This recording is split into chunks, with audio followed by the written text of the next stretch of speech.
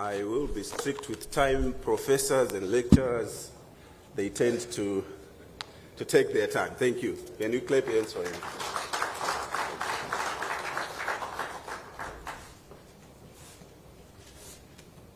Thank you very much for welcoming me. I will be taking you through the topic, climate change and adaptation to the world of work. I'm very fortunate in that yesterday we had quite a number of presentations, very good presentations in that area. Today, my focus will be mainly on policy issues, what we can do. Yes, we identify where the problems are, but what can we do on the ground? Policy issues that we can adopt as a country, as industries, and so forth. It's because, all this is because we have a new monster in the house. It can never be business as usual. All right? A monster which we, safety and health practitioners, had ignored, and is beginning to bite us, and biting us hard. And all this is emanating from those external factors or some internal factors, the vagaries and vicissitudes in weather patterns in this country and the world over are beginning to bite us, to affect us as well. Can we have the next slide? All right. We would think weather problems, climate change, all right? Yes, it will affect people around the world, but on the ground it will affect us. Huh? I'm already tired before starting to work. That's you, isn't it? Huh? It's difficult to work in such hot weather. This was not happening before, but it's happening. I need to rest. It's unusually very cold. I need a heater.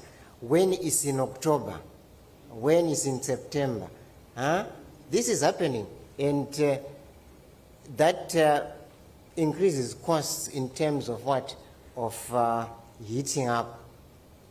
It might be someone supports Manchester United. Manchester United, you know. Yeah. Sorry for the Man U supporters. I'm Liverpool. All right. So this climate change is already having serious impacts on the safety and health of workers, and we know workers are amongst the most exposed. 70% of the global workforce is likely to be exposed in to climate-related health hazards, and our safety and health protection is struggling to keep up with these risks, and we need to prepare. All right? What are the consequences? These were dealt with yesterday in detail. They are very numerous, okay? The cancers, cardiovascular diseases, respiratory illnesses, kidney dysfunction, and mental health, right? We can see 1.6 billion workers who are exposed to ultraviolet radiation, and more than 18,960 work-related deaths occurring annually. 1.6 billion likely to be exposed to workplace air pollution, right? And this resulted in about 860,000 work-related deaths among those who work outdoors. Let's have the next. And over 870 million workers in agriculture are likely to be exposed to pesticides, with more than 300,000 deaths attributed, for example, to pesticide, right? 15,000 work-related deaths occur every year due to exposure, for example, to parasitic and vector-borne diseases. So these impacts, we can put them in a hierarchy as primary, secondary, and tertiary. The primary ones, those resulting from direct exposure, all right, or the physical hazards of extreme weather. Those are primary. We can continue. Acute health effects of exposure to heat, stress, which include exhaustion, heat rash, heat fatigue, and heat syncope, which is fainting. All right? This exposure results in in quite a number of complications. Those chronic diseases, pulmonary disease, coronary artery disease, diabetes, and the kidney disease. All these are primary and are related to climate change. Let's continue. The next slide. We have also secondary effects, right?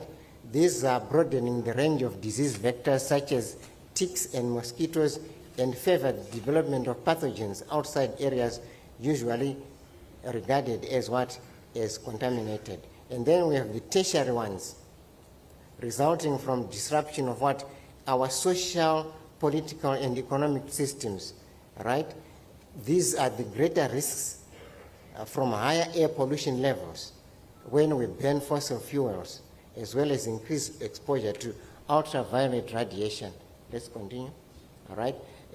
Yesterday again, we had presenters talking about the impact of heat stress, which may be resulting from from internal heat production or external heat exposure.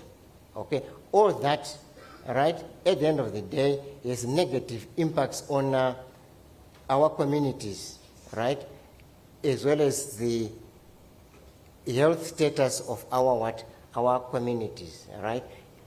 All this also is emanating from reduced work capacity, accident risks, reduced physical activity, right, affecting, at the end of the day, we, the workers. Let's continue. All right. What is now important is for us to take action. All right? If we eaten a frog, pana kamboja a frog. Now we want to eat the frog today. All right? According to Mark Twain, if your job is to eat a frog, when do you eat it? Early in the morning. All right? We want to take action as early as possible. All right? Production versus reduction of problems resulting from climate change.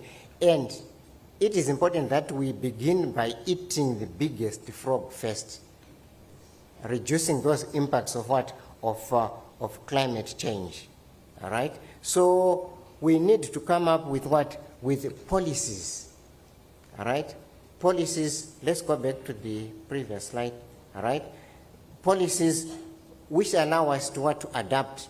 All right? Improving knowledge is very important. Addressing knowledge gaps in Southern Africa is very important, and promoting long-term economic diversification strategies and policies is quite crucial for us. Let's continue.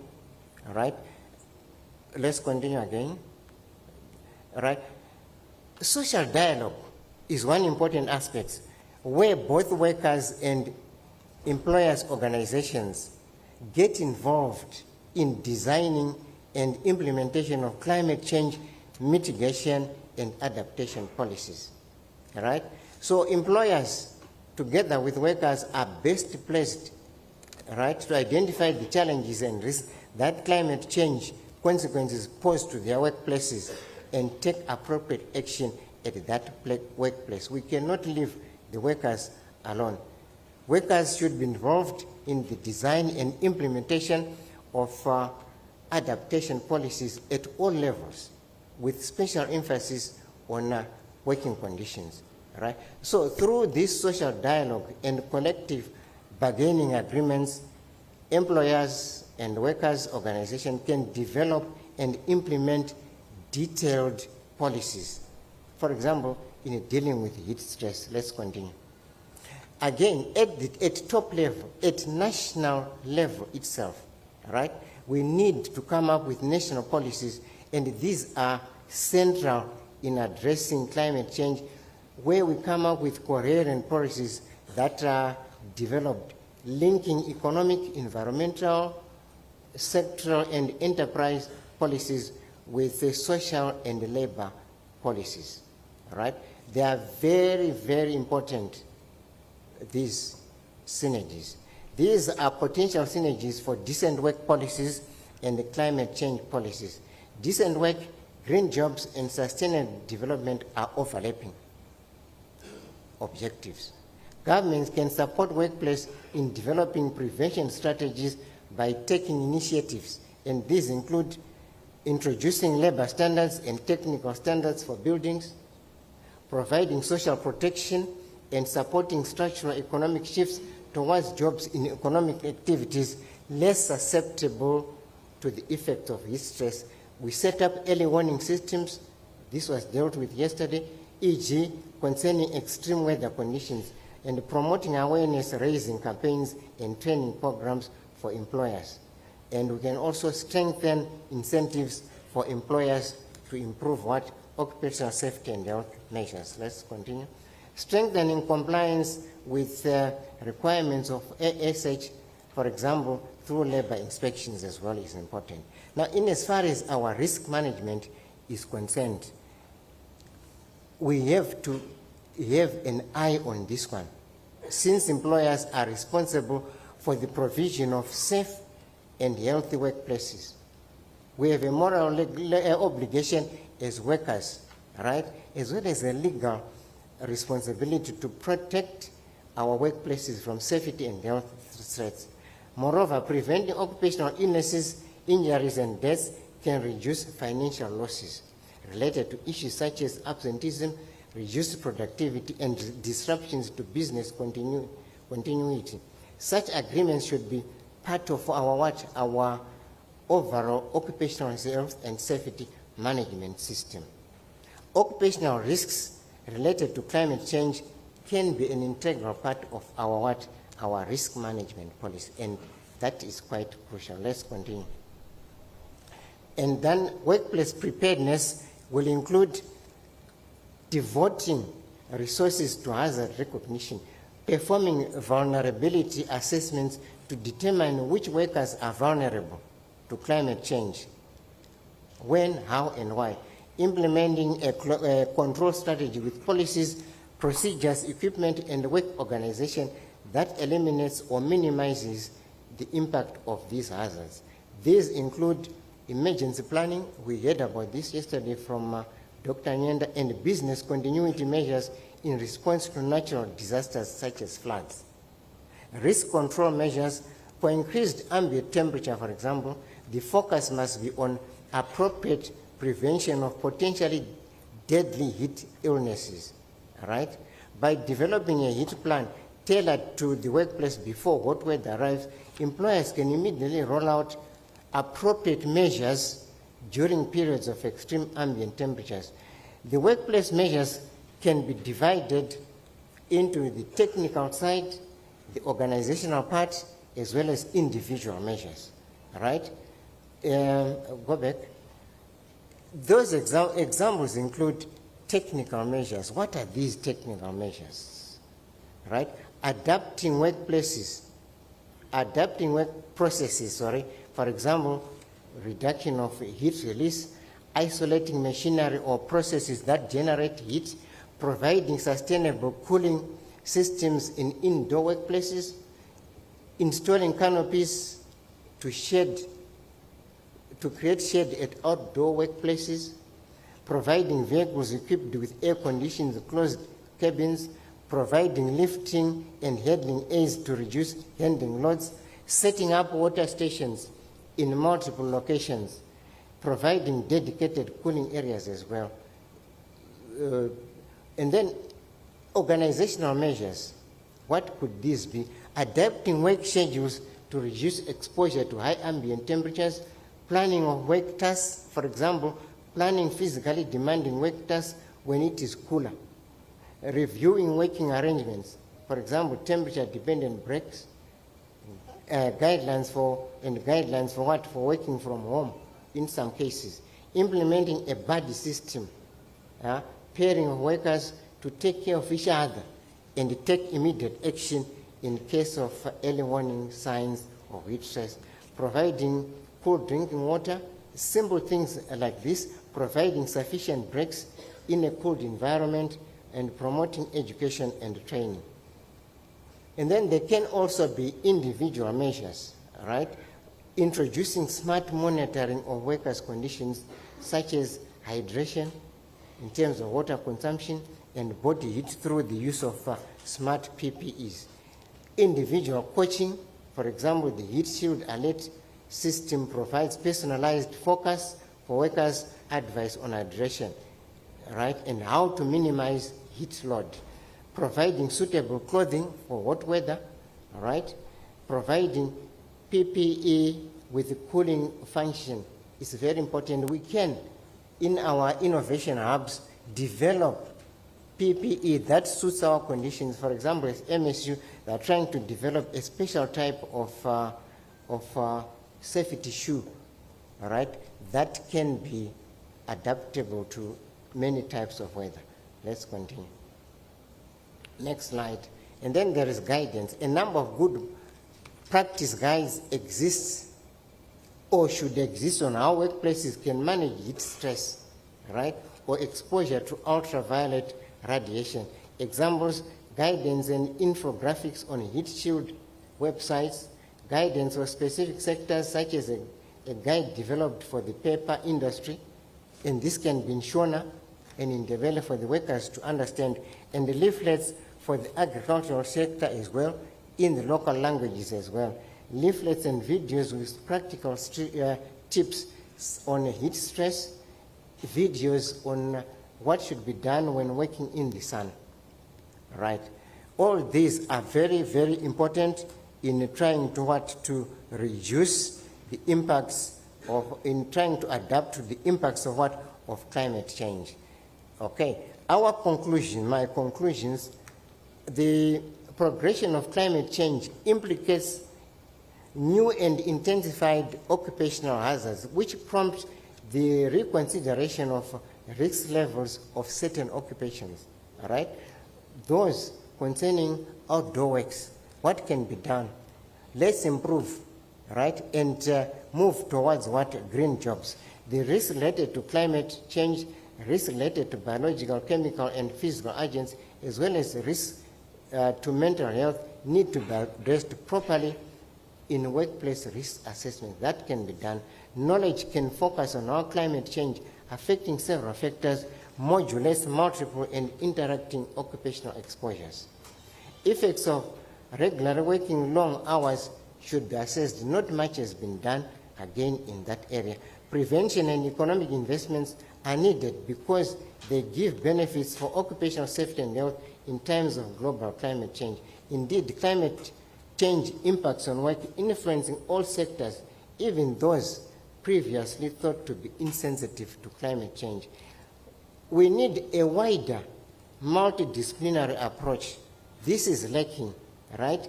We can bring in quite a diverse range of areas such as climatology, medicine, epidemiology, right?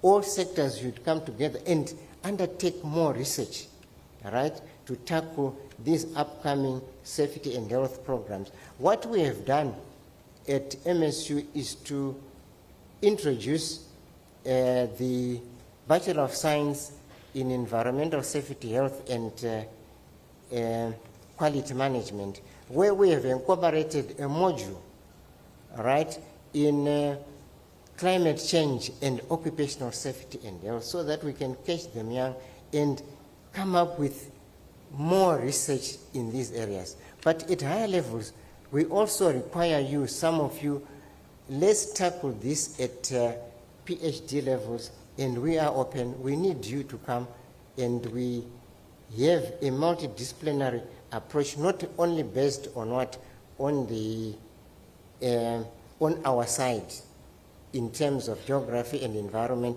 We need that multidisciplinary approach. Thank you very much for listening. Thank you very much.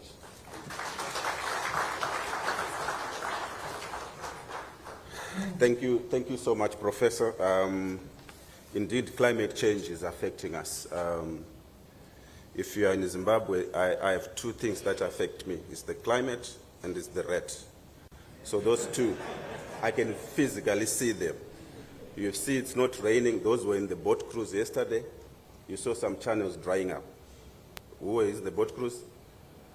That's climate change. You can actually see, you can actually feel the heat. So indeed, we need policies to address climate change. And the employers, we have a role to play. And of course, the responsibility, both employers and workers, we all have the responsibility to make sure that we keep our workplaces safe. Ladies and gentlemen, I would like to just recognize the PEMSEC for the province representing the minister. Welcome, Madam Dumo. Thank you. And other senior government officials, I see quite a lot seated there. Otherwise, my job will be cut short. Remember, there is dinner tonight. I'm expecting something from someone. NASA executives, we recognize you this morning, but most importantly, the participants themselves.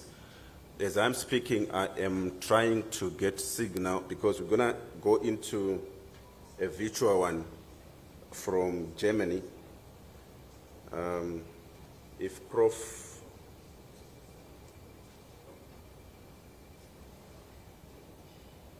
Dr. Tim is ready.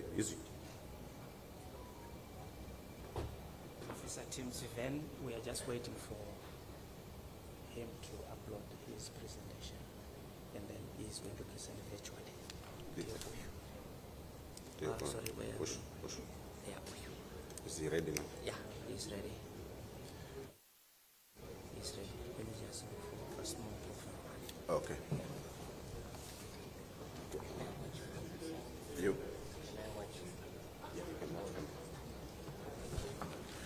So keep your questions for the two presentations that are going to come now.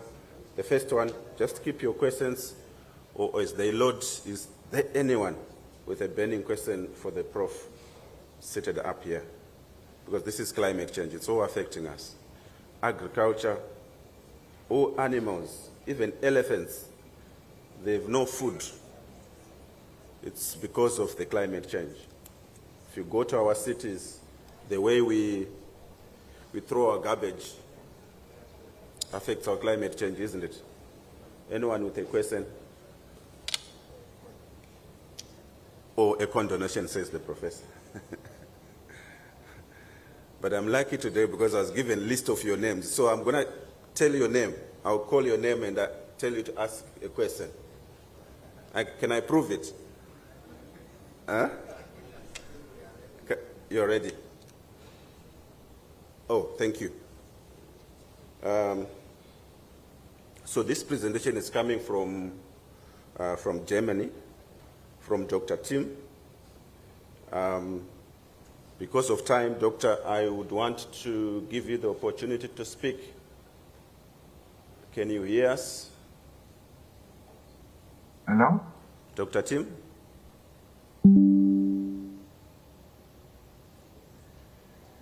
Dr. Tim, can you hear me? Can you see me?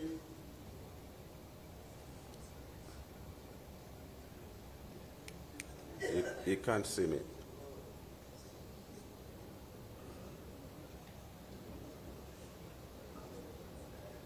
Unfortunately, nothing is audible. Can you hear me? Yes. Mr. Mukresha? Yes, we can hear you, Doc. Can you see me? Or can you hear us? Yeah. I cannot hear anything, but first of all, I will share my presentation at least.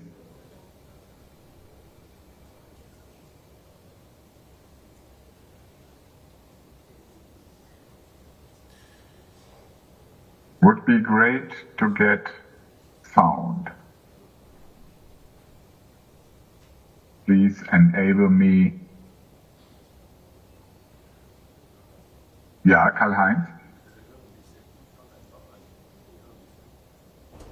Okay, ich höre nichts von euch, aber okay, gut, ich präsentiere dann jetzt. Okay, danke. Yeah, good morning, ladies and gentlemen, friends. I'm happy to be at least online with you again. Betty, it's a great pleasure again. Always great to work with you. Shingi, Benjamin, thank you for your support. Actually, I'm not able to listen to you or to see anything, but I was just called by my good friend, Professor Nötel, who will present after me, that I'm audible. I don't know if Dingani Mojo is there. I would have loved to see him again as well. And I'm happy that at least I'm with you online. My presentation today is about Vision Zero. It's about the background where we are and the best practices. And maybe it's some sort of an opener for what Karl-Heinz Nötel, Professor Nötel, will present after me. Yeah. Now I had a voice very shortly, but that was echoed. Our wonderful planet. Our wonderful blue planet. And it's all accompanied what we are experiencing in health and safety when it comes to industrial revolution. We have to suffer actually more and more, and I think Africa is no exemption from this, from the climate change. We have to face a lot of catastrophes which are fostered by human beings. Actually, you can see it with a big hurricane entering the US. We have to experience, unfortunately, in recent times, a lot of war and violence. There's still hunger in the world. I just read a report about that 160 million children are starving. We had to suffer and go through the global pandemic, COVID-19, when the coronavirus went all over the planet, our wonderful blue planet. We still have working conditions which are hard to stand. We are also involved, everyone is involved in this when it comes to global supply chains. So, for example, Zimbabwe is a big deliverer of raw materials, of raw earths, of platinum and other things like this. And we are connected. What is the reality in safety and health at global workplaces? There's a social dimension approaching us. What is the global balance? Actually, the most recent numbers of ILO are we have to suffer from more than 400 million accidents to workplaces. There are more than 2.35 million fatal occupational diseases. People suffering from the bad working conditions, and they are exposed to working conditions which are not bearable. And we still have more than 500,000 fatal accidents annually. There's a big economical dimension behind. And we have to ask ourselves, does prevention pay off?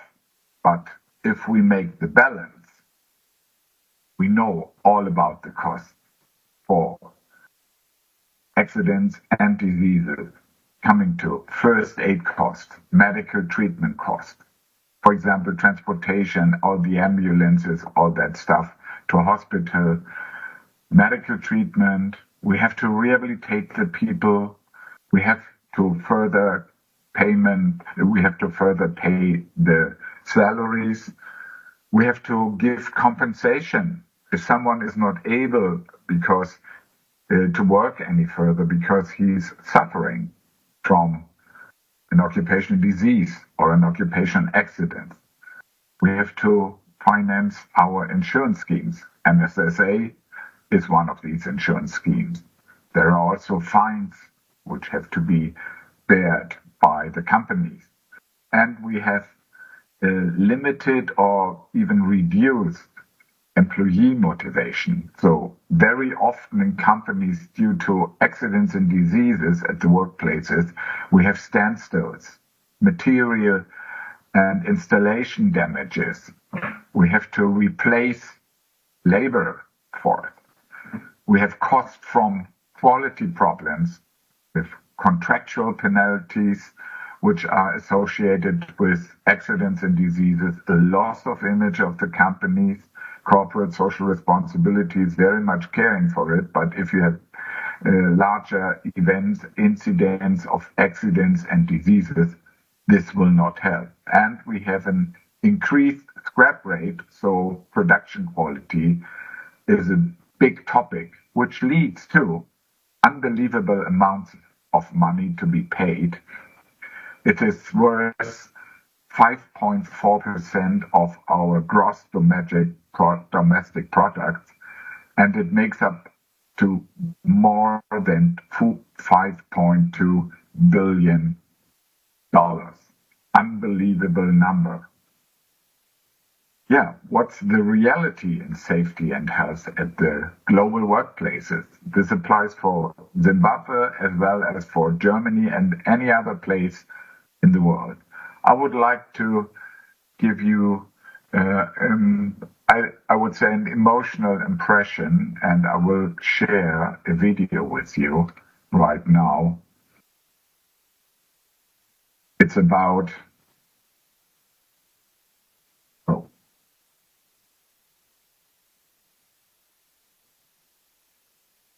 it should start now.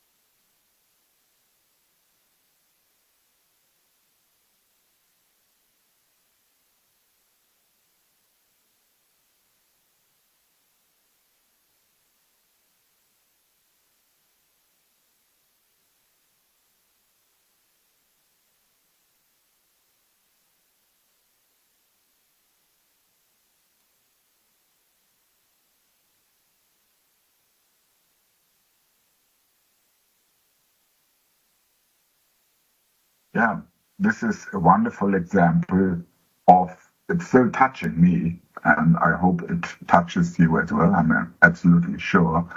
This is why we are caring for safety, health, and well-being under Division 0.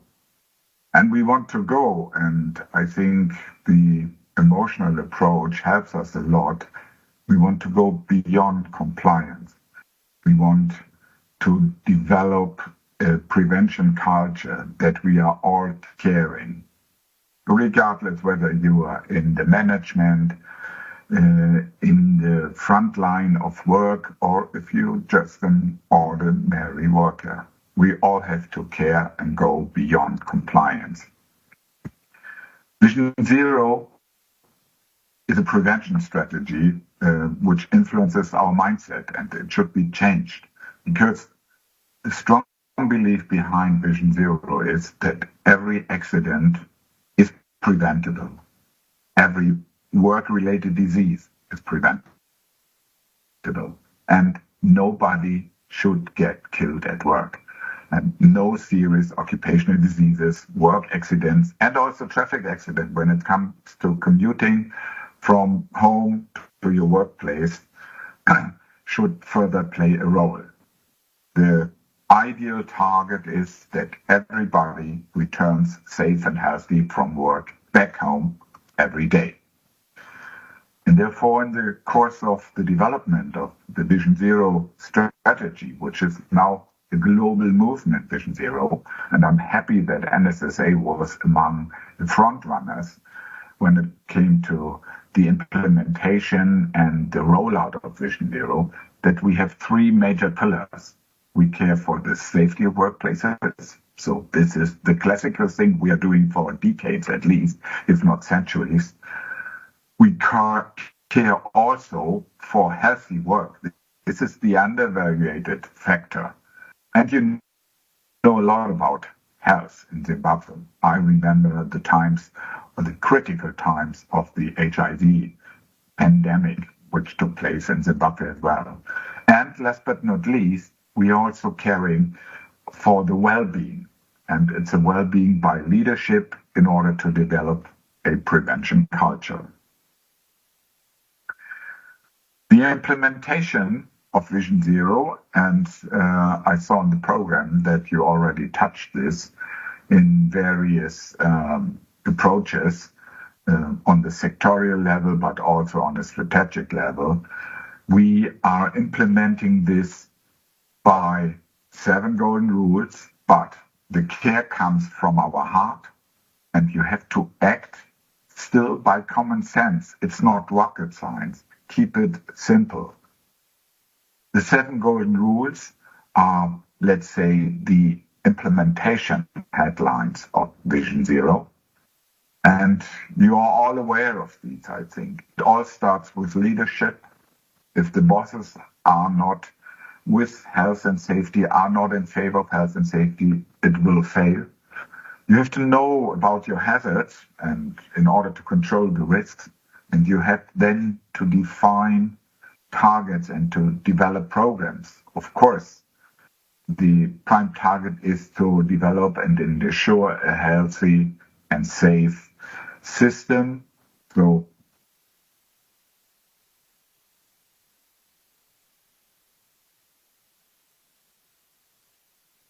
I know that in Zimbabwe the resources are limited, but even on a non-high-tech level, you can ensure safety and health machinery, equipment, and workplaces. Maintenance is a big part associated with it. And it's all about people. Therefore, for me, the golden rules 1, 6, and 7 are the ones dealing with people, the most essential ones. You have to improve the qualifications of the people working for you and to develop competence. And safety and health and well-being professionals are the ones to provide this knowledge. And you have to invest in the people and motivate them to participate. So for us, the characteristics of Vision Zero are: we have to focus on leadership concern and business excellence. These are two sides of the same medal. And not just taking safety, health, and well-being as a duty, it's a value. And health and safety is inspiring, alive, and should be owned by all. Workers are empowered. They can contribute because they know exactly what they are doing and what could be done better, contribute to the improvement. They have ideas, and workers are the part of the solution and not the problem. We know that a major proportion of all accidents are caused by misbehavior, but very often because the people do not know how to behave better or how to improve uh, what is targeted. And incidents are not just failure, so accidents and occurring diseases, they are also opportunities to learn. So to sum this up, Vision Zero makes quite clear with safety, health and well-being, it's human-made. It's about humans. When we come to the prevention culture we are targeting for in order striving for Vision Zero, the 7 golden rules implemented is also no rocket science. There are a lot of tools available, and I will give you the links later, and I hope this presentation, I will submit it to Betty and Benjamin and all the guys organizing this wonderful event at the Victoria Falls, that there are tools. We have several tools, and even for labor inspectors, we prepared at ISA a new guide on labor inspection, how to make use of the good approach of Vision Zero in inspection. There are, within this toolbox on the website, visionzero.global, you will find a lot of tools. You have all the guides there. You have, for example, to check whether you are working well, also a guide for proactive leading indicators. You have on the one hand the training for managers and coordinators, but also you have for special let's say, sectors or special targets, you have the suitable guides in place. They are also free. They are provided in many languages. Okay, we do not have local dialects or local languages like, I don't know, I think Shona is a prominent one as far as I know in Zimbabwe. But there are many languages already in place. And if you like to, you're very much welcome to transfer these into your local language. We can provide the raw text and we will manage to put it in the right guide in your language if you provide us the translation. We have a lot of supporters. I would say in most countries in the world, Vision Zero has arrived. Not everyone is fully convinced, but I think the more the people, even who are skeptical, approach this, they will become fans, supporters of Vision Zero. As you can see here, these are the numbers about from 2019. We had a break during the pandemic of companies, partners, and trainers in Vision Zero. And you can see Africa is prominent among these, ahead of the Americas, just to mention this. And there are big companies who are also actually implementing, and some of them, these might be known, maybe Coca-Cola is a worldwide brand, Siemens is well known, and you may ABB and others, Boeing and Tesco and Chevron and so on and so on. You see, it's quite obvious that Vision Zero inspires people because in the end, Vision Zero is possible. It's not a number. We will never reach the zero, but it's the mindset to approach this. The boss of a company having a meeting with his collaborators, his workers, could never say, okay, I know maybe next year one of you will not be with us because we had an accident or something like this. This is not the approach. You cannot approach the people by this and cannot motivate them. The approach is to say, okay, we strive for Vision Zero and we are sure that Vision Zero is possible. It's an inspiration, and actually it's a global inspiration. Some general remarks when it comes to the implementation at company level. First of all, you have to have commitment. Then you have to inform and motivate the people in the course of workshops. It must not be a half day long or so.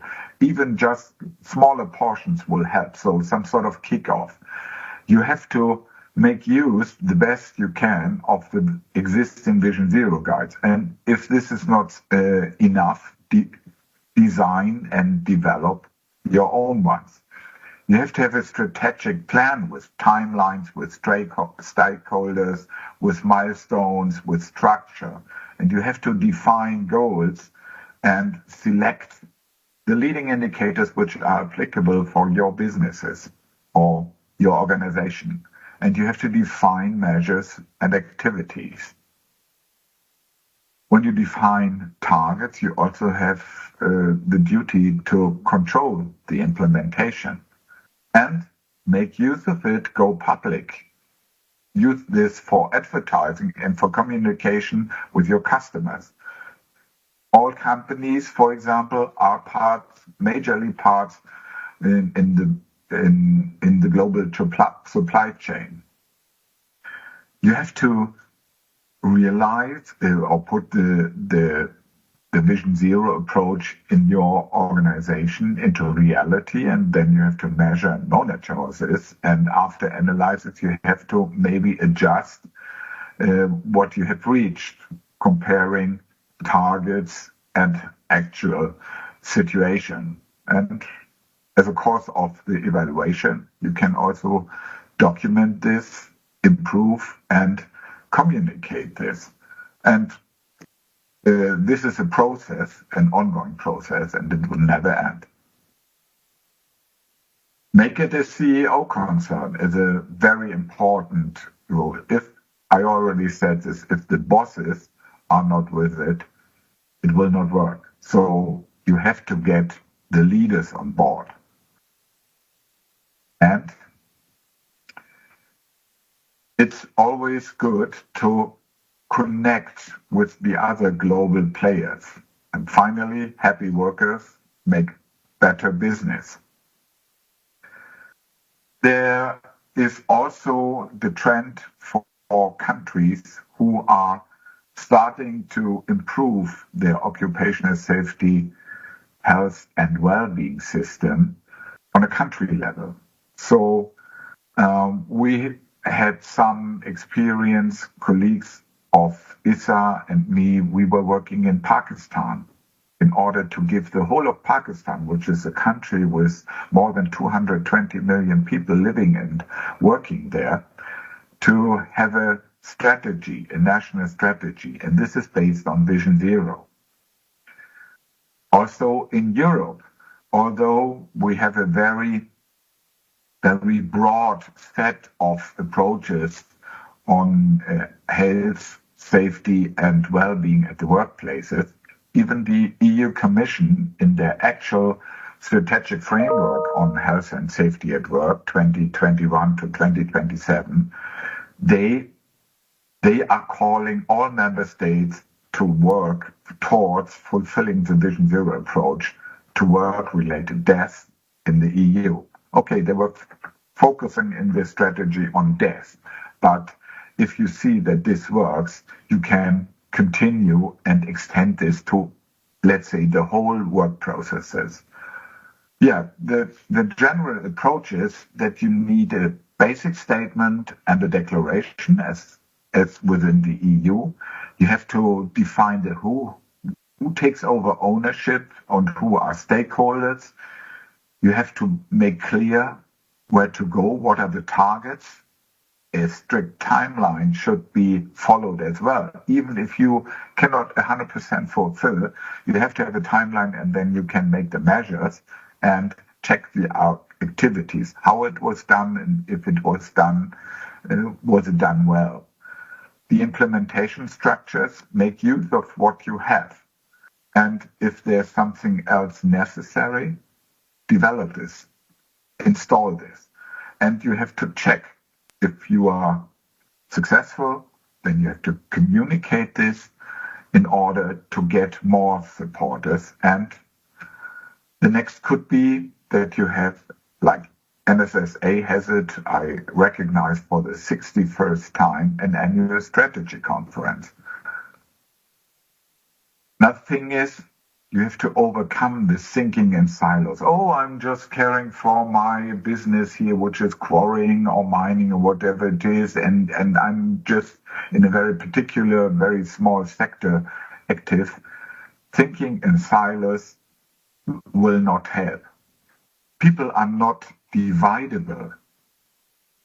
Thinking and acting in silos is not sufficient. The approach of Vision Zero can be included in every setting, school and education, the training of our students. It should be part in public health, in safety and health at work, but also in finance. I think, you experience a lot about finance in Zimbabwe, and for private life. If you're driving carefully when you are a professional driver in your business, you should act the same way. And if it's a culture, you will act in the same way.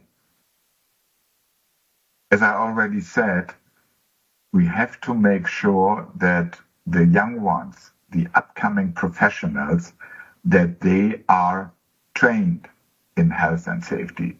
The students at the universities are our future leaders, and we have to train them that health, safety, and well-being are valued, not only the revenue and the profit.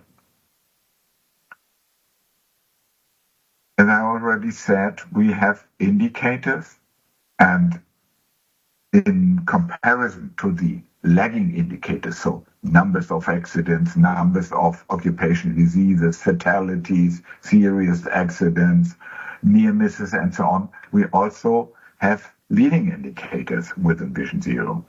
So we're providing a guide to measure and manage safety and health and well-being at work in a relatively simple way.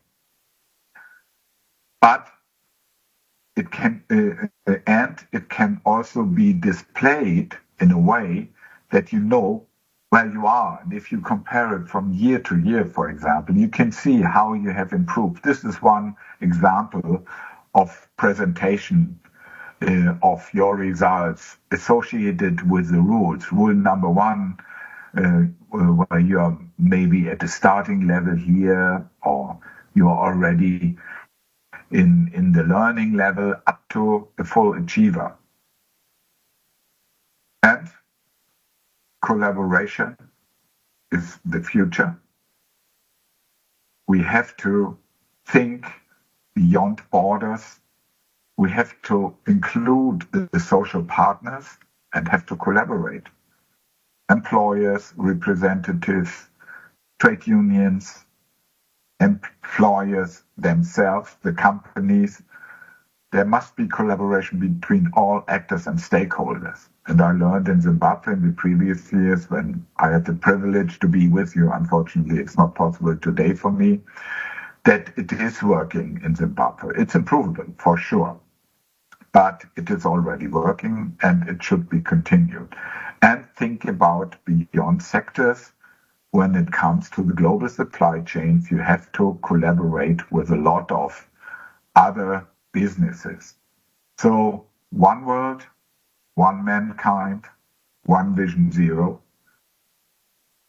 We have many implementation showcases of various kinds on the website www.visionsero.global.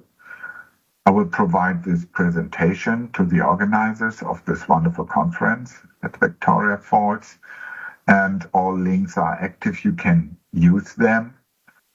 Just to give you an idea, we have National Vision Zero implementation in Luxembourg, in Finland, in Pakistan. You know, these are countries of very different settings and different sizes.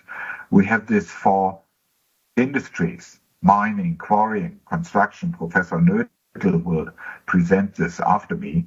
And the energy sector, for example, or we have general strategic vision zero approaches applying to bigger structures like the global supply chain. We are all part of the global supply chain. Thank you very much for listening. After my presentation now, I would like to share with you another video. I hope you enjoy. And it was a pleasure to be with you. Unfortunately, I cannot hear anything from your conference right now, but maybe it will improve in the coming minutes. And now I will end my presentation with a video.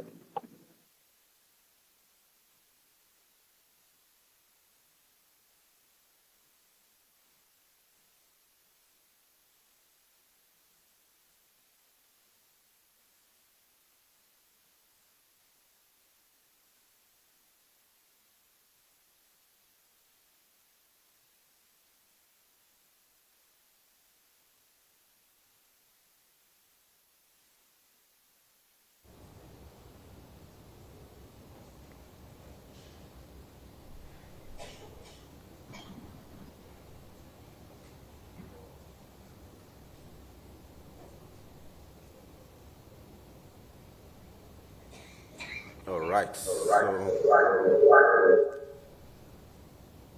is Dr. Tim hearing us? That's the question that I want to ask. Can you hear us, Dr. Tim? Professor Tim? Sure. So we want to ask him questions while he is online. There's somebody helping us here to call him straight away. So I'm waiting for that call. Professor Tim is the Vice President, Special Commission on Prevention of the ISA. He's International Section of ISA on Information for Prevention. Vice President, International Section of ISA for Culture of Prevention. He's a member of ISA Special Commission Vision Zero Steering Committee. So if we are talking of Vision Zero, this is the main that we really need to help our organization implement.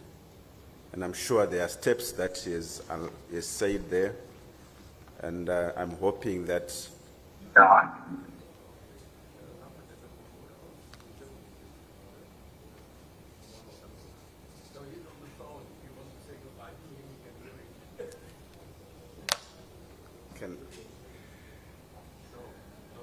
okay.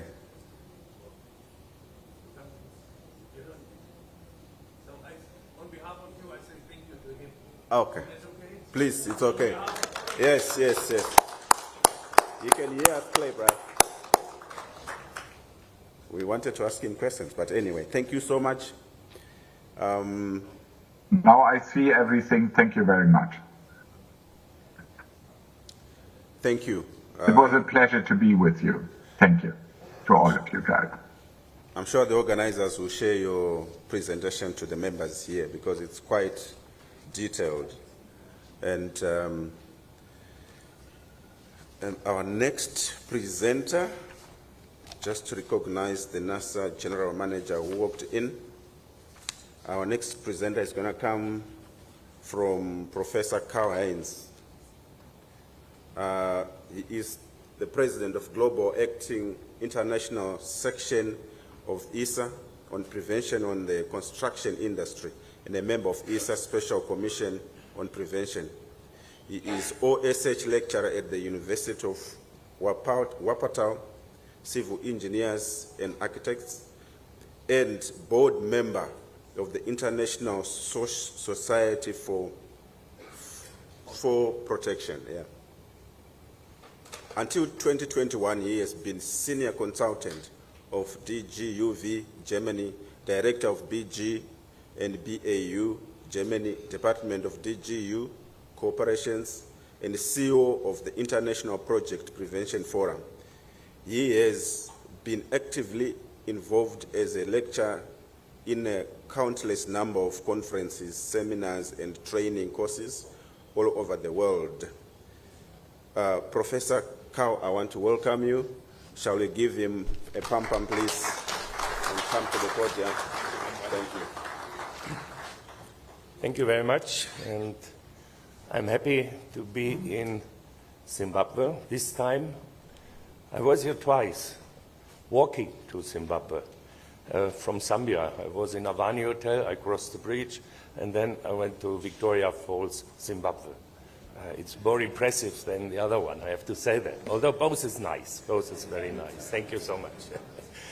So, thank you for the introduction, and I'd like to talk about Vision Zero. There is a grandfather implementing Vision Zero, is Mr. Enes, and I'm one of the fathers, the young child, I say, of Vision Zero. But I'm totally convinced that Vision Zero can change a lot in our world in a positive way, not only in health and safety. And I hope I can give you a little bit of the spirit of Vision Zero. Maybe you can open my presentation, please. Yes, Vision Zero implementation in the construction sector. For sure, I'm talking on that today. I'm also a civil engineer. And so I try to focus a little bit. Now, I hope it is working. Oh, yes, it's good. So construction is complex. Construction is diverse. But construction has other faces as well. Construction endangers. Construction damages, and construction kills. Statistical facts for all industry. We heard it already from Dr. Temok. I think it is really good to mention it again and again. What are the huge numbers? 400 million accidents at work, 2.35 million occupational diseases worldwide every year. And we heard already $5.2 trillion US. This is 5.4% economic loss worldwide. It's a huge amount. So if we work on that and if we can improve it, we will save a lot of money. And this is a figure you should keep home in your mind. Every 14 seconds, someone dies due to work conditions in our world. Every 14 seconds. And this you should keep in mind when you are thinking about health and safety. And this, no one knows so much. It is 0.4% economic loss in our world only related to faults. It's a huge amount, only related to faults. And then this is a painting which I like very much because we are talking about faults. Don't believe you can fly. We can't fly. Human beings cannot fly. But if we look to the accident rates, I think someone thinks they can fly, but you can't, believe me. And this I'm always asking, do you know when fall protection started? It's a long time ago. And it is in the 5th book of Moses, of the Holy Bible. There we have a chapter about fall protection. And this is the original text. When you build a house, a new house, then you should make a battlement for the roof so that you bring not blood upon this house if any man fall from thence. Several thousand years ago, it happened. Nothing changed. We are still have in construction, 50% of all fatalities are related to falls. So nothing changed. And if you look to other holy books, you will find similar chapters. But most of you are Christians, as I know, so I took this one as an example. The 5th book of Moses, you can read, and there are, oh, I'm doing nothing. Wait, go back. Yeah. The global study, why accident happened, shows us that 10% are technical deficiencies. But 90% are organization and behavioral causes or deficiencies. No training, poor planning and preparation of work, poor communication, poor coordination, responsibilities are not clear, and inspections not made. So this 90% we have to focus on. And major accident causes in construction: slip, trip and falls, ladders, falling objects, electricity, and hazardous substances. There was a global research. Nearly half of construction workers reported being very hot or very cold at least once a week. Construction workers are 5 to 6% of labor force, but account for half of all occupational cancers. And some pictures from, there's one missing, wait a second. More than half of construction workers reported exposure to vapors, gas, dust, or fumes twice a week or more. So these are 3 statements. Some pictures from our construction world related to falls from a height. I hope in Zimbabwe is everything okay. So this is from other countries, so don't worry. It's not from Zimbabwe. This is from India. It was a high-rise track for trains, 9-meter height, no fall protection at all, no personal protective equipment, nothing. I think you are experts, you see it immediately. This was the worst I ever experienced in my life. 76-meter height, and there was work with 22 people, no fall protection at all. Unbelievable. And there was an inspector from India with me. He stopped the work and so on. But let's say we talked to the site manager. There was no understanding. That was bad. But it should not happen like this. This is somewhere in the world. I can't remember. It was somewhere in the countryside. Maybe you have similar ones as well. I don't know. But this is not a scaffold. These are like it was in Siberia. You see, the people were very happy. Although one mistake, they will die. And they have no awareness of the danger. And this is what we have to change, awareness. This was an authority building in Azerbaijan. I don't know which ministry, but it was a ministry. 20 meters height, they were working outside. One failure, they die. No chance. This was in Bangladesh. So I have thousands of these pictures. No picture from Zimbabwe, I have to say. I have no picture. So congratulations. Okay. Why do we tend to repeat some of our mistakes from the past or make similar ones? Okay, we have time pressure. We have cost pressure. But the most important thing is no safety culture. If you would have a safety culture, these accidents will not happen. So we have to focus on that a lot. So we have to ask us, are we using the right methods to change the situation? Remember, thousands of years ago, it was the same. Nothing changed. The accident rate in construction is enormous higher than in all other industry. The factor is 2 to 2.5. So construction is an issue. We have to work on that and to think of that. So we need a strategy. Vision Zero is a prevention strategy for a safe future without fatal or serious occupational diseases, work accidents, and traffic accidents. So the question is, illusion or mission possible? You all know this very famous film, Mission Impossible. No, it is a mission possible. Please, believe me. I will give you some examples.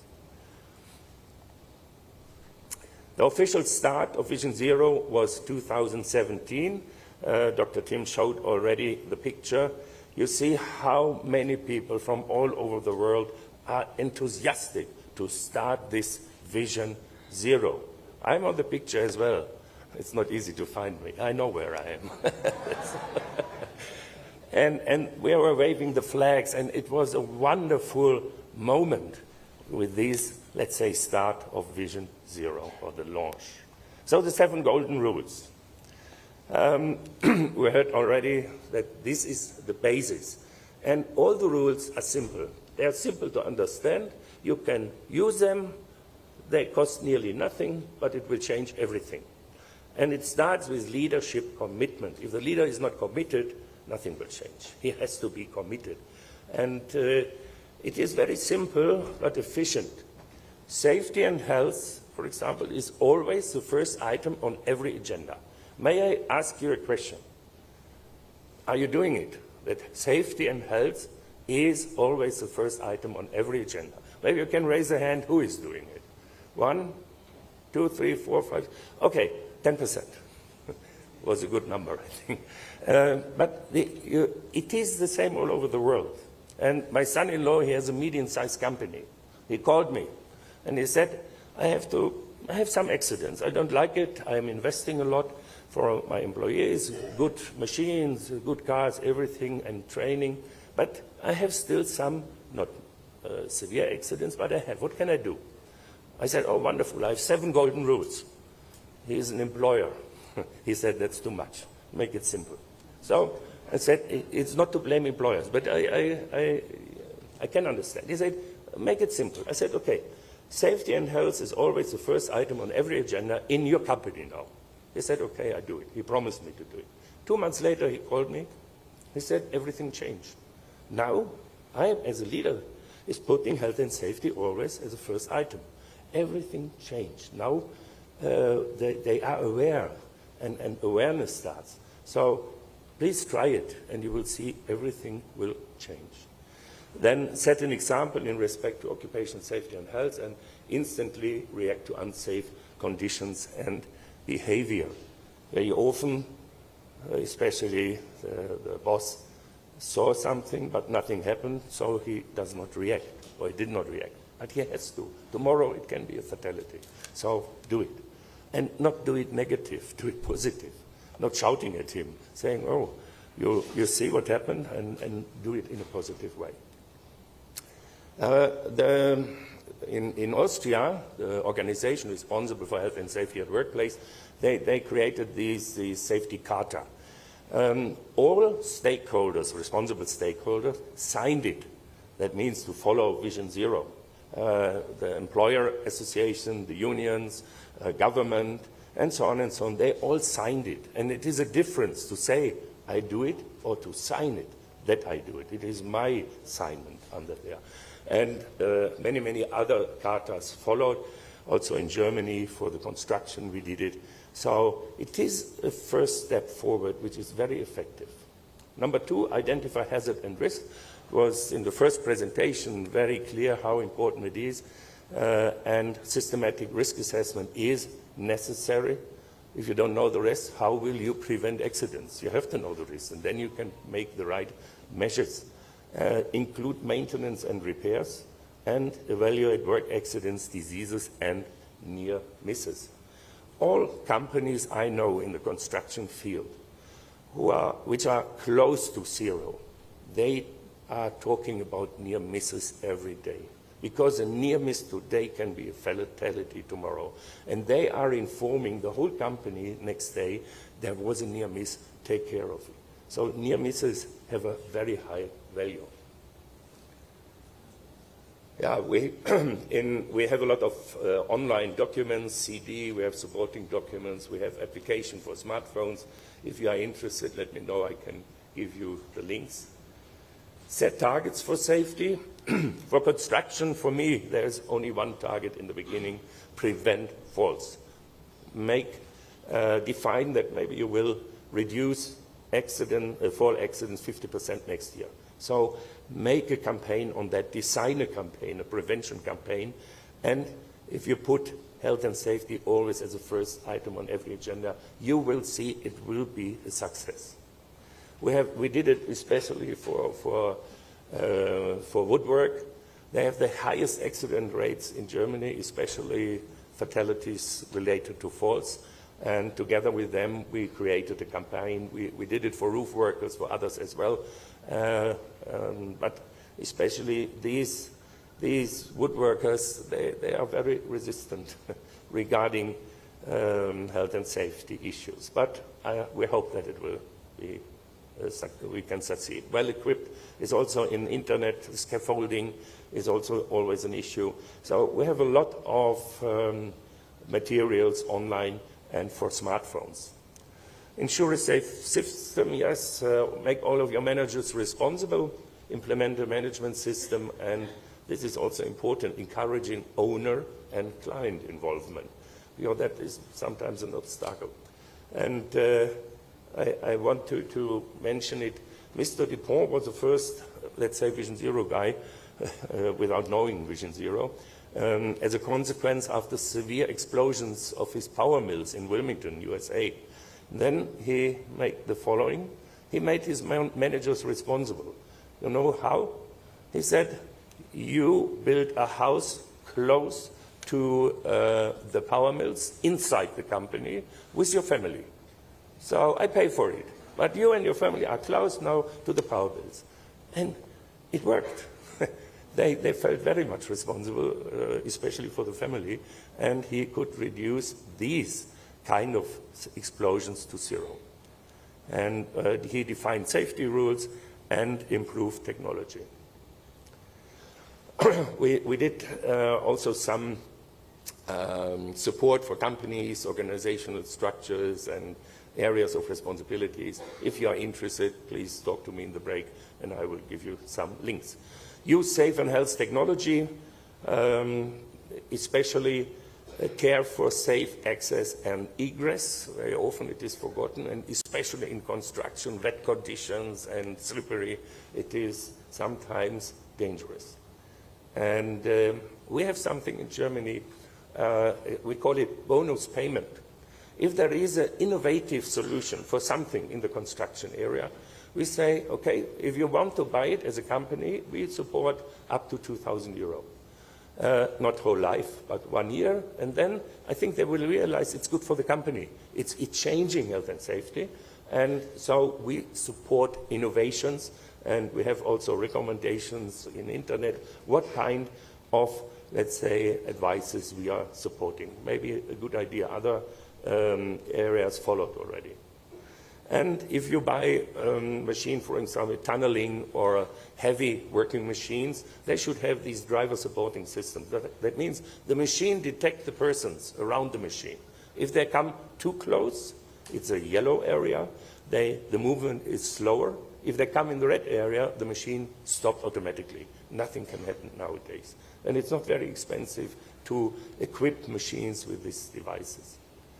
And look that they are tested, for example, with a CE mark or a European test mark. There are other marks as well, but then they are tested. And it's not only quality, they are tested related to safety as well, and that's important.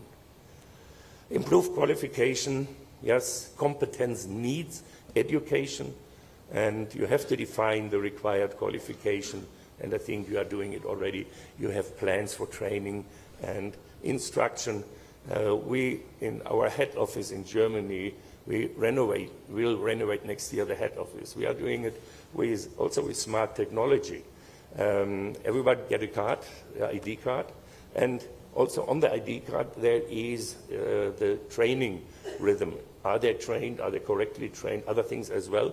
And there's only one portal, and artificial intelligence is checking it. And if he is not, let's say, well trained, for example, he will not be allowed to come in. The door will not open. It's the first time in Germany that this try will happen. I think we will get a lot of problems, but you have to start. Okay. In Germany, we are our social excellence institutions for whole industry. We are training around 440,000 people annually in our training centers, and minimum the same amount in the in-house in the company, so 1 million per year. Invest in people, the last rule. Involve your employees and talk to them. Without your employees, company will not work. You need them. And use the employees' ideas for safety. And acknowledge good safety performance. There's a magic word. It's called thank you. This word is magic. When I started to be a site manager, and I come to a new construction site, I said thank you to the people. They came to me and said, you are the first one. No one said thank you to us. I had never problems with them, never ever. So thank you, costs you nothing, will change a lot. Yeah, the toolbox, which can help you in your daily work. The basic guide here is experience from 1,000 authors. So it's a wonderful paper, really a wonderful paper. Everything you can load down for free, costs you nothing. Dr. Tim said it already. And it is, on one hand, to implement the 7 golden rules in 19 languages. I think now we have 21 already. Electronic version for smart devices are available, and so on and so on. So I give you the link and load it down in the language you like. And as Dr. Tim said, if you like this basic guide in your language, if you do the translation, we take care that there will be a guide online in the same scheme in your language. It's up to you. You can contact me or Dr. Tim, doesn't matter. And inside you have these checklists. They are very simple. And this is rule number 1, take leadership, demonstrate commitment. You can check it in your company or in your organization. It takes you 5 minutes, but then you know where do I have to, let's say, improve something. And here you have these circles.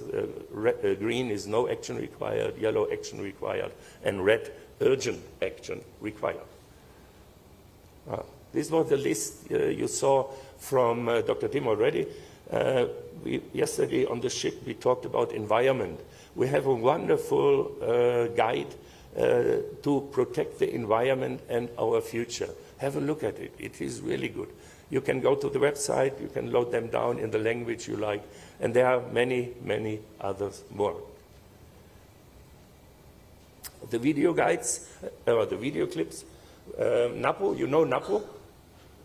It's a worldwide figure, and NAPO needs no language.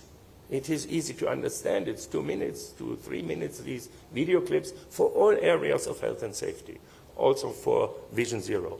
If you go to the website, you can have a look what kind of videos I like or which I need, and it costs you really nothing. And,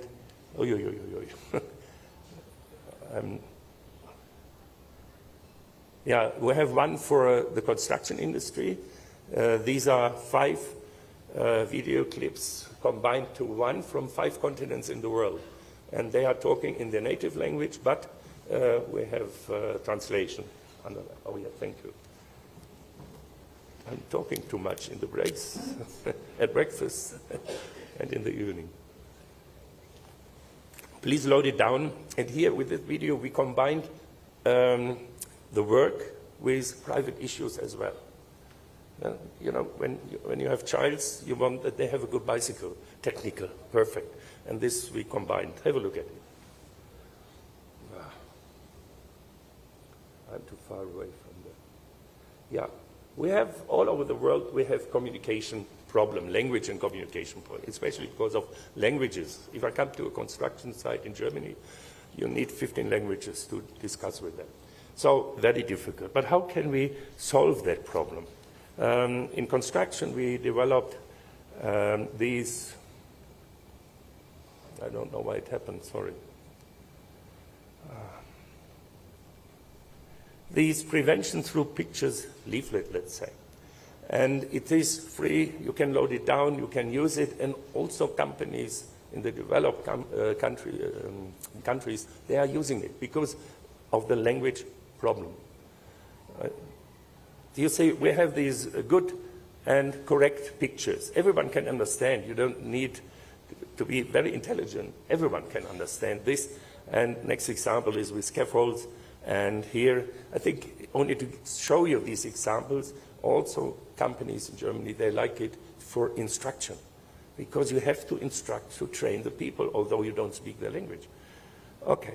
So if you want to load it down, then go to www.visionsero.global. This is a central website.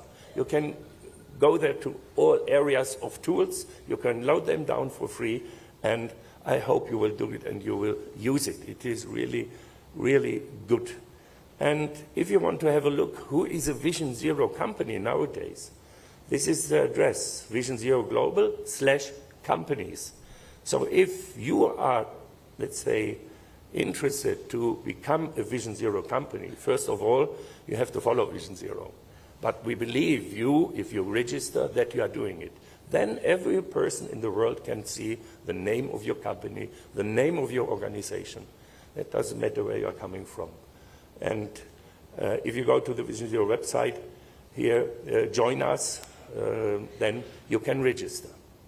And if you register, please use the Vision Zero logo.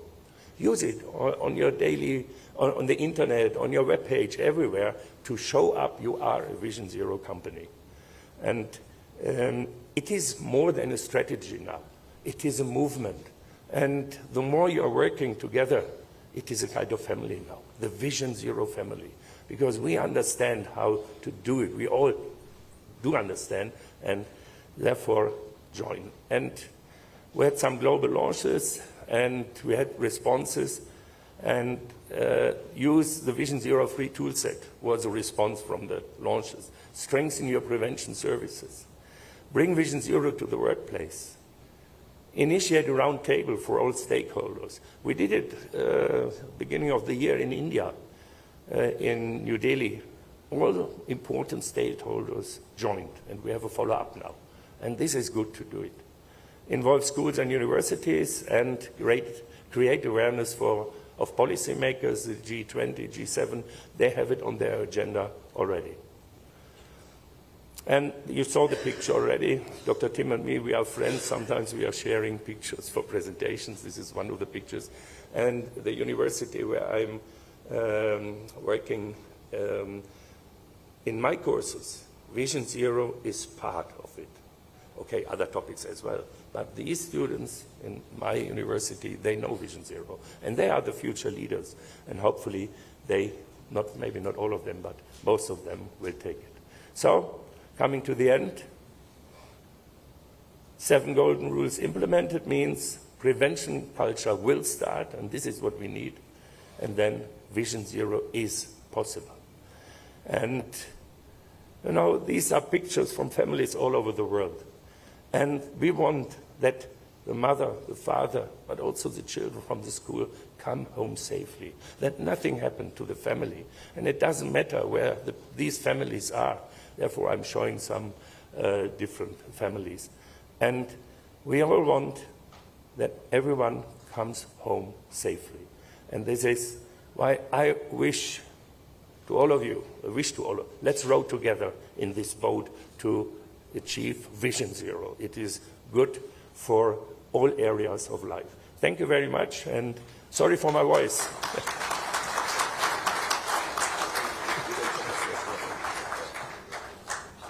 We can give him an applause again, please. Thank you. So I want to quickly take one presenter so that we can then ask questions. But basically, this information, it says you share with us, put health and safety issues on your agendas if you're coming from senior management or even whatever level you are. And also invest in people. These are key takeaways that I thought I must say. But we want to bring it closer home. And by the way, you said you are staying in Zambia? Sorry? You are staying in Zambia? No, I'm staying in that. Oh, yeah. Okay. No, that would be not fair. It would be here and staying. Yeah, okay. If So, there is time, one question, if you allow. I have a Vision Zero video from Africa. Is it possible? It is 4 minutes. Is it okay for you to show it? It's from your continent. It's possible? You can show it? Yeah. Okay.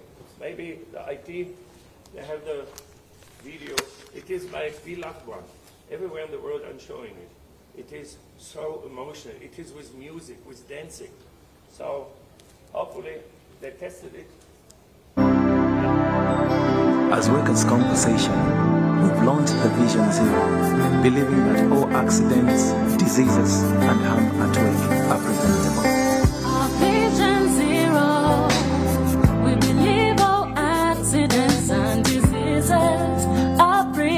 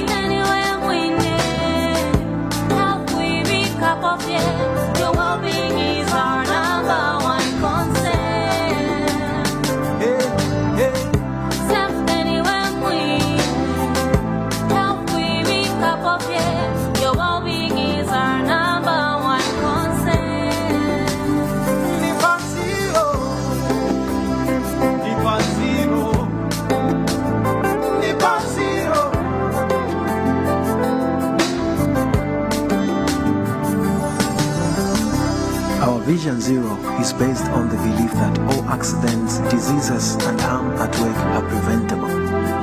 Remember that lack of proper safety and health measures has claimed a number of lives. Therefore, let us hold hands and speak against every malpractice relating to safety and health issues. You and I are responsible for our own future. Vision Zero.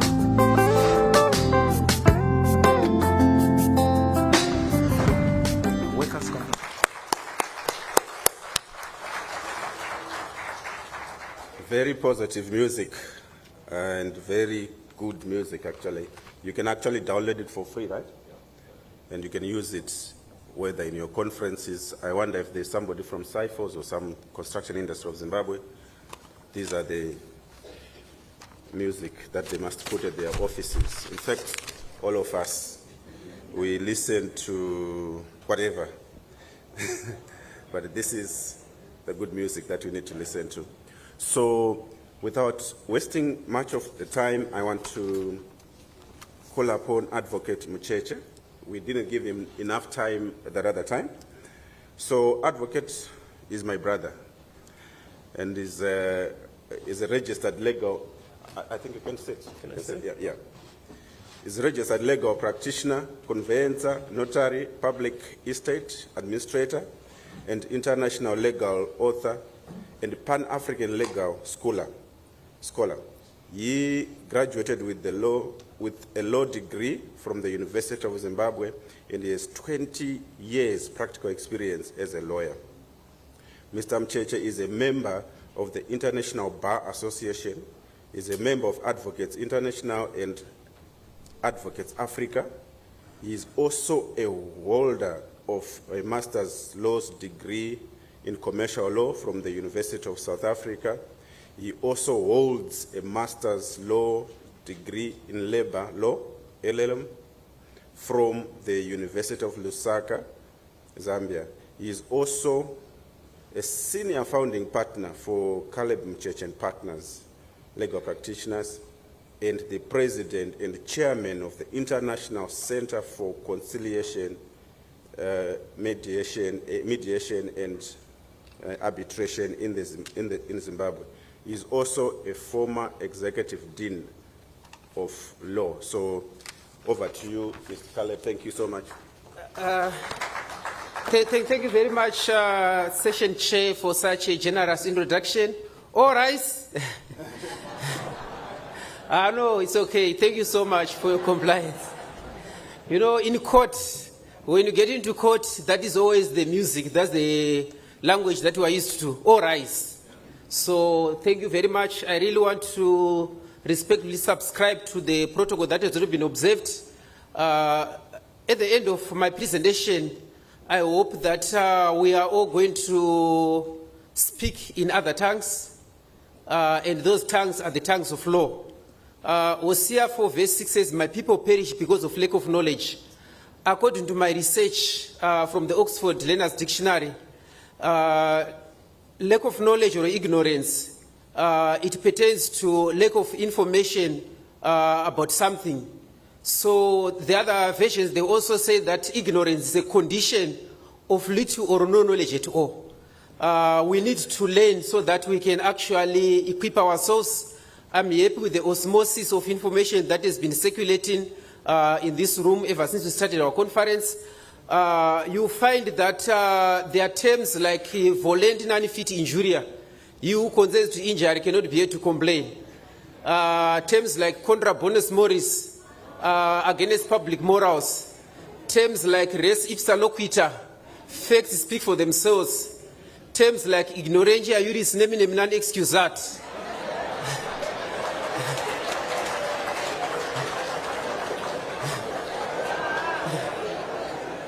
Ignorance of the law is not defense.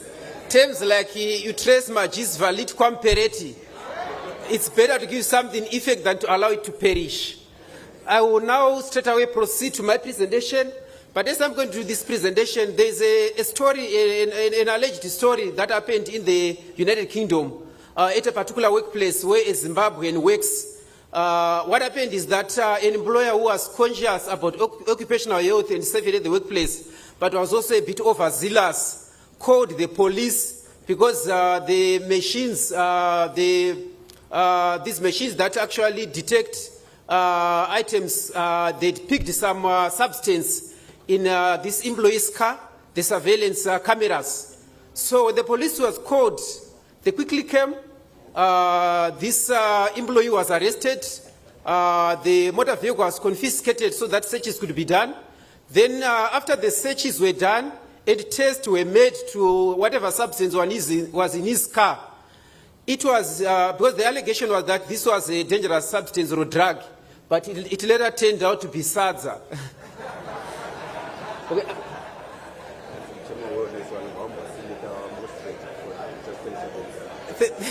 Thank you. I've just been alerted by my esteemed chairperson of the session chair that you have to stand up and just stretch. Please, all rise. Let's stretch.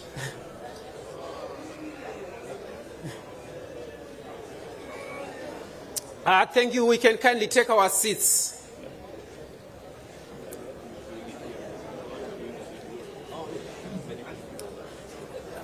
Is there someone who is assisting me with showing the slides? Thank you so much. Let's move. Yes, the main topic, as you can see, rights-based approach to occupational safety and health dimension.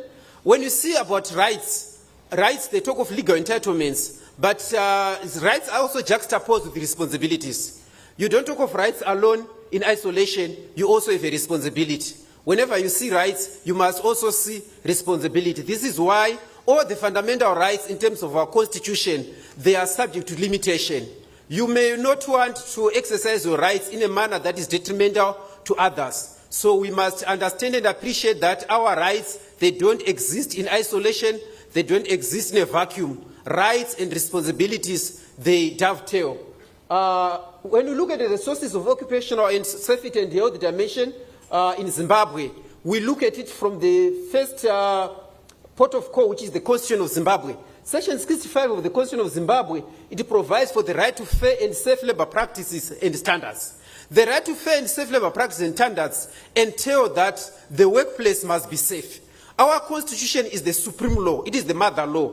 Any law that is inconsistent with it is null and void to the extent of its inconsistency. So the Constitution underscores the right to fair and safe labor practices. And because this is the supreme law, you must ensure that your conduct at the workplace, your regulations at the workplace, whatever environment that you create at the workplace, it must align, it must comply with the provisions of the Constitution of Zimbabwe. Then we also have Section 6 of the Labour Act, which actually provides an employee the right to safe working conditions, and also Section 104 of the Labour Act, which provides an employee the right to stop working because of an occupational hazard. I'm sure you heard from the presentation by the ILO specialist that Zimbabwe is one of the jurisdictions where employees are given an automatic legal right to strike without any formalities to prevent an occupational hazard.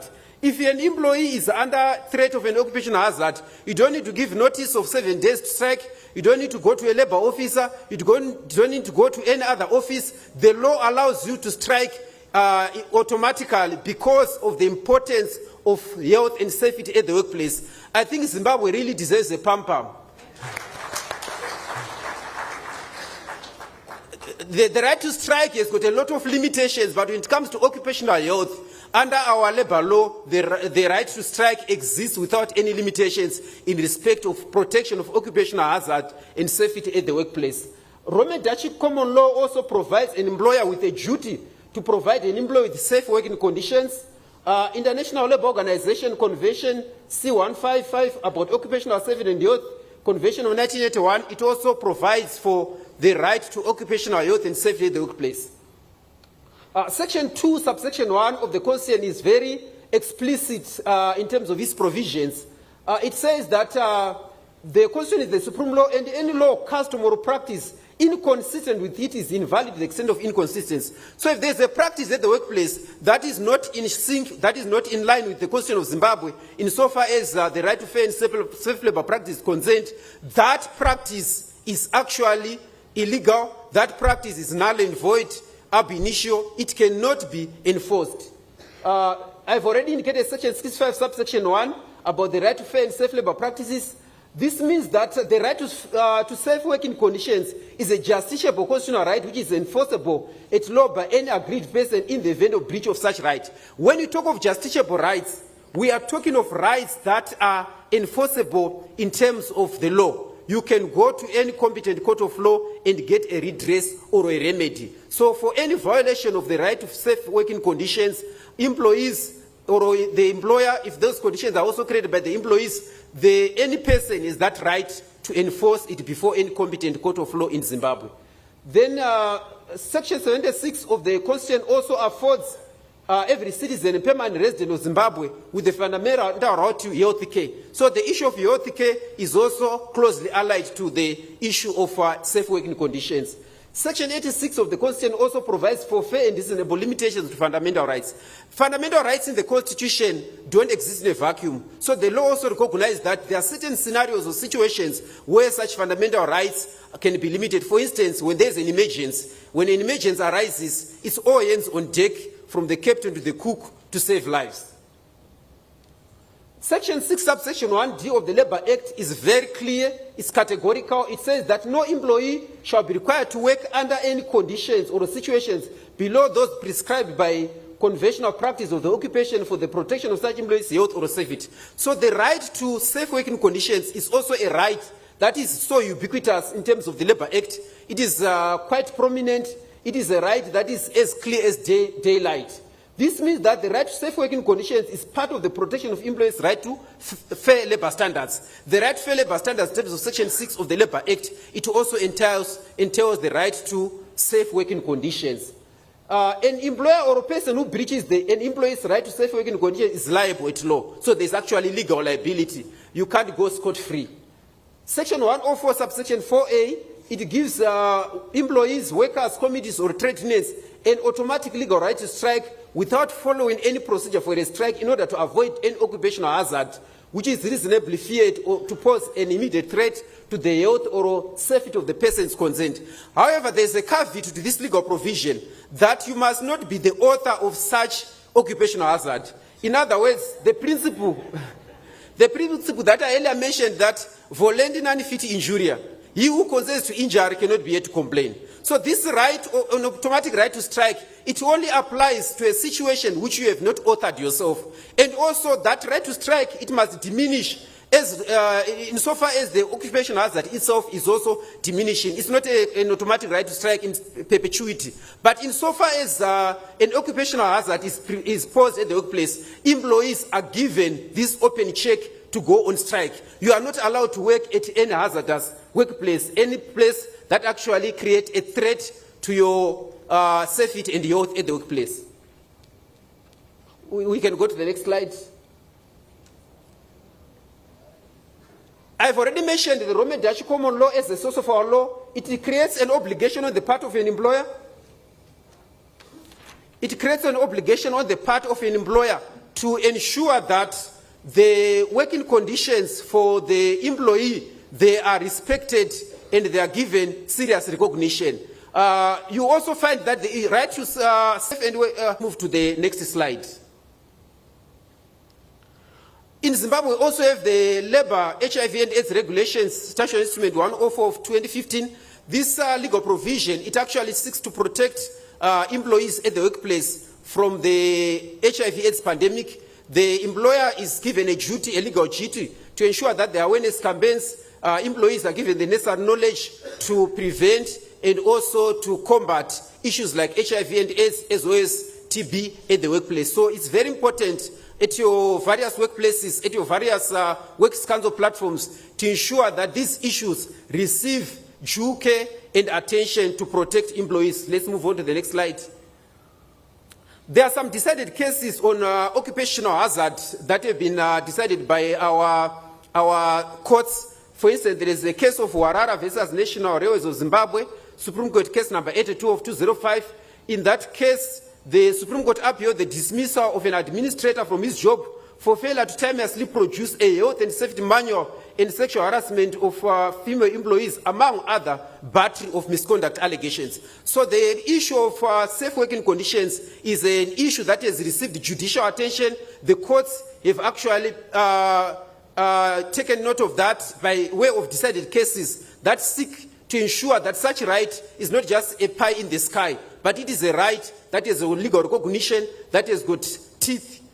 In South Africa, there is a case of Media 24 Limited and another. In that case, the court actually awarded damages to an employee against the employer for sexual harassment that was mounted against that particular employee by a supervisor at the workplace. So it is the duty of an employer to ensure that the workplace has safe working conditions. If the employer fails in that duty, the law actually imposes vicarious liability. An employer can actually be sued by an employee by way of damages or compensation. Damages for compensation of an employee who falls victim to an employer's failure to provide safe working conditions are claimable under the law of delict, which protects and rewards an innocent part from the wrongs done by a wrongdoer. So this is where the common law actually comes in. There's a case of Mashiri versus Ming Chang Sino-Africa Mine Investments. It's a High Court judgment. In that particular case, the High Court decided that the failure by the employer to provide safe working conditions, which was in the form of negligence on the part of that particular employer, was tantamount to a breach of the employer's common law duty to provide an employee with safe working conditions. In that particular case, the court had to award the employee additional damages in addition to the compensation that the National Social Security Regulations, SI 68 of 1990 provide. The employee was actually awarded 32,000 damages, 32,000 United States of dollars as damages for compensation as a result of injury that actually occurred because the employer had failed to provide safe working conditions. So you must understand that insofar as NASA regulations, SI 68 of 1990 provide for compensation, the law can actually allow an employee to claim additional compensation as long as there's negligence on the part of the employer concerned.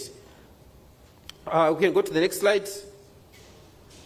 So it is important to note that there are several cases that have been decided by our courts that actually provide an employee with compensation in the form of damages where the employee has suffered an injury or a death as a result of the failure to provide safe working conditions. There are a lot of cases that are referred there. Minister of Defense versus Jackson, Chinembiri versus ZETDC, and a whole lot of other cases. They provide for the guidelines which the courts follow in terms of computation or quantification of damages that an employee can suffer as a result of unsafe working conditions.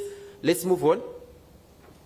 It is also the duty of an employer in terms of Section 125 of the Labour Act to make sure that there are proper records about safety, provision of safety, personal protective equipment, as well as health and safety at the workplace on the part of employees, because you actually understand that the role of designated agents in terms of Section 63 of the Labour Act, it also includes doing labour inspections to ensure that the issue of health and safety is being adhered to. And also platforms like works councils where the employer and workers' committee come together to deliberate on how to improve the workplace. They provide a platform for social dialogue, which employers and employees must utilize to ensure that health and safety issues are taken seriously in the workplace. Next. Employee legal protection regarding workplace safety was underscored by the Supreme Court of Zimbabwe in Materek versus City Bowring Associates. It's a 1987 Supreme Court judgment where the court said that an employer's order which involves a reasonable apprehension of immediate danger to employee's life or injury to his person not reasonably contemplate the time of employment is unlawful and is justified in refusing to obey it. For example, instruction to remain in a place in which his personal safety is endangered by violence or disease. An employee is actually exempted from complying with such an unlawful instruction. Let's go to the next slide. Okay, let's come back to the earlier slide before I come to the end. The other important point to note when insofar as occupational health and safety issues are concerned is an issue in relation to mental health. Mental health has been a very topical issue. I earlier indicated in one of our panel discussions that Section 12, subsection 2G of the Labour Act provides for hours of work. So with the issues of technological gadgets that have invaded our workspace, some they are beneficial, some they also have some negative effects. For instance, if you have got a WhatsApp group or an email platform, you must ensure that you don't violate the employee's hours of work. If it is outside the working hours, an employee has no legal duty to respond to a WhatsApp or to an email outside working hours.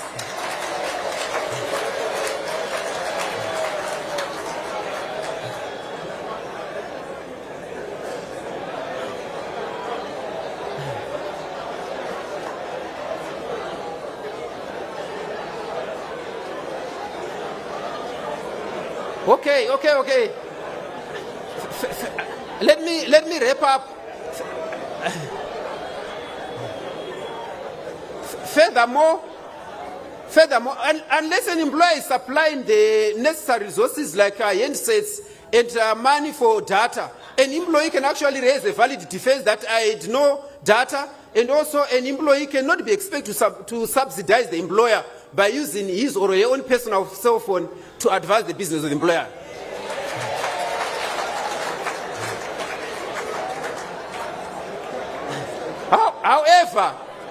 However, if the employer provides you with the necessary data, the necessary insight for the advancement of his own business, it is important as a responsible employee to ensure that you advance the employer's business. Then the other point I wish to highlight in conclusion, Section 57 of the Constitution of Zimbabwe provides for the right to privacy. So cameras, CCTVs, even if they are installed, make sure that they are not installed in areas like change rooms, in areas where an employee may actually be in his or her birthday suit. There is need to protect the right to privacy. The right to an employee's bodily integrity is very important. So it's important to also gain the informed consent of employees before such devices that are intrusive to the right to privacy are used at the workplace. Let these issues be discussed at Works Council. Let the social contract that binds the employer and employee be utilized so that there is dialogue to improve the workplace. Thank you so much. I rest my case.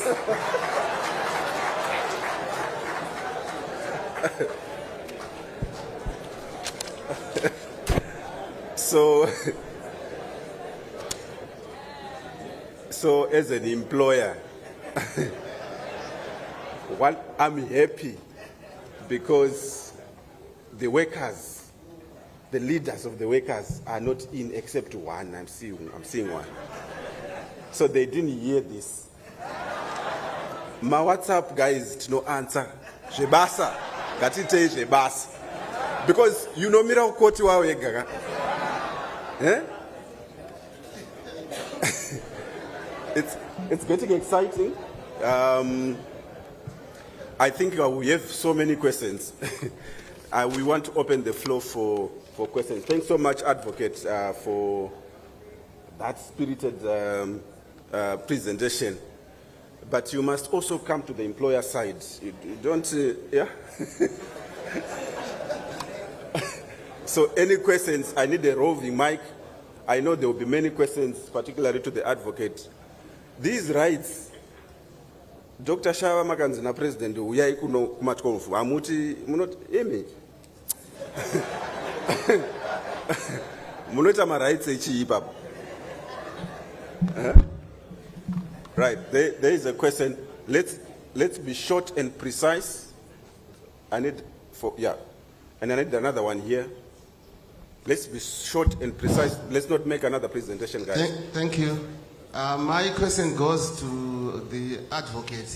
From your vast experience, advocate, in spite of the presence of these vivid laws that are very, very clear about the rights and also sometimes the protection of the rights in case they are infringed, what could be the reason why people continue to sort of be silent while these rights are infringed? It seems the law is very clear, but we still have cases where people seem like they don't sort of ride on these rights. So can we take 3 questions, then advocate can respond? Women are shy. Where are they? Then the other one was just to There's one there. Please raise your hand. Yeah. Okay, the other one was just to check actually from you if you have any cases, those judgments probably where employees wrote on Section 104 of the Labour Act, where they actually striked on the account of a health and safety issue, and that was successfully upheld by the court, or there were consequences in case. Yes, thank you. I see a hand. Okay. Okay, thank you. All right. I want to ask the advocate as well on this right that he mentioned. He said there is a right enshrined in the Constitution and in the Labour Act, the right to withdraw labor due to unsafe conditions. So in my experience, I have seen where workers know this right, but no one has been able to exercise it. They are afraid because there is no protection after exercising that right. So maybe the advocate can help answer my question to say, what protection mechanisms are there for this particular right? Because if there is no protection, it's just a right that is on paper. Okay. There is a hand there. Then I'll take another one. You have a mic? Yeah. Can you give a mic? Okay. Good morning.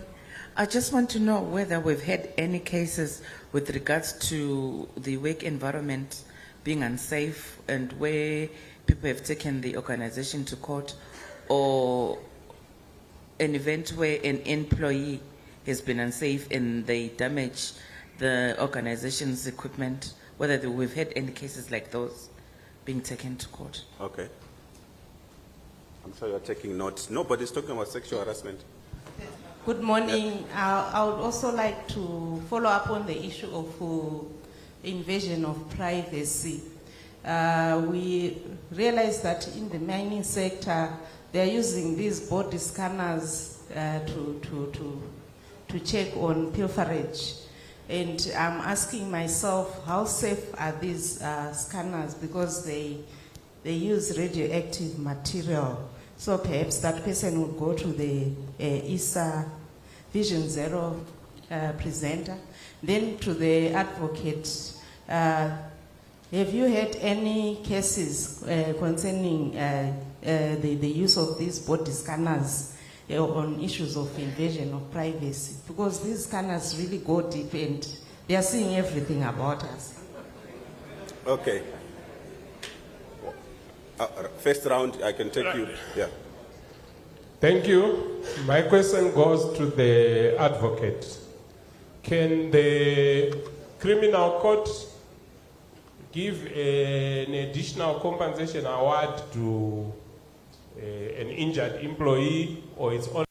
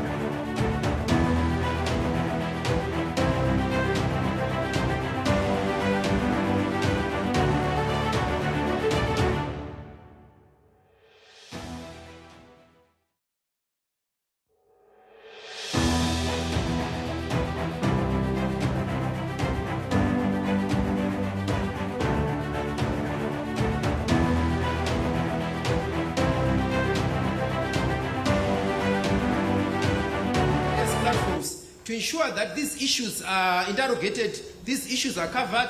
You can utilize platforms like works councils so that you discuss about workplace issues. You come up with regulations about health and safety. Another issue that was raised was, do we have decided cases where employees went on strike to prevent an occupational hazard or a threat to their safety at the workplace? I earlier referred to the case, which was actually the last case of Matereke vs. City Bowering Associates, where the Supreme Court made it clear that an employee is under no legal obligation to work in an unsafe environment. A point that has been raised by one of the esteemed delegates to say that whether an environment is safe or not is a subjective decision. Clearly, there are certain standards. That is why we've got National Social Security Authority. There are standards that have been pegged by a particular industry, by a particular profession, by a particular trade. There are also standards that arise as a result of the law. So it is not about a subjective approach. It is actually an objective approach. Can a reasonable employee, can a reasonable employer treat this as an unsafe working environment? If a reasonable employer can treat it as an unsafe working environment, for instance, let's talk of the legal provision of PPE. It's quite clear. You don't really need a rocket scientist to tell you that it's an unsafe kind of work practice that can actually compromise the health and safety of an employee. Employees, let's say in the construction sector, they are working without crash helmets. Employees like in the mining sector, they don't have that PPE. It's quite clear that there will be a violation. So it is an issue of looking at the facts, looking at the circumstances. This is not meant really to create anarchy. It is meant to induce responsibility on the part of both employer and employee. I earlier also mentioned that Section 104, subsection 4A of the Labour Act is very clear that if the employee is the cause or author of his or her misfortune, he or she cannot go on strike because of such occupational hazard. If employees, they are the ones who have created that environment, they cannot be seen to complain under the principle of voluntary non-fit injury. Thank you.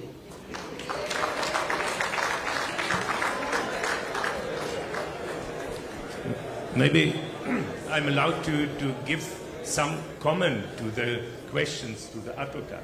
I saw your institution, and very similar, the laws like in Europe. And there was a question that we have the laws, but nothing changed.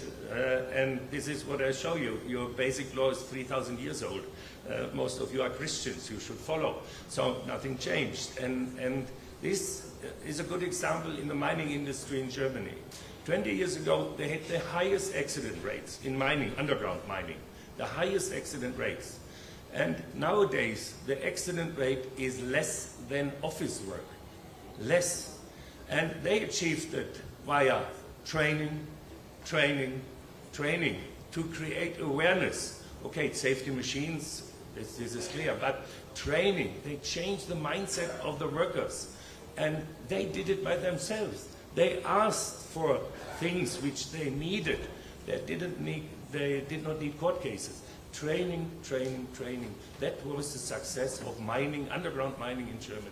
And there was a question if someone, let's say, of a site manager, for example, is doing wrong, will they be prosecuted? Yes, we have it every week. And if an employer is doing wrong things, they are prosecuted as well. So the law is working quite well. But we have to change the awareness. Then we don't need these prosecutions.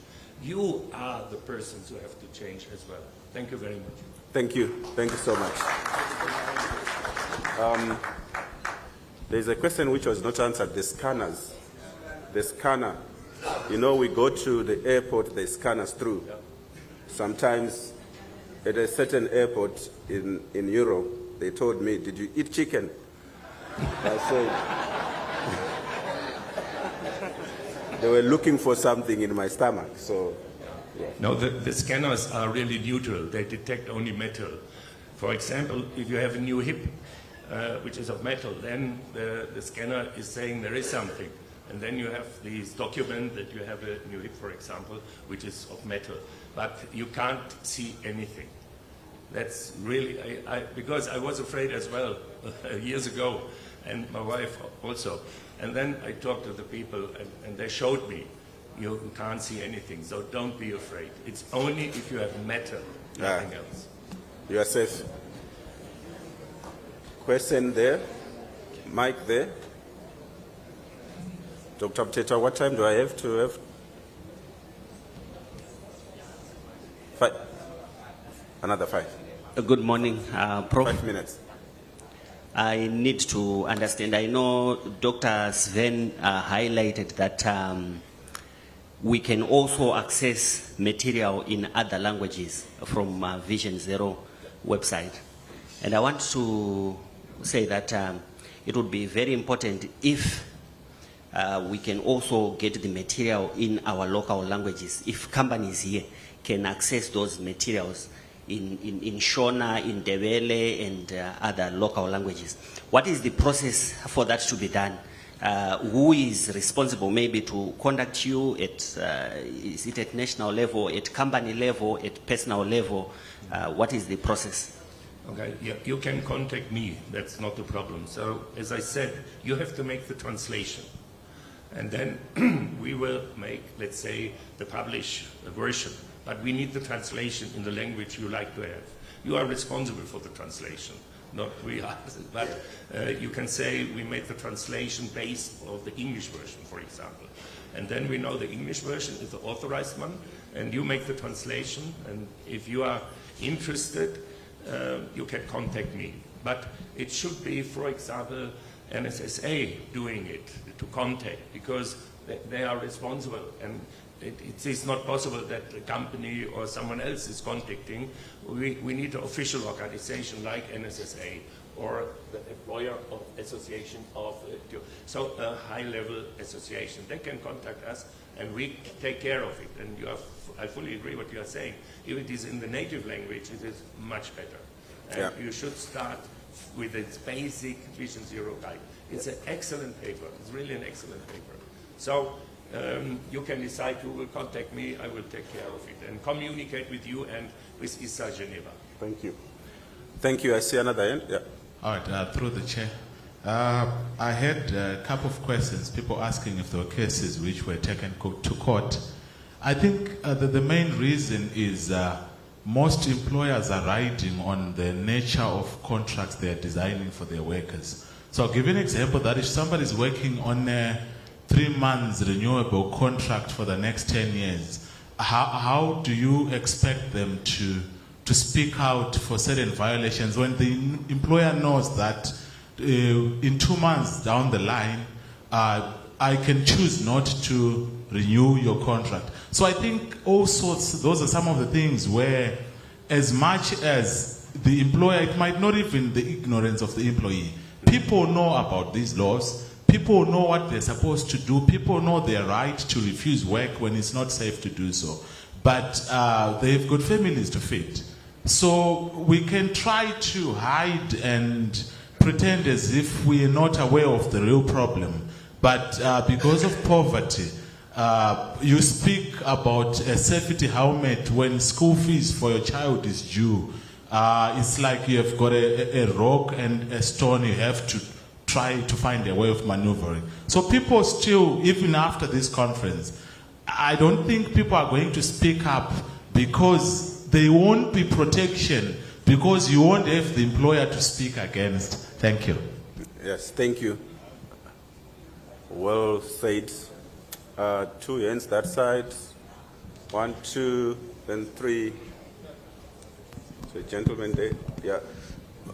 Okay, thank you very much, advocate and team. I think one principle just to remind on is that the law provides but the barest minimum. So if we are already grappling with the barest minimum, the question now is what shall we do when we are expected to do better than that? For example, an issue of lack of a distinct point regarding what is safe and unsafe. If we know that the law provides the barest minimum, it means in the workplace we still have an extra role to come up with the mechanisms so that the law can be operationalized. Otherwise, in its barest form, it's taken without supporting procedures, without work instructions, without work method statements. It means maybe as practitioners also, we are a contributory factor to that confusion. So if 10 employees are working and they don't know what to do, there should be a quick to reference document in place that indeed enhances what the law provides for. So I think it is important to say the law itself, if you may allow me to say, it's very basic. It needs to be enhanced. That's why you see it's applicable, okay, in most of these procedures, because we've got thousands of them anyway. So we've got a duty also to identify how they should be implemented. And I think this concern highlighted by some colleague can to a greater extent be remedied. Okay. Thank you. Okay, thank you. I think that was more of a comment. Okay, my question is directed to our learned advocates.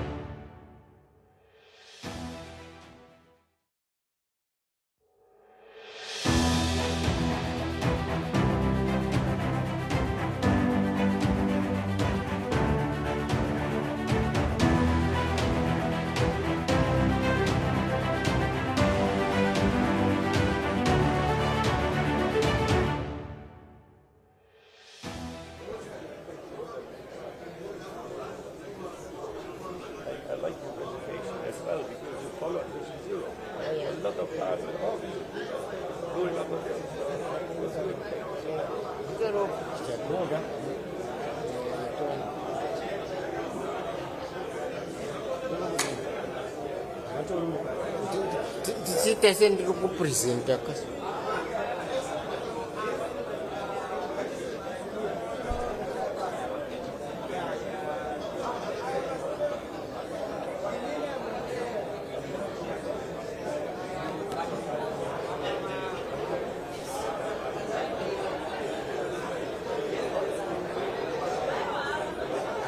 Okay.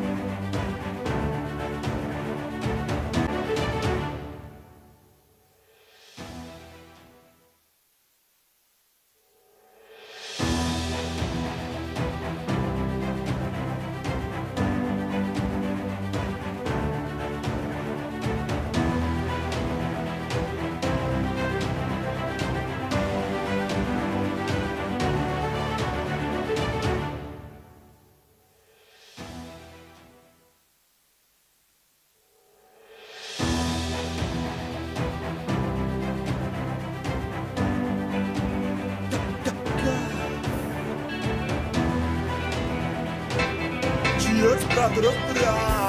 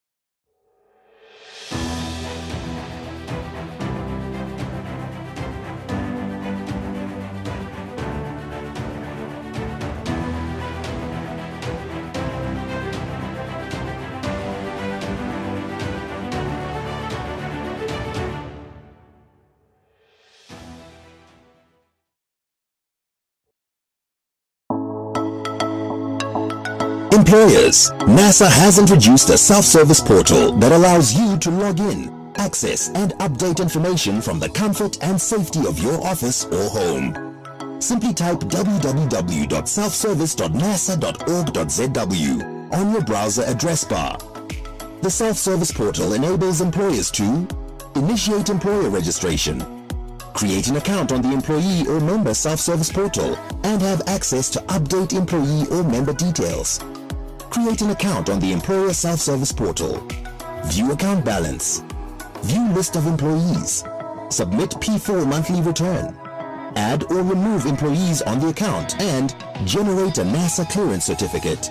Please note, to enable account creation, employers should submit details of their authorized contact persons through their respective NASA regional offices.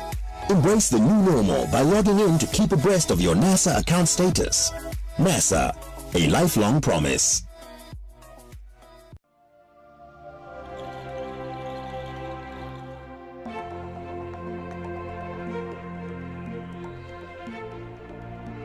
My NASA contributions ensure my dependents will be catered for when I'm gone.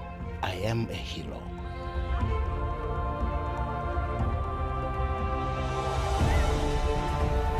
Ndinoshandira panzvimbo inochengetedza mararamiro angu neeva ndinoshanda navo. Ndiri Gamba. Suwelenise ukuvumela iNASA ukuba ivikele imfanelo zakho ngokuhlangela kuzingatsha ezibalulekile uliqhawe. Employers, your contributions ensure employees are covered from mishaps on the job. You are a hero.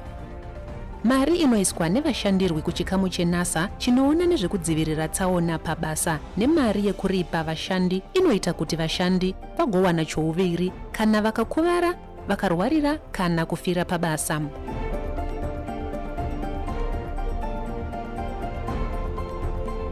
Ngahlanyela umahlela phansi wami leNASA ngiliqhawe.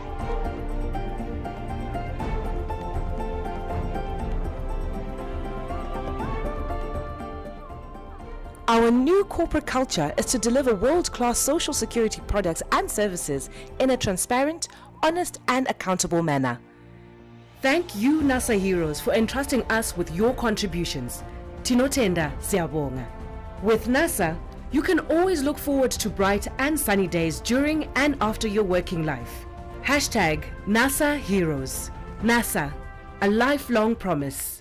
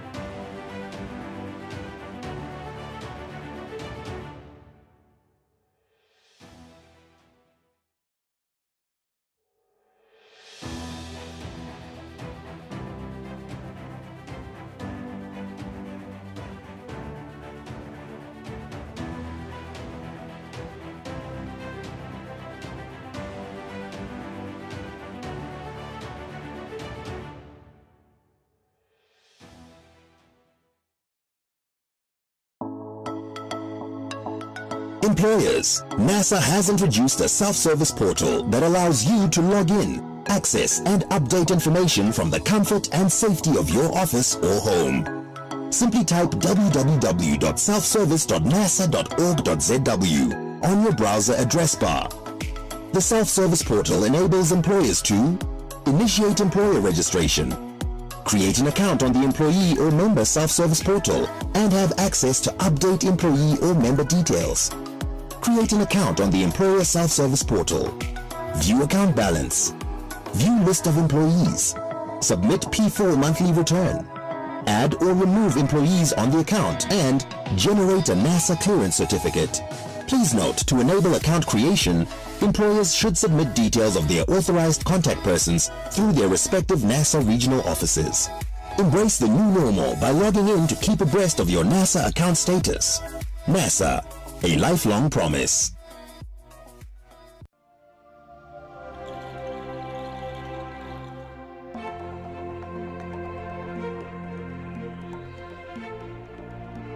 My NASA contributions ensure my dependents will be catered for when I'm gone. I am a hero.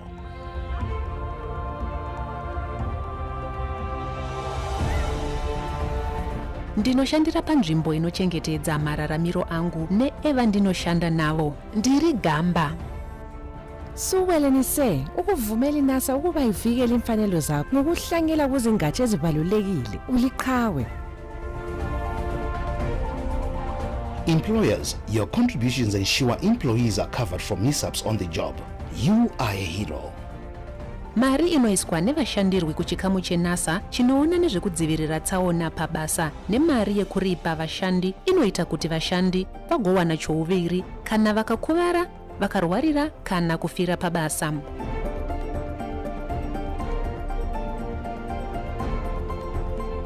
Ngahlangela umahlela phansi wami leNASA ngiliqhawe.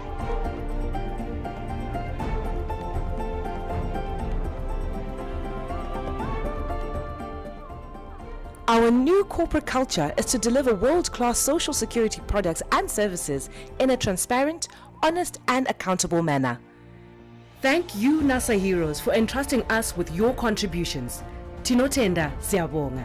With NASA, you can always look forward to bright and sunny days during and after your working life. Hashtag NASA Heroes. NASA, a lifelong promise.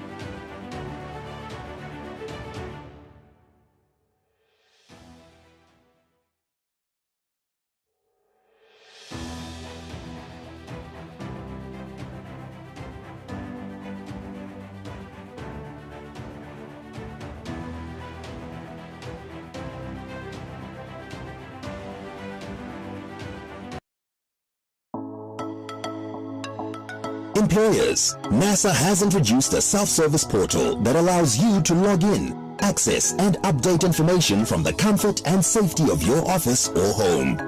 Simply type www.selfservice.nasa.org.zw on your browser address bar. The self-service portal enables employers to initiate employer registration, create an account on the employee or member self-service portal and have access to update employee or member details. Create an account on the employer self-service portal. View account balance. View list of employees. Submit P4 monthly return. Add or remove employees on the account and generate a NASA clearance certificate. Please note, to enable account creation, employers should submit details of their authorized contact persons through their respective NASA regional offices. Embrace the new normal by logging in to keep abreast of your NASA account status. NASA, a lifelong promise.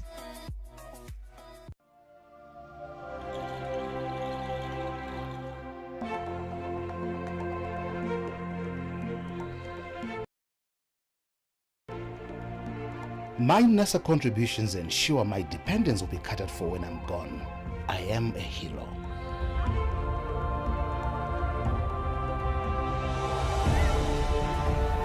Ndinoshandira panzvimbo inochengetedza mararamiro angu neeva ndinoshanda navo. Ndiri Gamba. Suwelenise ukuvumela iNASA ukuba ivikele imfanelo zakho ngokuhlangela kuzingatsha ezibalulekile uliqhawe. Employers, your contributions ensure employees are covered for mishaps on the job. You are a hero. Mari inoiswa nevashandirwi kuchikamu cheNASA chinoona nezvekudzivirira tsaona pabasa nemari yekuripa vashandi inoita kuti vashandi vagowana chouviri kana vakakuvara, vakarwarira kana kufira pabasa.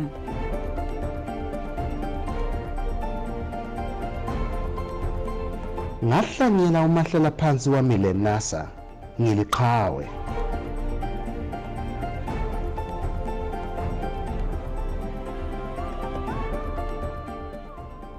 Our new corporate culture is to deliver world-class social security products and services in a transparent, honest and accountable manner.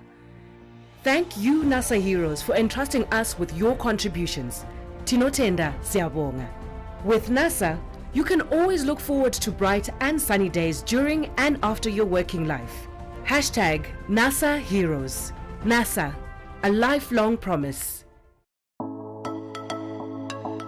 Employers, NASA has introduced a self-service portal that allows you to log in, access and update information from the comfort and safety of your office or home.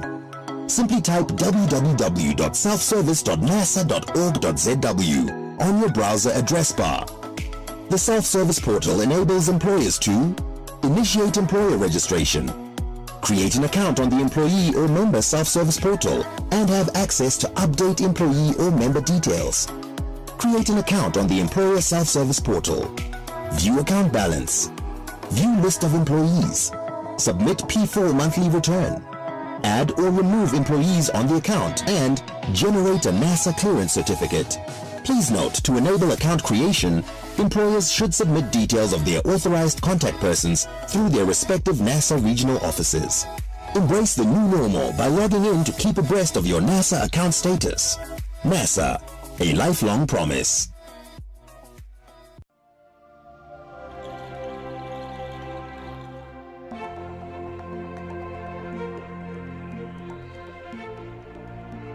My NASA contributions ensure my dependents will be catered for when I'm gone. I am a hero.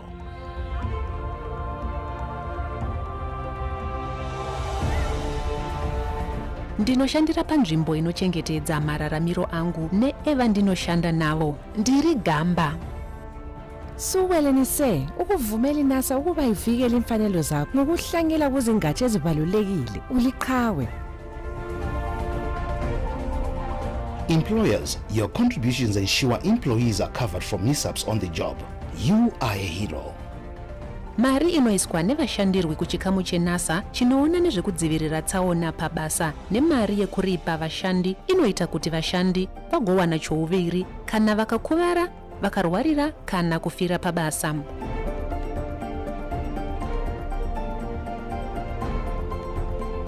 Ngahlangela umahlela phansi wami leNASA ngiliqhawe.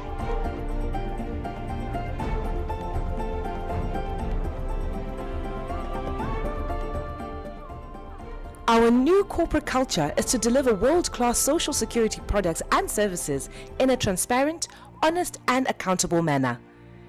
Thank you, NASA Heroes, for entrusting us with your contributions. Tinotenda siyabonga. With NASA, you can always look forward to bright and sunny days during and after your working life. Hashtag NASA Heroes. NASA, a lifelong promise. Employers, NASA has introduced a self-service portal that allows you to log in, access and update information from the comfort and safety of your office or home.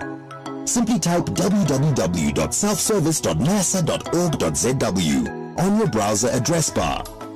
The self-service portal enables employers to initiate employer registration, create an account on the employee or member self-service portal and have access to update employee or member details, create an account on the employer self-service portal, view account balance, view list of employees, submit P4 monthly return, add or remove employees on the account, and generate a NASA clearance certificate. Please note, to enable account creation, employers should submit details of their authorized contact persons through their respective NASA regional offices. Embrace the new normal by logging in to keep abreast of your NASA account status. NASA, a lifelong promise.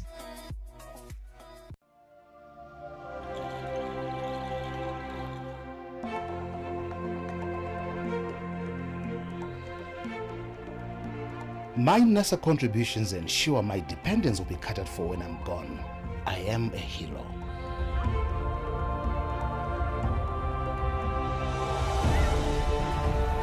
Ndinoshandira panzvimbo inochengetedza mararamiro angu neevandinoshandira navo. Ndiri Gamba. Suwelenise ukuvumela iNASA ukuba ivikele imfanelo zakho ngokuhlangela kuzingatsha ezibalulekile uliqhawe. Employers, your contributions ensure employees are covered from mishaps on the job. You are a hero. Mari inoiswa nevashandirwi kuchikamu cheNASA chinoona nezvekudzivirira tsaona pabasa nemari yekuripa vashandi inoita kuti vashandi vagowana chouviri kana vakakuvara, vakarwarira kana kufira pabasa.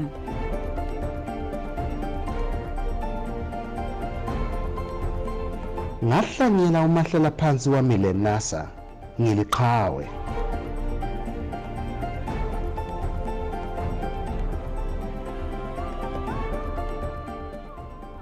Our new corporate culture is to deliver world-class social security products and services in a transparent, honest and accountable manner. Thank you, NASA Heroes, for entrusting us with your contributions. Tinotenda siyabonga. With NASA, you can always look forward to bright and sunny days during and after your working life. Hashtag NASA Heroes. NASA, a lifelong promise. Employers, NASA has introduced a self-service portal that allows you to log in, access and update information from the comfort and safety of your office or home. Simply type www.selfservice.nasa.org.zw on your browser address bar.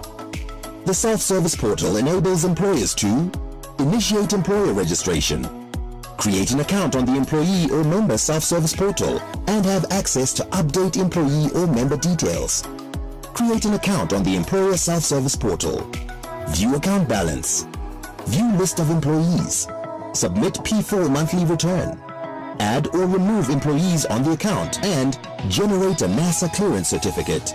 Please note, to enable account creation, employers should submit details of their authorized contact persons through their respective NASA regional offices. Embrace the new normal by logging in to keep abreast of your NASA account status. NASA, a lifelong promise.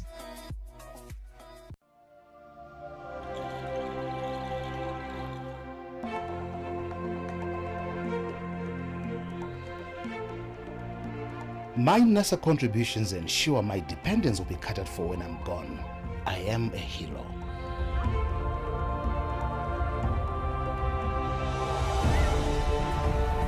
Ndinoshandira panzvimbo inochengetedza mararamiro angu neevandinoshandira navo. Ndiri Gamba. Suwelenise ukuvumela iNASA ukuba ivikele imfanelo zakho ngokuhlangela kuzingatsha ezibalulekile uliqhawe. Employers, your contributions ensure employees are covered from mishaps on the job. You are a hero. Mari inoiswa nevashandirwi kuchikamu cheNASA chinoona nezvekudzivirira tsaona pabasa nemari yekuripa vashandi inoita kuti vashandi vagowana chouviri kana vakakuvara, vakarwarira kana kufira pabasa.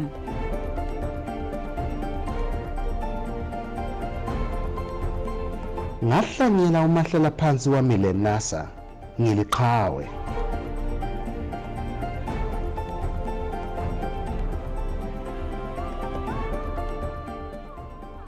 Our new corporate culture is to deliver world-class social security products and services in a transparent, honest and accountable manner.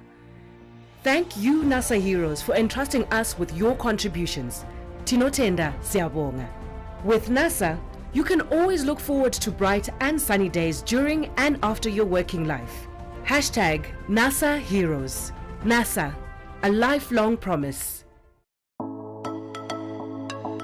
Employers, NASA has introduced a self-service portal that allows you to log in, access and update information from the comfort and safety of your office or home. Simply type www.selfservice.nasa.org.zw on your browser address bar. The self-service portal enables employers to initiate employer registration, create an account on the employee or member self-service portal and have access to update employee or member details, create an account on the employer self-service portal, view account balance, view list of employees, submit P4 monthly return, add or remove employees on the account, and generate a NASA clearance certificate. Please note, to enable account creation, employers should submit details of their authorized contact persons through their respective NASA regional offices. Embrace the new normal by logging in to keep abreast of your NASA account status. NASA, a lifelong promise.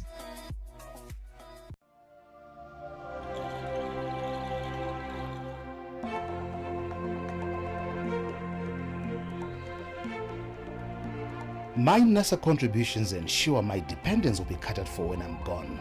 I am a hero.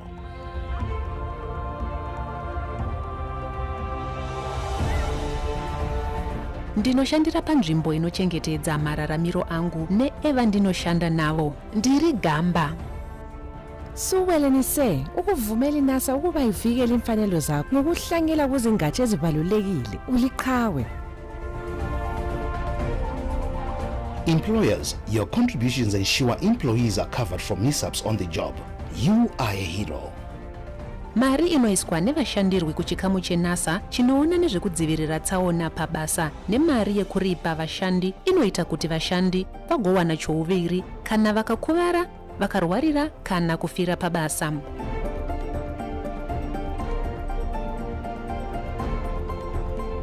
Ngahlanyela umahlela phansi wami leNASA ngiliqhawe.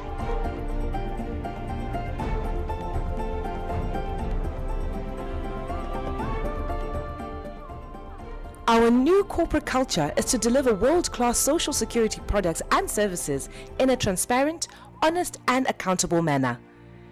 Thank you, NASA Heroes, for entrusting us with your contributions. Tinotenda siyabonga. With NASA, you can always look forward to bright and sunny days during and after your working life. Hashtag NASA Heroes. NASA, a lifelong promise. Employers, NASA has introduced a self-service portal that allows you to log in, access and update information from the comfort and safety of your office or home. Simply type www.selfservice.nasa.org.zw on your browser address bar. The self-service portal enables employers to initiate employer registration, create an account on the employee or member self-service portal and have access to update employee or member details, create an account on the employer self-service portal, view account balance, view list of employees, submit P4 monthly return, add or remove employees on the account, and generate a NASA clearance certificate. Please note, to enable account... Allow me to write on... Employers should submit details... ...previously observed. The main objective of our session, this session, is to ensure that we all speak in tongues. But the tongues that we are going to speak in are those of Social Security. We aim to make sure that we all have a common understanding of what Social Security is all about, hoping that it will help us to appreciate the work that NASA does in providing Social Security. We all know that NASA is in the business of providing Social Security. Well, in terms of our presentation outline, it's what you see there. I don't intend to go through line by line. You can see for yourself. In the interest of time, we want to go straight into the presentation itself. Thank you. So, I'm sure we all know NASA. NASA being a public entity that was created by an Act of Parliament, Chapter 1704, to establish and administer social security schemes on behalf of government. So we are actually a government agency. The work that we do is on behalf of the government. So this act empowers the Minister of Public Service, Labor and Social Welfare, being the minister responsible for social protection in Zimbabwe, to actually establish these schemes and provide social security benefits to the members. Now, do we all know and quite appreciate the business that NASA is in of providing social security? Do we all know social security, what it means? Let me start by saying that social security is defined differently by different people in different countries. There is no universally agreed definition of social security as we speak right now. But for our discussion today, we have adopted the ILO definition. The ILO definition, according to the ILO, they actually define social protection or social security as the protection that society provides to individuals and households to ensure access to health care and guarantee income security in the event of what we call life cycle risks happening. We will allude or unpack the life cycle risks. I don't intend to talk about them right now. There's a better place to talk about them. I'm aware that the ILO has recently adjusted this definition, and they are now emphasizing on reducing poverty and vulnerability.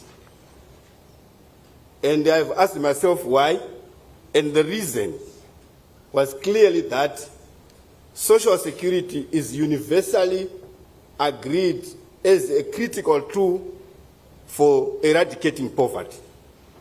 So they've decided to emphasize on the issues of reducing poverty and vulnerability. Now, for this reason, I'm sure nobody wants anyone in the society to be poor. We know that we know some people who come from poor backgrounds, or we are also not so rich. We are also in that bracket. But nobody wishes to have a poor relative, because it has got serious ripple effects. It also affects you. You can think of the crime rate that we have, and we have been told that, and we know that at times it's because of poverty. So there's no peace on you if you don't help the other person to be self-sustaining. You are also in trouble. So because of that, social security was actually adopted as a human right. And I can refer to various international instruments as well as some of them regional instruments. I can mention the Universal Declaration of Human Rights, 1948, the International Covenant on Economic, Social and Cultural Rights, 1966, the African Union Protocol on Social Protection. But coming closer home, the Constitution of Zimbabwe, Advocate Caleb would confirm this, because I know he knows these sections. The Constitution of Zimbabwe, Chapter 2, subsection 30, actually obliges the state to take all measures within the resources available to it to provide social security to all those who are in need. That's our Constitution. So you can see the commitment that is there at government level to make sure that we provide social security. The reason being that it is a human right. Now, let me allude to the 9 branches of social security. You heard me saying that the ILO Convention 102, or in that definition, it talked about putting programs in place to help citizens to better manage life cycle risks. And what are these life cycle risks? In fact, they are inevitable. They are inescapable, these risks. At one time, they will strike. So actually, we are saying without programs in place to guarantee income security or to help citizens manage these risks, it will be difficult for them to cope. Actually, these risks, when they happen, they have a tendency of driving citizens into poverty. And that's what we are trying to protect. So the 9 branches of social security are actually in terms of the ILO Convention 102 of 1952. Let me mention that these are called the minimum standards of social security. To say at a bare minimum, every country must strive to have programs in place that will provide protection against these life cycle risks. At a bare minimum, those who do better will actually provide for other risks. But at a bare minimum, we are supposed to cover those in terms of the ILO Convention 102. And they are old age, we will all get old. Invalidity, you can become invalid because of a disease or accident and will not be able to work. Employment injury, that is why we are here. Death of a breadwinner, At times, people have no idea how to put food back on the table if the breadwinner dies. So you need these programs: medical care, maternity, sickness, unemployment, and family. These are all life cycle risks that at some point will hit us either as individuals or as households. Now, as a country, if you can go back, as a country, right now we are covering only 4 of the 9 branches of Social Security, those in green. We shall come back to them. You can move on. Now let's look at the Social Security coverage map, and I've said vertical there. When we say vertical, we are looking at the number of risks that a country is covering, where it has got programs in place to provide protection to citizens against the risks. And we consider those who cover at least 8 branches of Social Security, those branches I showed in the previous slide, to be providing comprehensive cover. And those in green, they provide at least 7, and we call it a semi-comprehensive. Those in gray, they actually provide limited statutory provision or cover. And those in blue, which is also where we are as a country, they provide very limited cover of the 9 branches. So you can see comprehensive cover in countries like in red there, United States of America, Canada, in South America there, countries like Brazil, Argentina, you can see in Europe as well, Australia there. In Africa, we have very few countries that have comprehensive cover. I can talk of Algeria there and also Mauritius. The majority of countries in Africa are either limited or very limited in terms of coverage, as you can see on the coverage map there. And for us here in Southern Africa and also Zimbabwe, we have very limited cover because, like I've already alluded, we are covering only 4 of the 9 branches of Social Security. Next slide. Now, the vertical coverage in terms of the risks is something else. You may have so many programs and cover all the 9 risks, but how many people are covered? It's not impactful. So we go further and look at what we call the horizontal coverage, which is to say what population is really covered by the programs, by the schemes you have. So you can see there in the world, about 46.9% of the world population is covered by at least one social protection benefit out of those 9. But coming to Africa, you can see very low coverage there. Our coverage as Africa is 17.4%. But I went further and looked and say, there are better countries in Africa than others. If you look at Northern Africa, their percentage is 33.4%, 33.8%. But Southern Africa, Sub-Saharan Africa, we have 13.7%. What it means is that the low coverage in Africa of 17% is pulled down by the very low coverage in Sub-Saharan Africa. We have a problem there. If we want our people to escape poverty, we have to do a lot more in providing social protection or social security cover, establishing more schemes. It has been proven that there is a positive correlation between lack of coverage and poverty in a country. Those countries with very low coverage, if you can try to think about it now from the map, and you know their poverty levels, they have high poverty levels. So the social security will actually help to reduce poverty. So we have a huge gap in terms of the coverage that we should achieve as Africa and also as the world.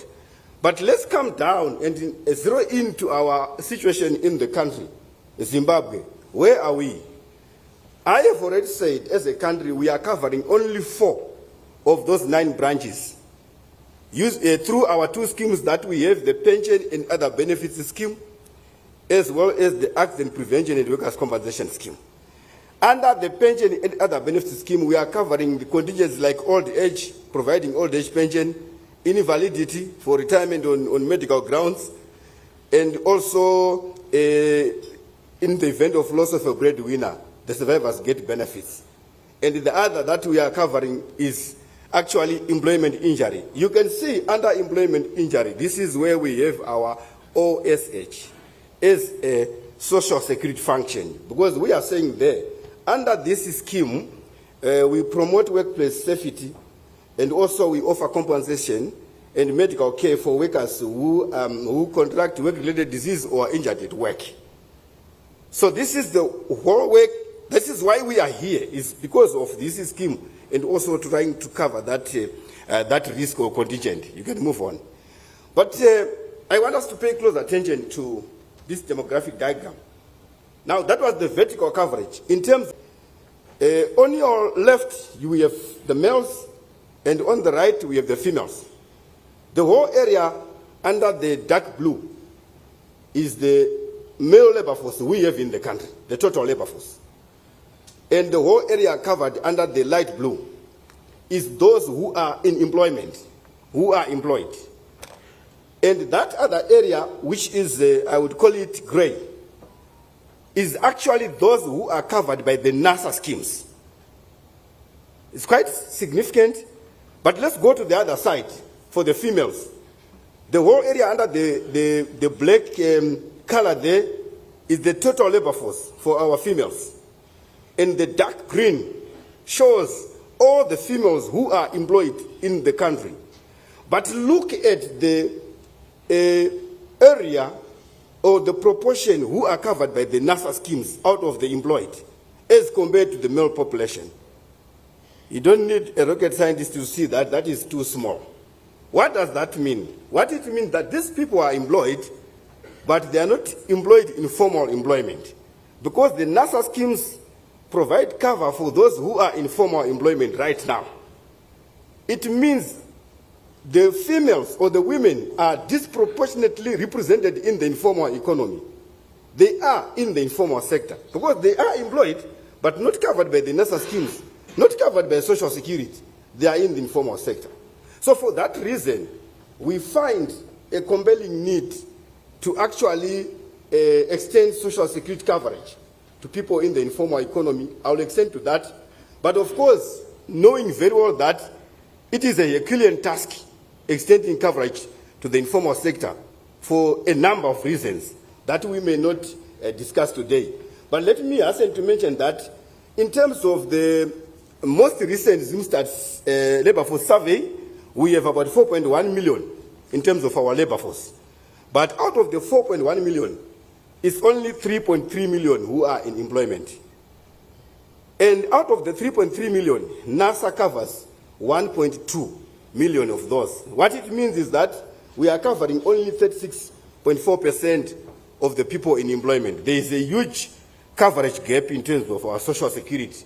And for that reason, we have to consider, or we are working on extending coverage to workers in the informal economy, where we have most of the women, which means they are more vulnerable and exposed because they don't have the cover. We have to do something about it. Moving on. Right, so what have we done in terms of the informal sector? Since we have seen that there's a compelling need to actually extend coverage to people in the informal sector or in the informal economy. I'm sure on the first day there was a parallel session where there were some presentations on what NSSA is doing from an OSH perspective to provide support and protection to people in the informal economy. But it's more of social responsibility than anything because we don't have a scheme. But we have actually worked with the ILO as a critical partner in helping the people in the informal economy have protection. But it's not sustainable. We really need a scheme. So what are we doing?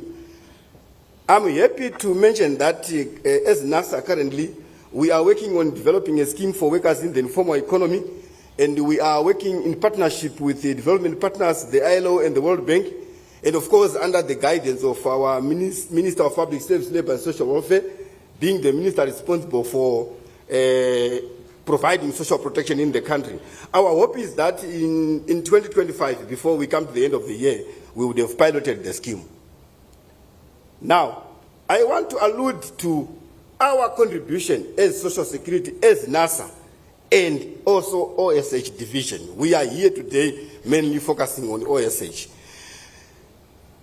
We have some contributions we are also making to attainment of our NDS1, Vision 2030, and SDGs. And we have realized that the Vision 2030 is so much aligned to SDGs as well. I will allude to a few of the SDGs that we have highlighted there. Goal number 1, ending poverty. Eradication of poverty is one of the critical objectives under NDS1 and Vision 2030, and also a sustainable development goal. So our social security benefits that we provide, they actually contribute to poverty eradication. That's our contribution there. Goal number 3, ensuring health lives and promoting well-being. That is what we've been talking about throughout the conference. That's what our OSH division does. I don't need to overemphasize that one. Let's look at achieving gender equality. Our schemes are non-discriminatory. They provide equal opportunity to women and men. In some countries, there is no such equality, but in our situation, there is no discrimination. So we actually contribute to our social security schemes to gender equality. Then goal number 8, which is on goal number 8, I don't want to look at everything else, but I'm interested in the last part, decent work for all. It has been talked a lot that there's no decent work without safety at the workplace. And that is precisely what our OSH division is there for, to make sure that the workplace is safe and it becomes decent work. So that's how we are contributing to our attainment of the SDGs. Last but not least, it is actually on reducing inequalities. In terms of reducing inequalities, in fact, social security in nature is redistributive. Our schemes are redistributive in nature, and by so doing, we assist the country in attaining the SDG of reducing inequalities. But today, we are mainly focusing on one key function of social security, occupational safety and health. If you can move on to the next slide. So allow me to just run down those few points that I have put there in terms of our contribution to NDS1 and Vision 2030. We have all heard that we are there to enforce and promote safe work environment. And I listened, and I was very happy to hear that from the highest office. I listened to the keynote address by the Honorable Vice President Vamohad, and it was also mentioned by the President of the ZCTU, Madame Florence Tarubinga, that without safe work environment, we cannot achieve high productivity. We will not achieve Vision 0. We will not achieve Vision 2030. So that's how we contribute to Vision 2030. And I think you will agree with me, ladies and gentlemen, that a healthy workforce is a productive workforce. And that is what we want to boost our overall economic output. And somebody has talked about, I think it was the professor from Germany, where he talked about serious costs of employment injury and unsafe work environments economically. That was given at the global level as well. So we are saying our occupational safety and health, because they are therefore preventive more so, it's more of prevention. They help to reduce employment injury claims, which will make our social security system sustainable. They also contribute to safe and healthy work environments, positively impacting on the country's decent work agenda.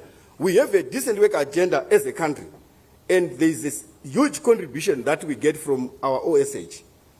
They also promote best production systems and adoption of innovative safety practices, enhancing the national competitiveness of our institutions or our companies. Our companies will not be competitive if they do not adhere to best practices on occupational safety and health. And our OSH practices really also contribute to the attraction of FDI, foreign direct investment, which we dearly want. And this is done through the demonstration of strong ESG practices, which is backed by solid OSH frameworks. Without that, you cannot demonstrate good ESG practices. I think we listened to a presentation from South Africa on Johannesburg Stock Exchange, where it was clearly highlighted that an ESG index is of the essence for the competitiveness of a company and its success. So this is the contribution that we also get from our OSH. From the few points that I raised, last but not least, if you are socialized to something, it becomes a way of living. It becomes a culture. I think the presentation that we also got from Germany was that if it is a culture, you will do it. Nobody needs to remind you. You don't need anyone to force you. So, as we improve health and well-being at the workplace, that socialization becomes a way of life. The workers will take it home for the safety of their loved ones. And as they live beyond work life, which is important for people in an upper middle income society, they will continue to adhere to those safe ways of living.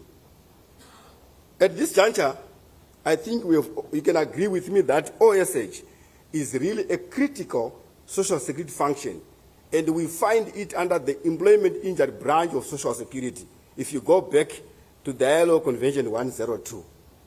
At this point, ladies and gentlemen, to dive deeper into the technical issues on occupational safety and health, I hand over our presentation to my colleague, Dr. Mtetwa, to take us through. Thank you.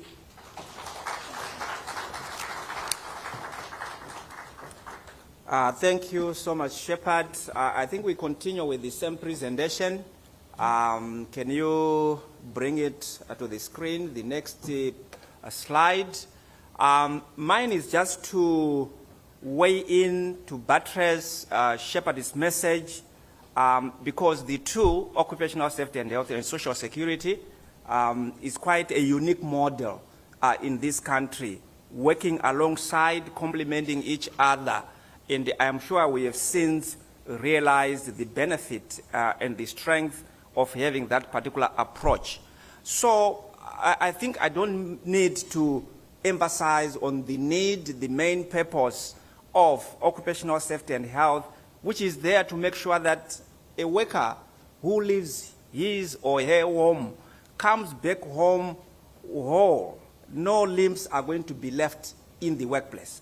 I think we had quite an emotional small clip which was shared by Dr. Sivan during the virtual presentation, where we saw a father who has left home very happy, and at the same time, later on, we realized he had lost some limb in the process. So that's precisely what we are trying to do as far as occupational safety and health is concerned. NSSA is the one which is charged in administering occupational safety and health, and its mission is to promote occupational safety and health in a tripartite manner. I'm sure you have since appreciated that the social partners have been here through and through to try and make sure that the framework, which is so much dear to the International Labour Organization, ILO, as far as the governance of occupational safety and health concerned, as a country, we are actually adhering to that. So we are trying to ensure that occupational safety and health is managed in that manner. I need to remind delegates in respect of some of the key legislative provisions which are currently in play. You need to be aware, I think Advocate was really hammering the point home, reinforcing the need for us to have knowledge.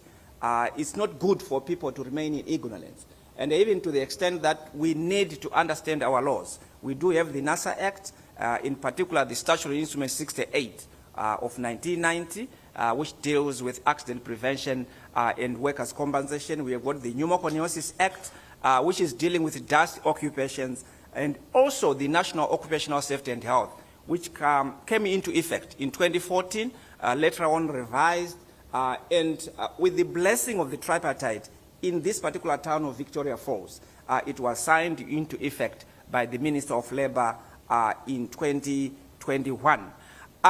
In addition to these laws and the subsidiary legislation which we have, we also have a number of ILO conventions which we have since subscribed to. It's important that as industry, we must understand these provisions. We must understand these conventions, because when you see our legislation, you need to be reminded that they reflect the international context. Some of our laws which we make, they are not just coming from the blue. And in particular, the new OSH bill, even the Vice President made reference to it. It's a matter which has been on the table for quite a while. And I can assure you, quite a significant amount of content in the new OSH bill does reflect those conventions which you are seeing on the screen, the Convention 155 and even Convention 187, which you have not yet ratified, which are now fundamental conventions. They found full expression in our new OSH framework. So it's very important as OSH practitioners to be aware of that. I've already made reference to the tripartite arrangement in the form of Zimbabwe Occupational Safety and Health Council. We do have our councillors here. We do have the government representative through the Ministry of Labour actually chairing that particular arrangement. And they meet about 4 times per annum to deal with policy issues and advise the minister on OSH issues. Now, in terms of how occupational safety and health is structured at national level, you need to appreciate what kind of services are at offer. You need to understand so that when you approach NASA, you are able to be well serviced in terms of any particular aspect which you may want assistance. We do have the inspectorate which deals with the enforcement function. If you feel there are certain statutory issues which needs to be attended to, we have got a fully fledged enforcement arm, and it's well decentralized into 6 major regional centers in this country. You are able to access them in the major towns of this country. So it's very important that you are aware of this. We do have inspectors in here in Matabeleland, in Harare, all over the country.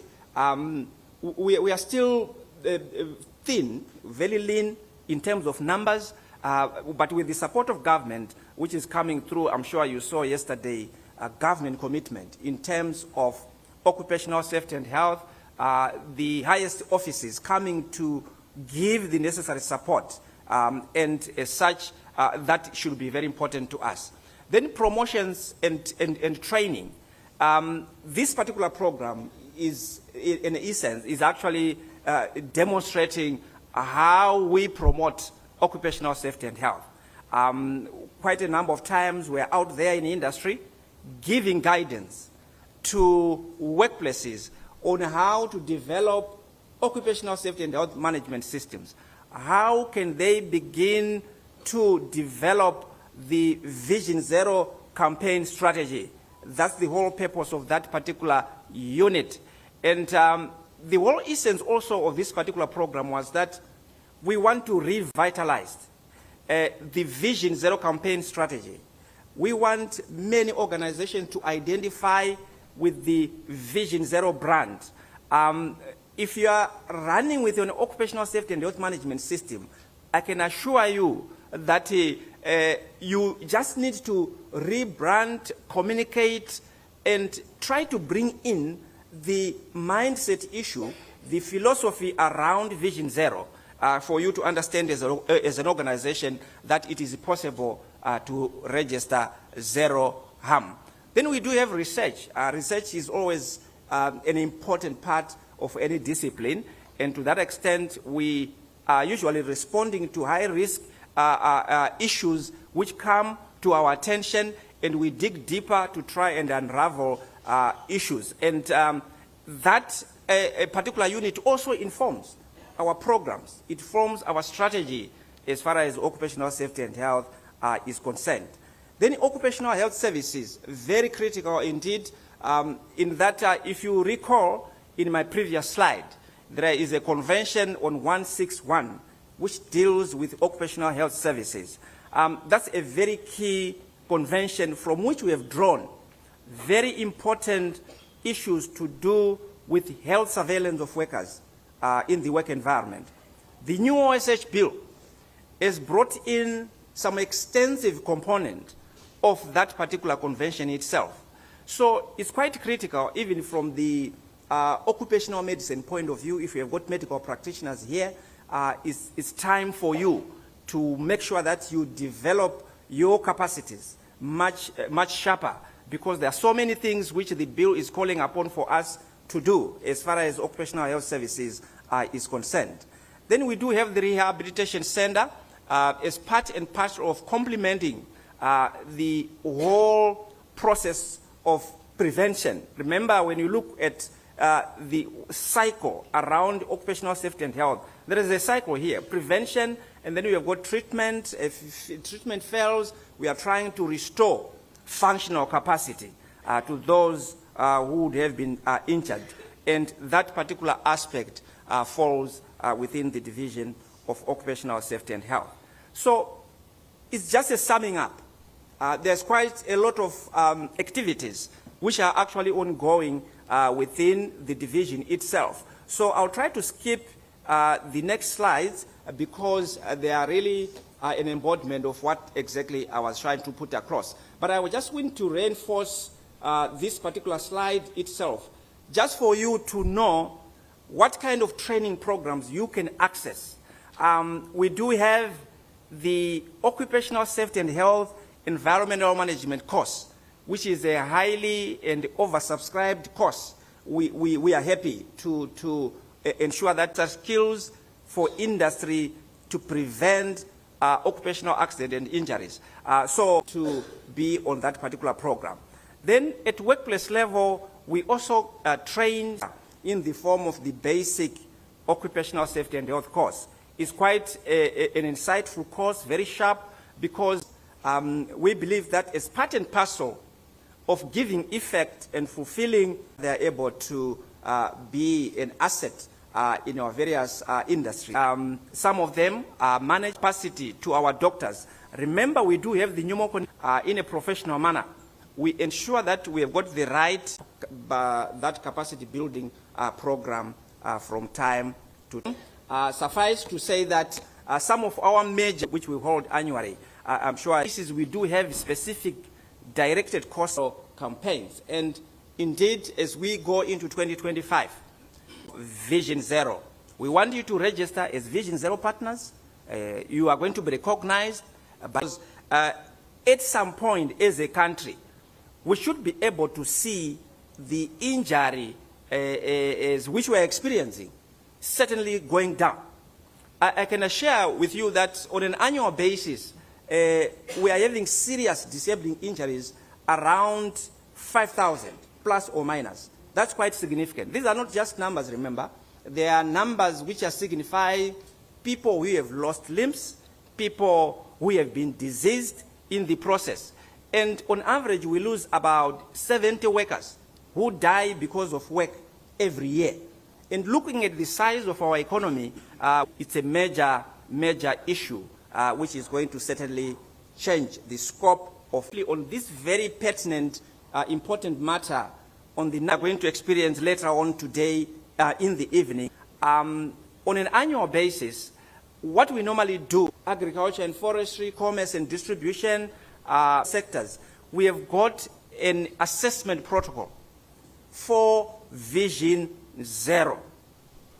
And this is a protocol, it's a yardstick to in their workplaces to the Vision Zero campaign strategy. But what I just want to underline, over there is some positive plant preventive maintenance and OSH training.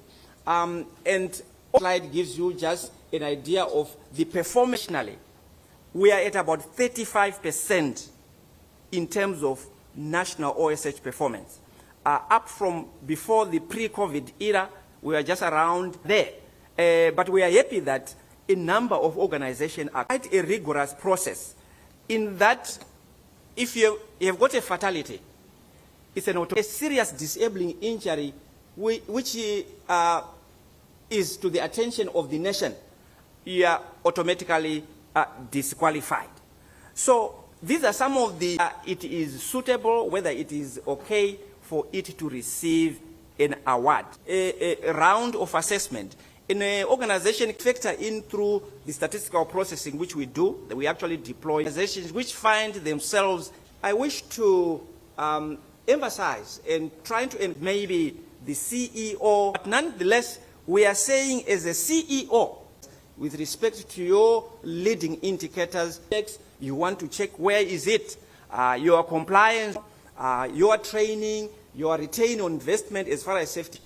They can also monitor. They are able to see what is happening in the respective whole, when they embarked on the Vision Zero campaign in the 19th. So it is possible also. So much, Shepard and Dr. Mtete, our colleagues must know. Engineer exploring is a professional civil engineer. You can come up, guys. And full-time lecturer at the Department of Civil and Water Engineering, Faculty of Engineering at the National University of Science and Technology. He is also a visiting lecturer at the University of Zimbabwe in the Department of Construction and Civil Engineering. His research interests are safety and health management, construction projects, design. He possesses a vast experience in teaching and managing learners' course content. He has facilitated in several continuous professional development courses in the construction industry. Before becoming a lecturer, Engineer Mdindi worked for high build construction company as a project engineer. He worked for the Department of Roads as roads engineer and Manik Construction in South Africa as a resident engineer. He graduated with his first degree in civil engineering with NAST. He has got Master of Science degree in construction project management, which is also NAST, postgraduate diploma in higher and tertiary education, and a Master of Science degree in sanitation and water management. This is University of Zimbabwe. Over to you, engineer. Thank you so much. Okay, thank you, Director of Ceremony, for introducing me as a chairman of Department of Civil and Water, but I now have a new role in the region. The chairman, I hope the president talked about it. Yeah. I'm now the chairman of SADC.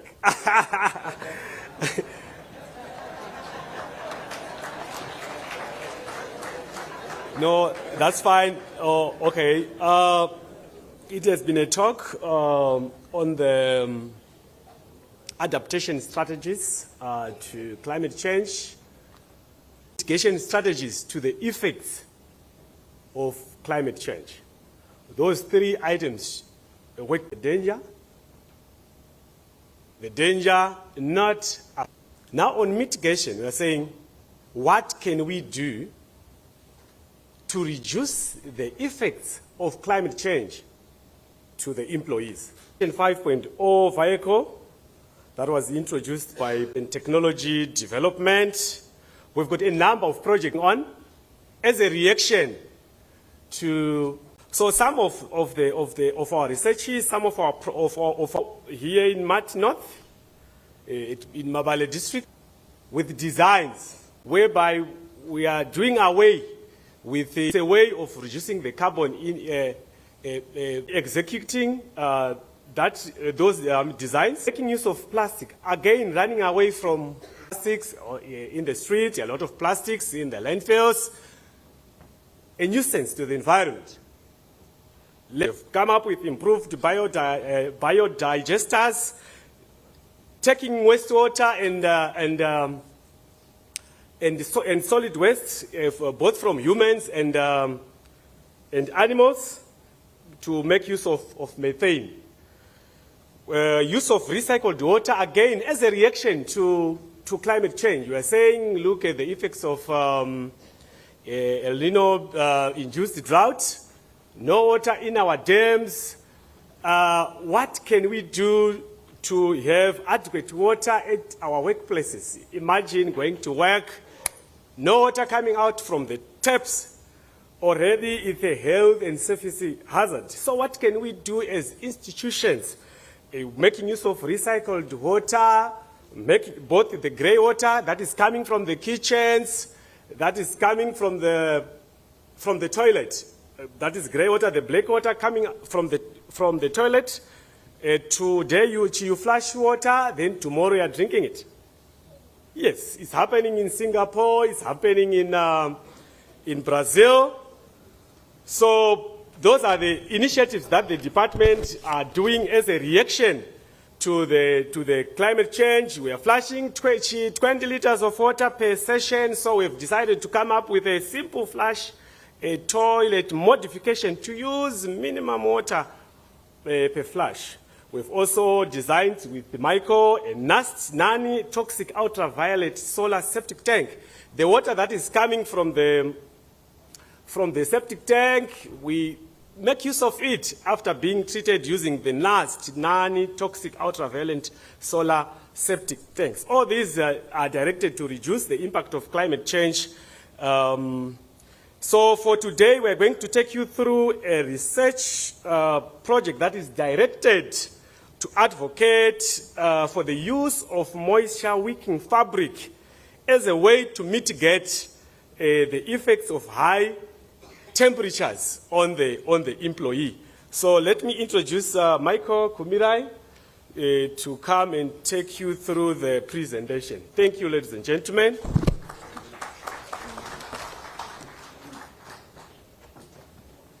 You can stand, guys, under the standard. Stand and stretch. We don't want to disappoint. Huh? It's now the standard, eh? Okay. Wellness.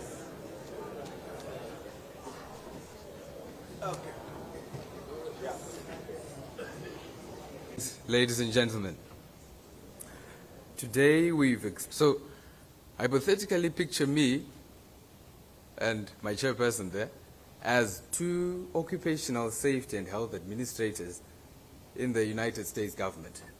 We've been tasked to form a unit to monitor heat injury within the United States, and since the inception of that unit in 1992 up to 2017, we've recorded 815 deaths and 70,000 serious heat injuries. So realizing how stressful this job is, we then decide, let's relocate to Zimbabwe, to a country which has a much smaller climate change footprint, expecting that there will be a much less stressful environment there, and us as heat injury specialists would have less stress.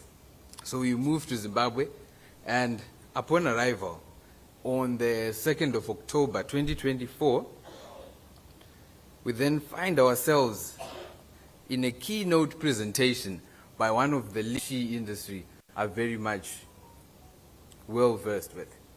Then on the third, ourselves to pursue this incident deeply using this root cause analysis, because this problem has now followed us from the US here to Zimbabwe. So we then investigated using 5 whys. A worker suffered heat stroke. Why? Well, the worker's body overheated until the flow of blood to the brain was interrupted, resulting in a stroke. More heat was applied onto the worker due to a heat wave, further exacerbated by the fabric personal protective equipment worksuit, which acted as a barrier to sweat evaporation, reducing the effectiveness of the cooling system. Why? Which would not allow the sweat vapor to escape, effectively escaping with heat energy and cooling the worker. Why? This is the final why, guys, sorry. The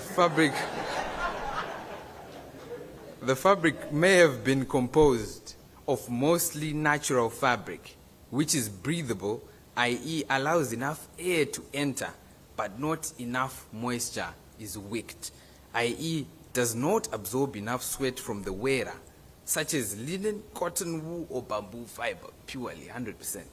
Or the fiber may have been artificial, like polyester, which is moisture wicking, but not breathable, such as polyester, nylon, or denim.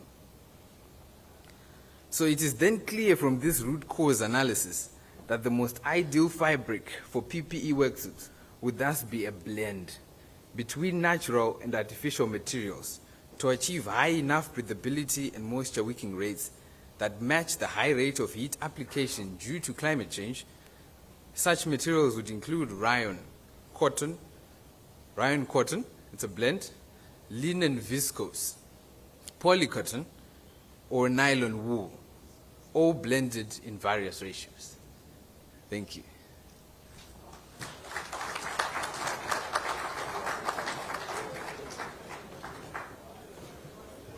Wow, that's good, eh? That's another why, right? If you receive such presentations from young people, that's a talent that we have in Zimbabwe.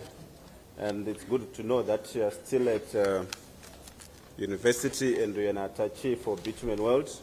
Thank you so much for that presentation. One radio presenter here, she worked for an engineering company that I chaired. I hope she was going to be an engineer, but I won't mention her name. But if she chaired one session yesterday, was it yesterday? Her name starts with an F. Okay. So I think this is the last presentation for the day. It's going to come from Mr. Tichawona Mapuru. He's a principal inspector at NASA, dedicated occupational safety and health professional with 16 years of experience in ensuring workplace compliance, skilled in accident investigation, risk assessments, and development of safety protocols. Proven track record in creating, implementing training programs to promote safe work practice. He has industrial experience in mining, manufacturing, and regulatory, so he's part of the regulators. He holds a Master of Engineering in Industrial and Manufacturing Systems, Operations Management, Master of Science in Safety, Health and Environment, Environment Management, and Master of Business Administration in Public Management, among others. Ladies and gentlemen, help me welcome Mr. Mapuru to the podium. You want to take it there? Okay, thank you. We can. Yeah. Help me welcome him. Let's continue clapping up until he's here. Why are you not clapping?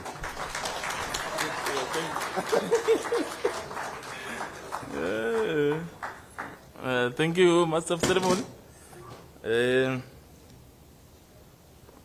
Thank you all. Good afternoon.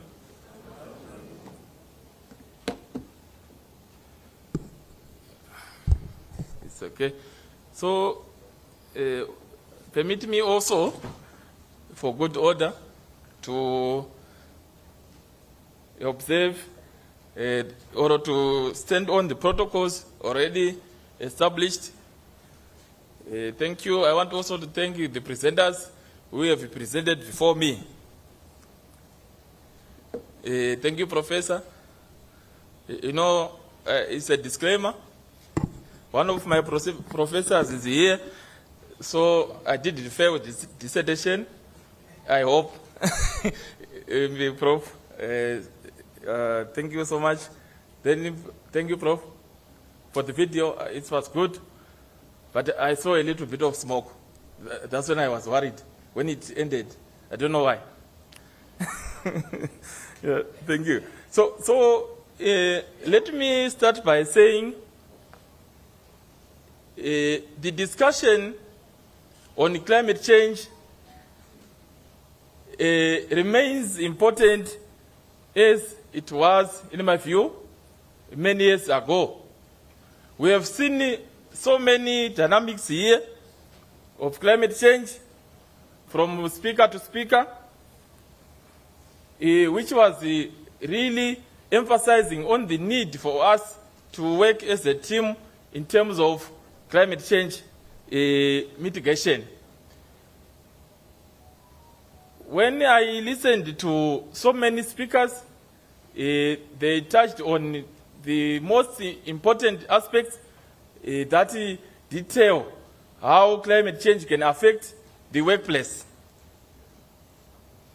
So I will start also to look at the other side of it as a factor that can also affect us due to climate change.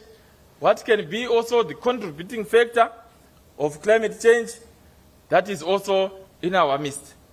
So, as I was listening to I like the presenter talked about the SADC 44, the summit. I also listened to that, and I overheard the United Nations Chief Secretary for Africa, who really emphasized that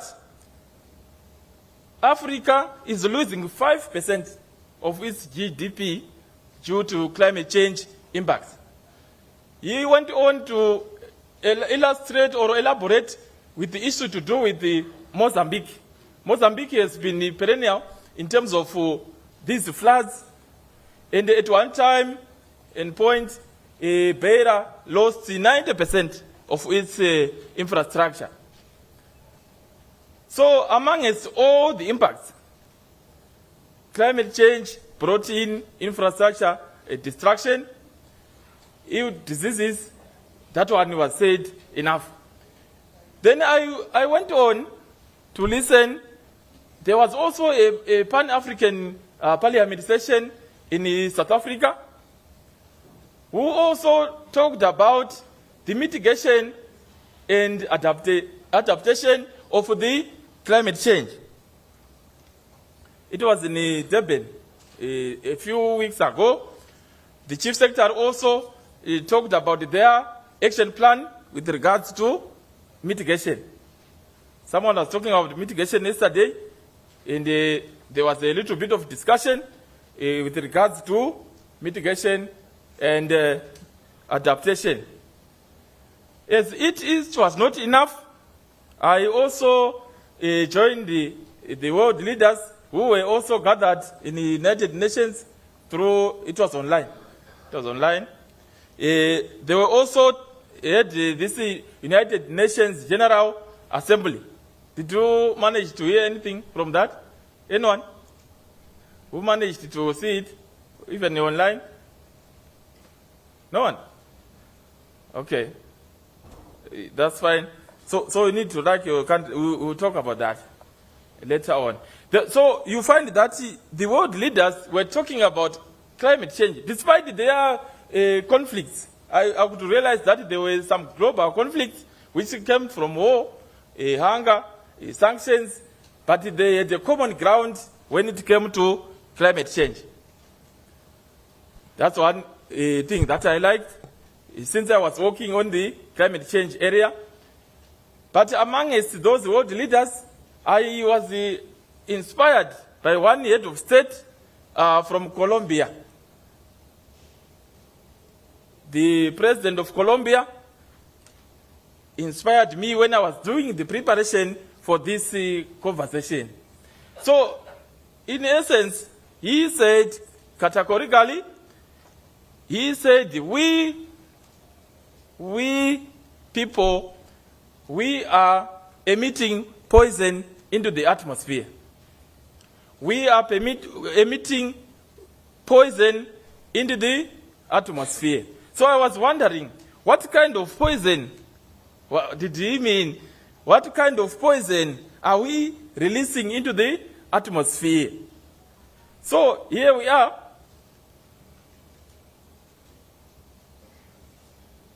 Here we are, ladies and gentlemen. We have talking about climate change.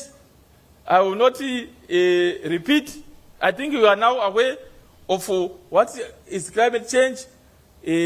Let's go to the poison he was talking about. Remember, on the climate change, they talk of a result as a result of human activity.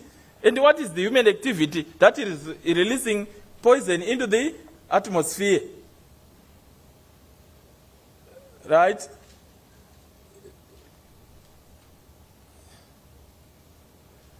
As well, I also realized that we subscribe to the Sustainable Development Goals. We were talking about ESG yesterday, and we're also a member. And the goal number 13 is talking about climate change. So our only president had a message that emphasized that if you are not managing climate change, it is a threat to achieving our sustainable development goals by 2030. I was listening to that discussion in the United Nations. So, what is the poison that we are experiencing or that we are emitting? We have what we call greenhouse gases. So when we look at greenhouse gases, we refer to these the gaseous or the gaseous constituents of our atmosphere that radiates or that absorbs radioactive material or radiation, and it reflects it. So we do have the gases that we have that constitute water vapor. We have methane, carbon dioxide, nitrous oxides, fluorocarbons. There are so many of them. So that was the poison that he was referred to. So we realized that when we look at carbon dioxide, for example, it is a gas that is capable of trapping heat.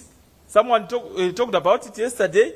When we have a gas that is capable of trapping heat, if you look at our greenhouses, when we look at agriculture, this effect epitomizes the effect of that particular greenhouse, where we are containing heat in a glass or a plastic establishment where the heat are controlled. We need heat at the night, we need heat during the day, so the plants will be able to grow without temperature changes. So this gas can be used for refrigerants, it can be used for even our fire extinguishers. You can find the carbon dioxide working there. Why? Because it has got the capacity to trap heat. Then, in terms of statistics, I heard that only in 2019, we released, as globally, we released 36.44 tons of billion carbon dioxide into the atmosphere. So the satellite managed to capture such a magnitude. We need carbon dioxide for us to have this warm weather, but when it comes in excess, we do have the severe issues that were talked about by various presenters, where I will not also emphasize on that. Zimbabwe is currently working on El Nino. That has also ravaged us in terms of the changes. So today, so these are some of the impacts that we come across. Right. So I will not do much on the impacts because we have already talked about them. Let me go through where my matter is all about. I'm trying here to look at the combustion as a factor in causing climate change. I know this region, Madam Pemsek, it never or ceases to amaze me. I will just tell you a story with regards to this region, Mateveleland. I was born in this region 44 years ago. So I got my birthright in this region. Then in the 90s, there was a musical outfit that came all the way from Harare, Chitungwiza, and it came to this region in the area of Wange between Bulawayo and the Vic Falls. There's an area where they are producing electricity there, and they are doing coal mining. So this musical outfit, they had an all-night playing of their guitars. I don't know how they were doing it, but they were playing. Definitely they were playing. They were dancing all night.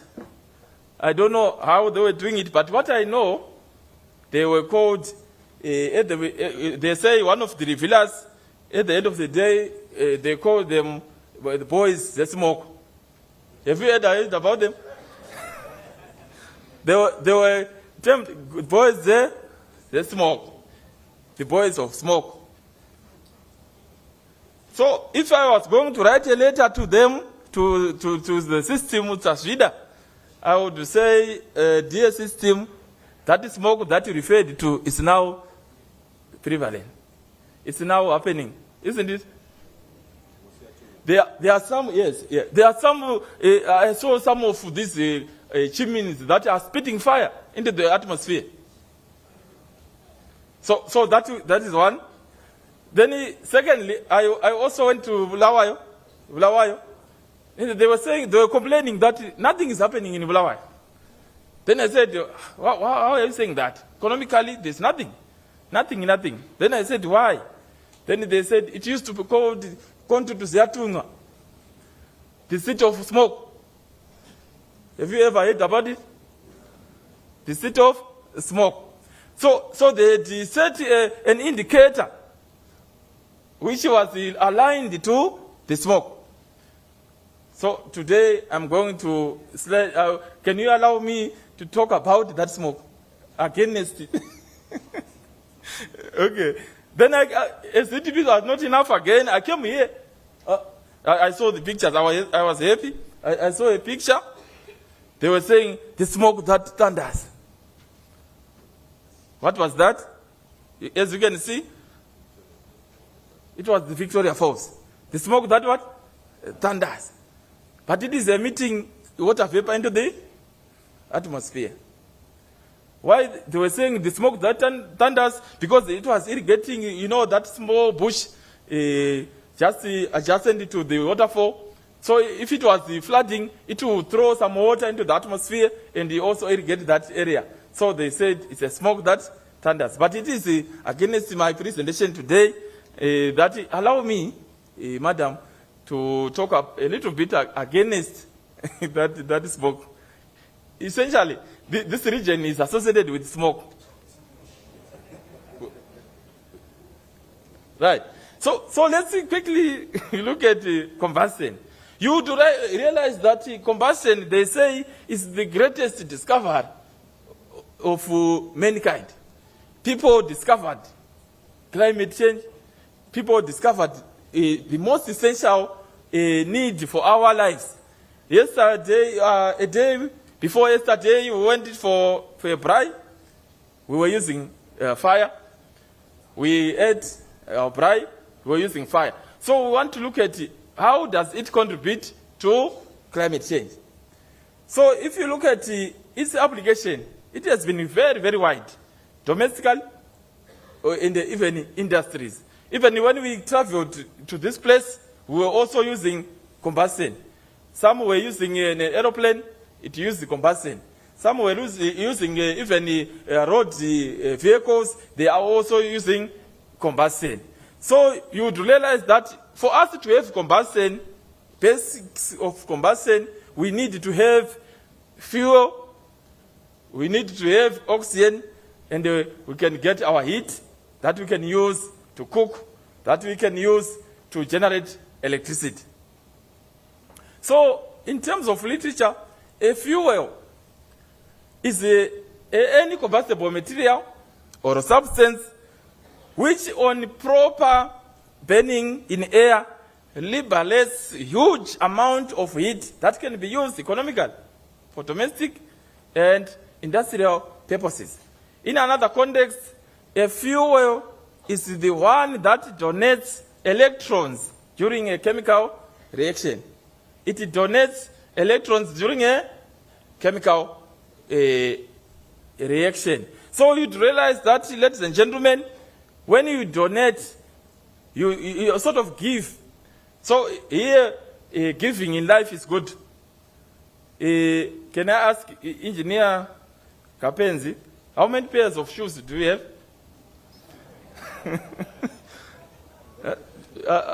How many? Prof, how many pairs of suits do you have? 5. How many? How many pairs do you have, Mr. Miles? Yes.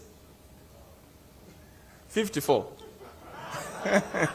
So you realize, ladies and gentlemen, I was just asking because most of in our everyday lives as the Africans, as humankind, at times we are keeping excess. We are not giving. We are keeping excess. How are we fueling climate change? Because there is over-consumption, there is over-production. When we talk of whatever clothing in your wardrobe without being used for the past 5 years, but the industries are burning fossil fuels to produce those clothes. So we do have everyone's responsibility. Even if you leave your room without switching off your aircon, do you know that you are also driving climate change? Did you know that? When you leave your lights without turning them off in your room, you're also driving climate change. So we look at the donation part to say, what is it that is called fuel? So if you are going to be fueling, even at your organization, you are going to fuel and drive a culture. If you are donating something out of fuel, if you are going to be fueling, you can fuel a Vision Zero. Are we together? Right. So essentially, these are the conditions. We said fuel donates. Then we need to have an oxidizer, which also accepts, an oxidizer accepts the electrons. So we have donation, we have an acceptor, we do have also an ignition energy. That's the triangle for us. So we're going to deal with that triangle so that we try to look at how best can we optimize combustible systems. So without going much further into the subject matter, I also wanted you to understand what we call the stoichiometry of combustion, where we are looking at the ratio of air and fuel in which just air is available for complete burning of fuel. We need to also have that appreciation. For example, when we look at petrol, we need 1 molecule and 15 molecules of oxygen so that we can have a balance. That's what we call stoichiometry. And also, it is very important that we understand that in our air, most of it is nitrogen. We only have 21% of oxygen. But the best oxidizer is the fluorine, followed by oxygen. So, as illustrated, we do have coal, where we can use our coal. We burn our coal and get the products.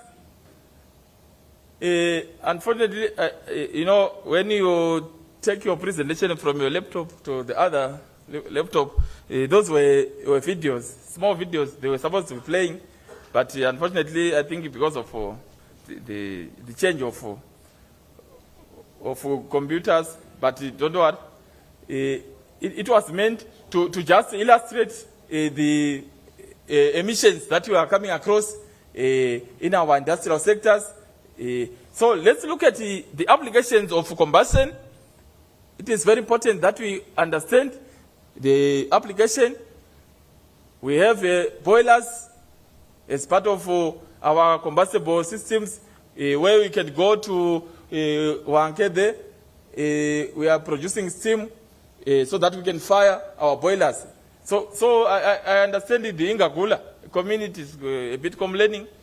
I'm not sure whether it is true, but I saw in the social media they are complaining about smoke. Then we also have the furnaces. We are coming up with the new furnaces. I hear in Bedbridge there is a furnace coming up, which is also going to be generating electricity. Yes. Then let's quickly look at the emissions. Like I said, CO2 emissions from the industrial sectors. It's one of the very critical greenhouse gas, as you can see. So if you are going to be driving from one shop to another, you leave something, you go back, you are also driving climate change. Were you aware of that? If you are going to be having poor planning in your budgeting, in your shopping, you are also going to emit a lot of carbon. How to get right? So from today, do the correct planning. Then when you look at combustion, in essence, it has got 3 dimensions, 4 dimensions, but we are going to just look at the thermodynamics, where we are using heat to move items. We are using heat to move vehicles. We are using heat to move our luggages, aeroplanes, right? So for us to have the possibility of trying to optimize so that we reduce in all our efforts, in all our production processes, how can we do that? We need to look at efficiency. Someone talked about efficiency. We need systems that are efficient. We need a system that can cut on costs. I heard the president was talking about the machines in the mines. There's a mine Entra in Bulawayo. They were talking about improving efficiency locally. Yesterday, then in combustion, we also look at the burner. That is the one, that is the vehicle, that is the burning, and also the oxidizer. So let's quickly go to the fuel. We talked about fuel being the one that is donating. So how can we improve on the fuels? We need to choose a fuel or the coal with high calorific value. It is very important that when we burn, if it is efficient, we need a high CV coal component. Then we also need to look at the fixed carbon that is within that fuel. Most companies will go and buy cheaper coal in form of fines. But we are saying let's have the much graded, the high quality one, so that we don't emit a lot. Then also, we should look at the moisture. We are now entering the rain season. We need to look at the moisture. Are we having shades to protect our coal from the rains? Ignition temperature has to be moderate. We do have ash. Ash also is part of the products of combustion, so we should have a low ash fuel and also eco-friendly. So if we deal with the fuel, we must be able to reduce the emission. That's mitigation.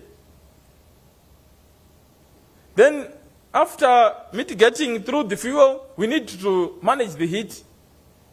Because when we are going to be having heat and we lose heat to the atmosphere, we are going to be firing a lot of fossil fuels to recover on that heat. So we need to also have heat management.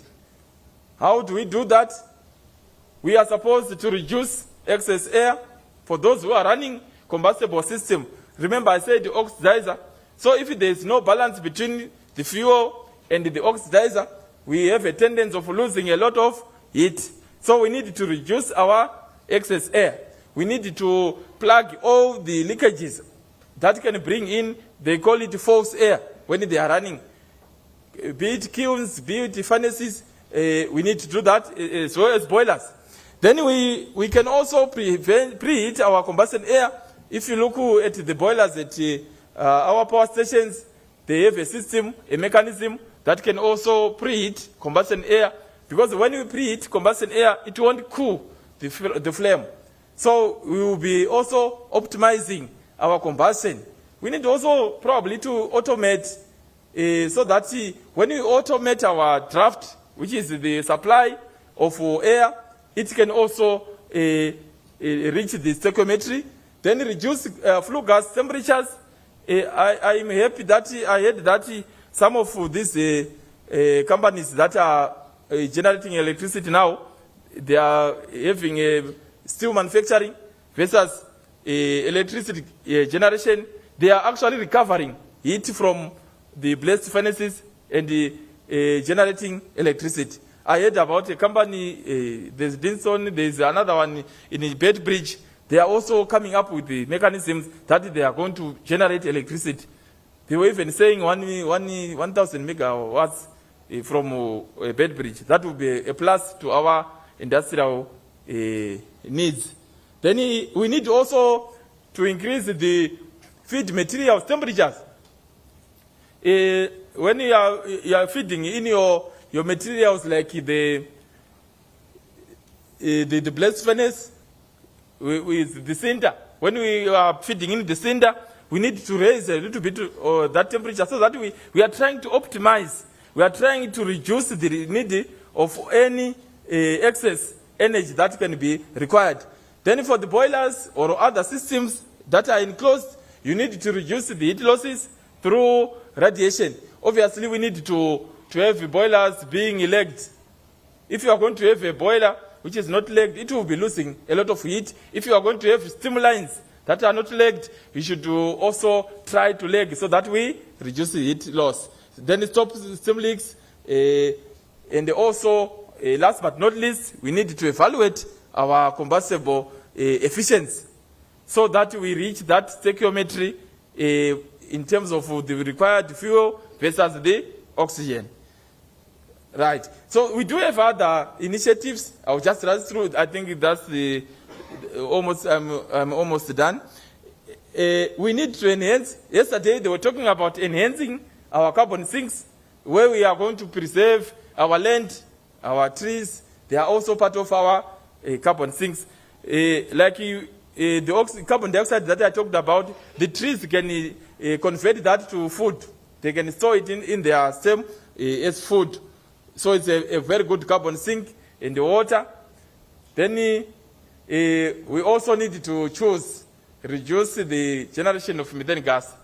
We do have farming in the developed world. They might also drive climate change by generating methane gas from animals when it is decomposing. And also, in our case, we do have a little bit of disposal. We now have geombomona, which is a good thing again. Renewable energy. For the renewable energy, it is good that we can also go the renewable energy. But remember, when you are manufacturing those solar panels, they also need the fossil fuel during their manufacture.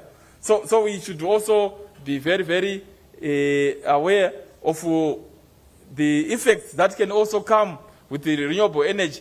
We look at the lifespan, we look at how do we dispose. It is very essential. Because at times we just say solar, solar, solar. But it might have also its own negatives. So, ladies and gentlemen, as I conclude, you would realize that optimizing can save us. If every individual from your hotel room, from your home, try to reduce electricity consumption, food consumption. Why am I saying so? I realized I was talking to this young man who was collecting the bottles. He was saying they just drink a little bit and they leave it. Is it not the case? You are just drinking a little bit, but you are over-consuming. So let's be aware of that. Then I think I will thank you for your attention. Thank you. Thank you. Yeah, I didn't control. Thank you. Yeah. Let's clap hands, guys. One good thing about presentations from engineers, they are short and precise. Wait, give a lawyer, give a preacher. Sorry, advocate, sorry. Lunch is on me on Monday. We need quickly to ask questions because their presentations were very detailed. And I think the 3 presentations are actually based on NASA. So those can be available because these are NASA executives.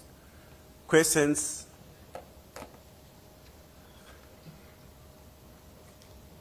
Even to the young engineers, because I need to give one presenter something to do now, before we break for lunch. It is difficult to come. Yes, madam. I will prefer now to Mike there.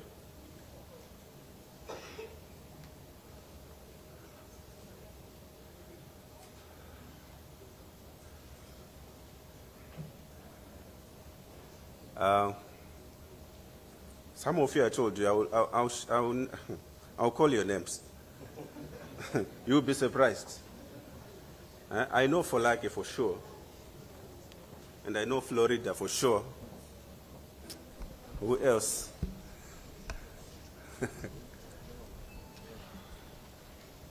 I know Mashiri. Mickey. Do you have a mic now? Yeah. Okay, afternoon everyone. My question is directed to Felix, the civil engineer, who presented on breathable, moisture-wicking fabric. I just want to understand applicability of the concept in the mining industry, where we have jobs like welding, where we need 100% drill work suit for their protection while they're doing their job. And if the material is available on the market, where can we get it so that we can effectively apply the system? Thank you.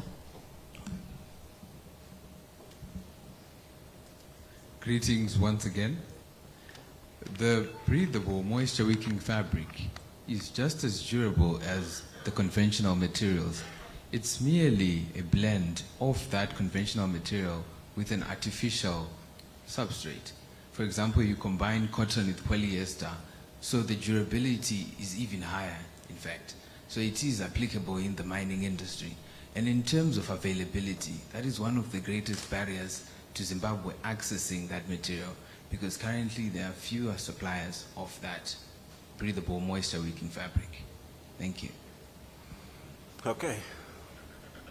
All right. Yes. My submission is to Mr. Mtetwa, some government officials here present, and the rest of the NASA team. I understand that the OSH bill is on the cards and is on the table, but my issue is what is NASA doing in terms of these industries, or sorry, these emerging industries that are coming on the block. I'll just share an experience that I encountered somewhere in Harare. I then thought of NASA, what is NASA doing? So I know Zimbabwe is open for business. Yes, so these guys, they were given some businesses to do. But when I reached their plant, I was in DZ there. I will not mention the name of the company, known as Zivarasekwa. It's a brick manufacturing company. I wanted to collect my bricks that I had deposited. But what I then saw on the premises, there were no basic issues to do with OHS. I saw guys like of my age, a team of my age, they were just doing work. No goggles, there was a lot of dust, there were no dust suppression systems. It then happened that one guy sneezed in front of, within my vicinity. I then asked that guy to say, how are you protected from these hazards that are on this plant? Amdara, we're just working for the sake of working. These guys, they are inconsiderate. So I just thought, what is NASA doing? I cannot regard this company as an informal sector. I know about informal sectors, but I was thinking when these guys, they are given business to do, they are given a license to operate, can't you as NASA, I'm just thinking, also outlay the basic conditions for them to operate, to include OHS issues. Otherwise, those people, they are dying slowly. Thank you.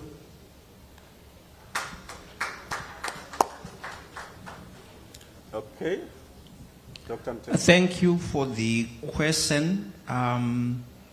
Yes, we do have other companies which are operating without being registered. You are also welcome to assist us confidentially to bring to the attention of us that particular company. NASA, while I have indicated that it is decentralized in the regions, I also indicated that in terms of manpower, we may be thin, and sometimes we rely on information which comes from other players, like what we have done, but obviously would appreciate if you can come and bring to our attention that particular entity. And certainly we can assure you we are going to follow it up and have a check on what is happening in that particular sector. We have since recognized as NASA that one of the areas where workers are highly exposed to dust is the brick manufacturing entities. And our inspectorate in the past has carried out some blitz operation with a view to try and account for their actions.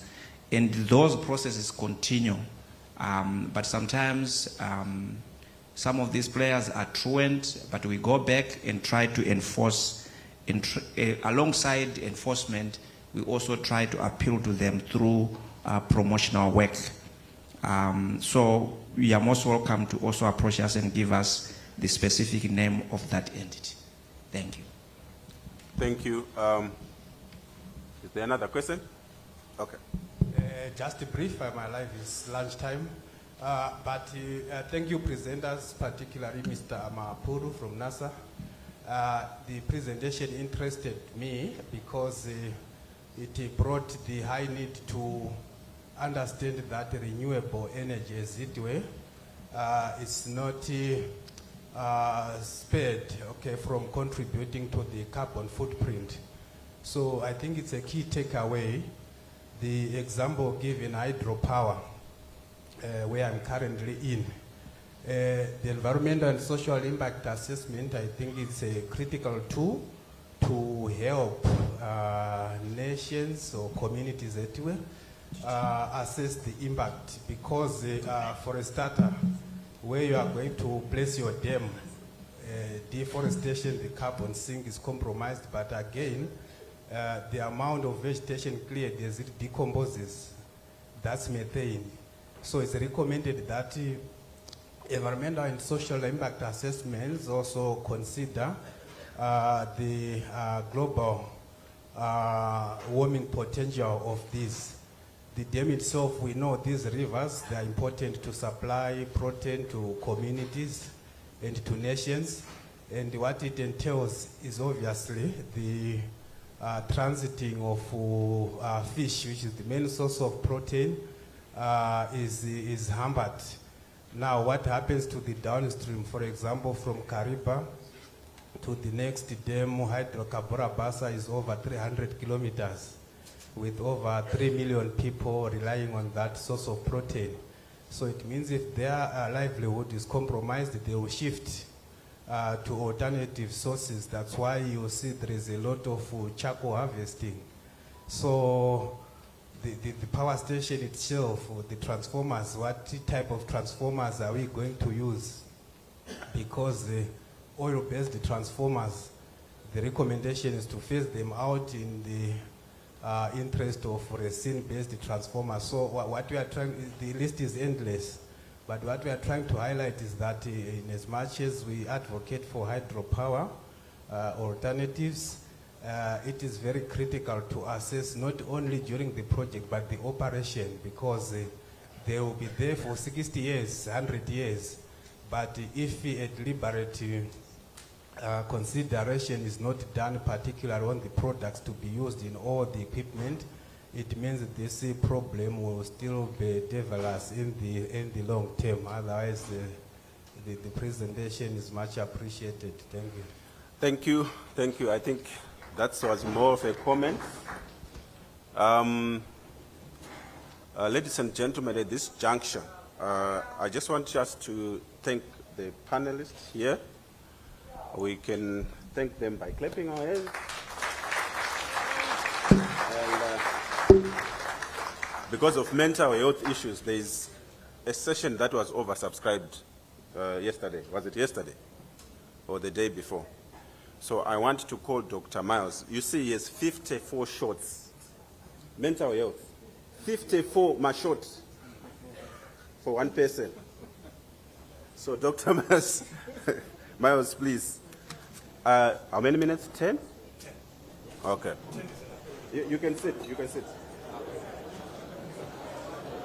Can I have a mic? If you're wearing heels, please take them off.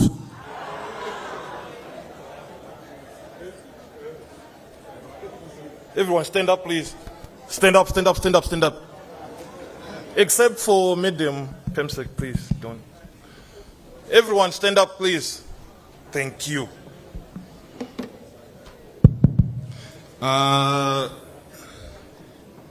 Right, October is a very special month. Yesterday we had Mental Health Day. October is also Menopause Month. October is also Breast Cancer Month. Okay, so I'll take just 5 minutes. Raise up both your hands, please. Both your hands up. Put them down. Okay. Can I have Dr. Mtetwa there, please? Doctor, come down there, please. Dr. Kao, Professor Kao, please come there. Professor Jerry, please go over there. Advocate, Dr. Shingi, come over here, please. And you, sir, please go over there. Tariro, where are you? Please come. Where is Tariro? Leba, I'm sure. Please come, please come. Please give yourself space. Because everything has been, we start from the top. Everything, the leadership, we start from the top. You guys can sit down, please sit down. We start from the top. I've been excited from the time we came here and we did the presentation. I feel like a proud father. People coming through, even the chefs, they're calling me saying, how do I prepare healthy food? People are meeting people in the toilets. They look back at me, then they wash their hands. People bathing when we went for the bush dinner. People, clap hands for yourselves, people. People bathing. The first day, people didn't bath properly. But now people are showering. Thank you. Right. I'm going to ask, you, ma'am, you, come here, please. Please, hurry up, please. Please, hurry up. 5, 4, 3, 2, 1. Right, ma'am, right. Do you know what jumping jacks are? Can you do 2 jumping jacks, please? Okay, stop. Right. I want you to take this mic. You are now the instructor. Look at them. I want them to do 5 jumping jacks. Let's go. Okay, now we are doing 5 jumping jacks. So we can start now. First one, jumping jacks. Start overnight. Start again. Okay. Okay, so these are the jumping jacks.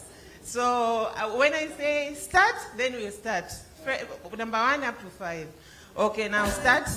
1, 2, 3,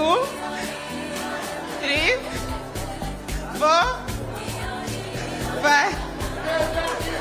Right, clap hands for them. Stay there. Right, you can go and sit down.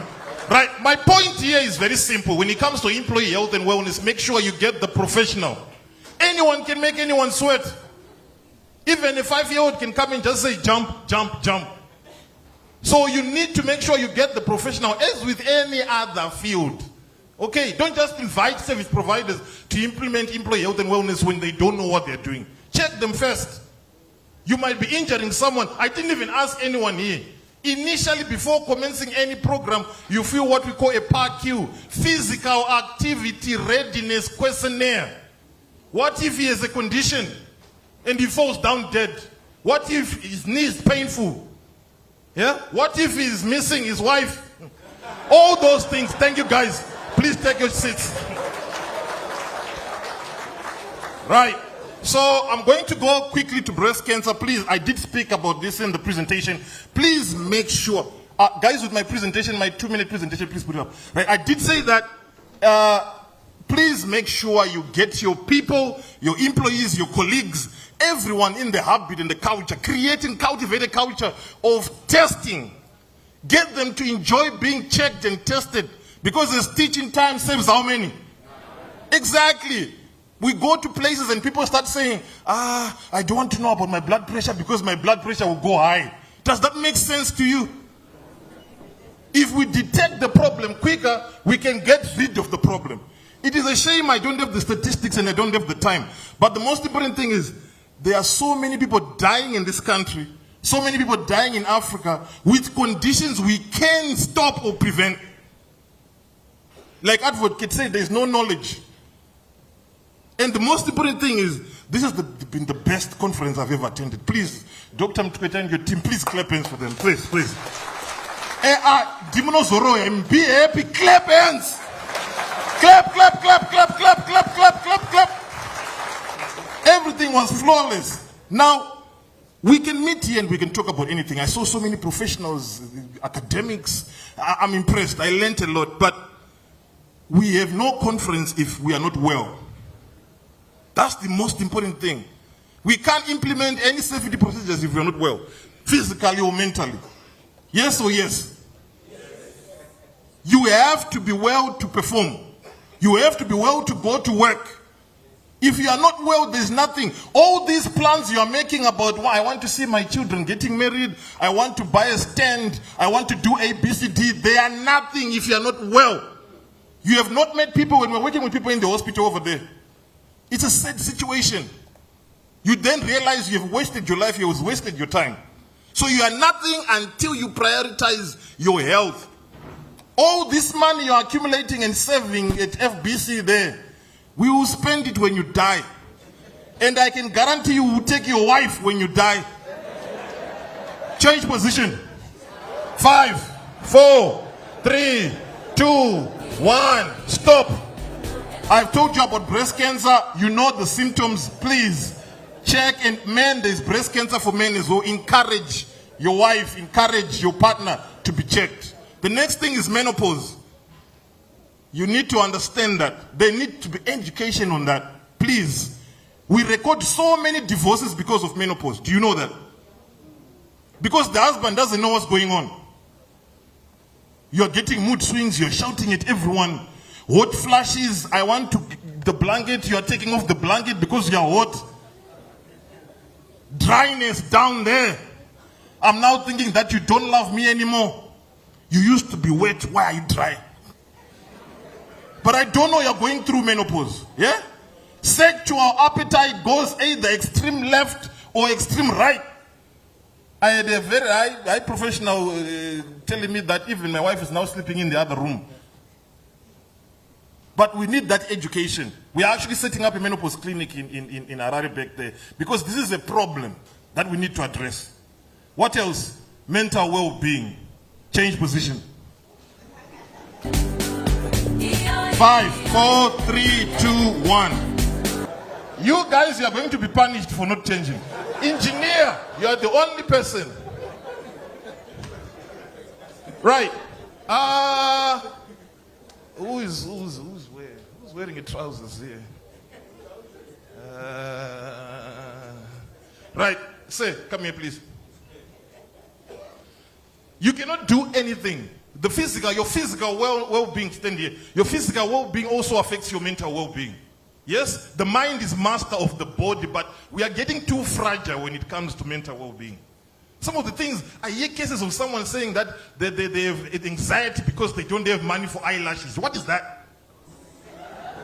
Someone having a stroke because they can't afford DSTV because they want to watch Professors Liverpool.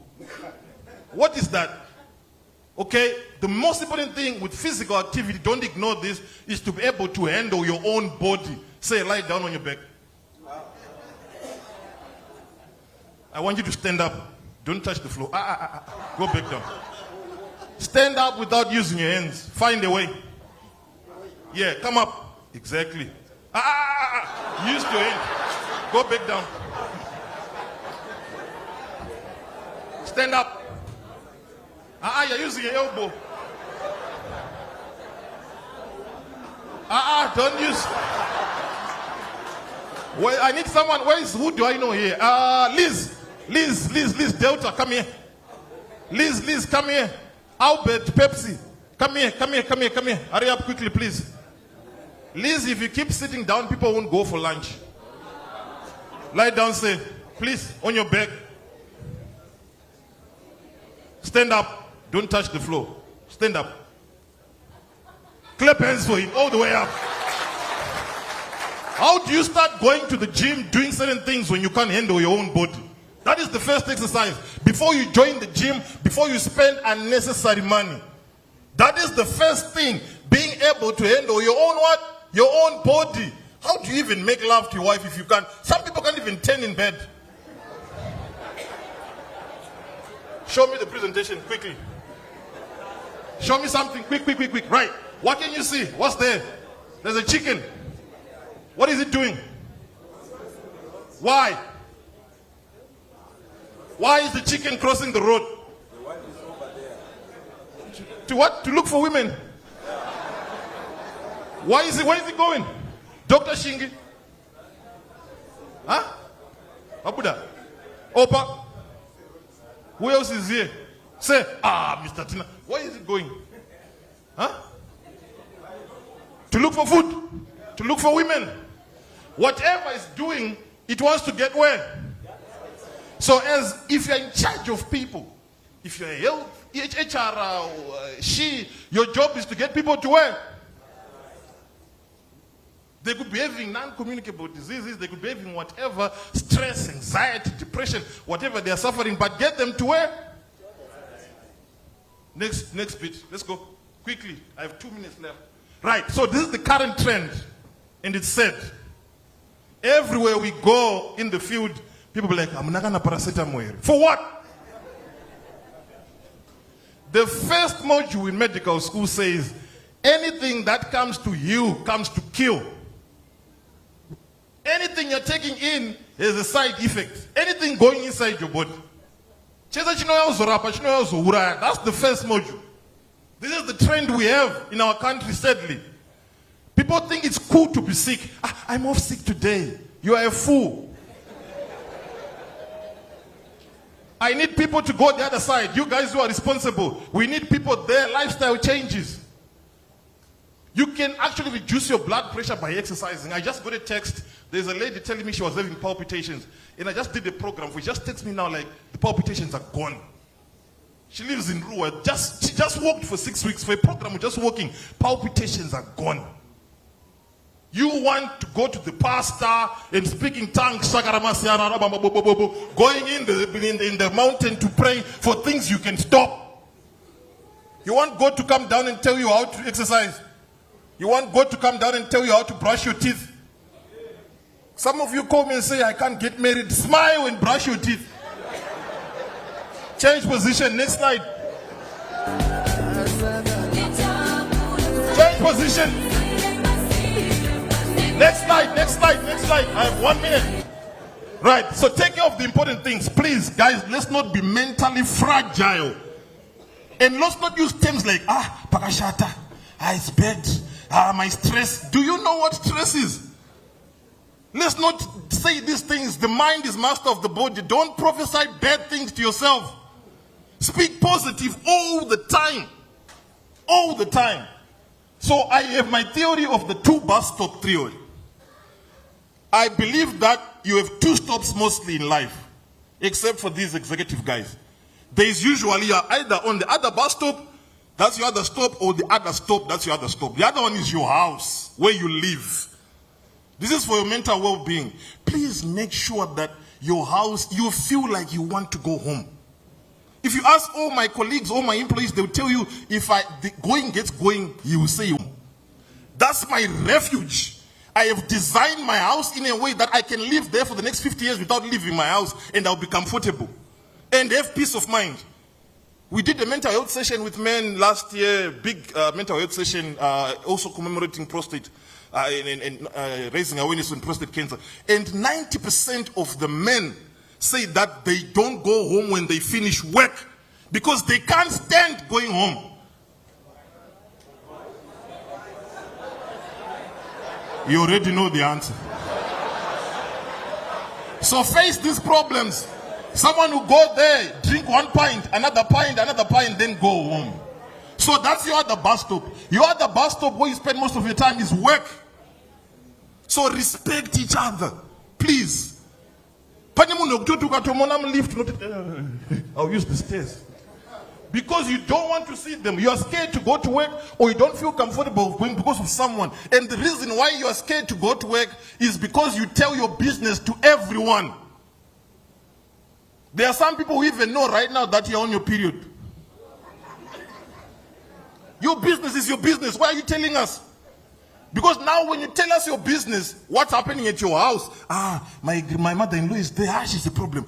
This. When you tell us your business, you are scared that when you see me talking to him, I'm telling him what you have told me about you. Keep your business to your business. Keep work. Okay? Next slide, quickly. Right. Stop wasting company resources, please. Please stop wasting money. I'm an employer. I know how it feels. Do not waste money. Right now, we had an amazing, I took so much from here. So much. I'm even writing my own report to submit at my own company.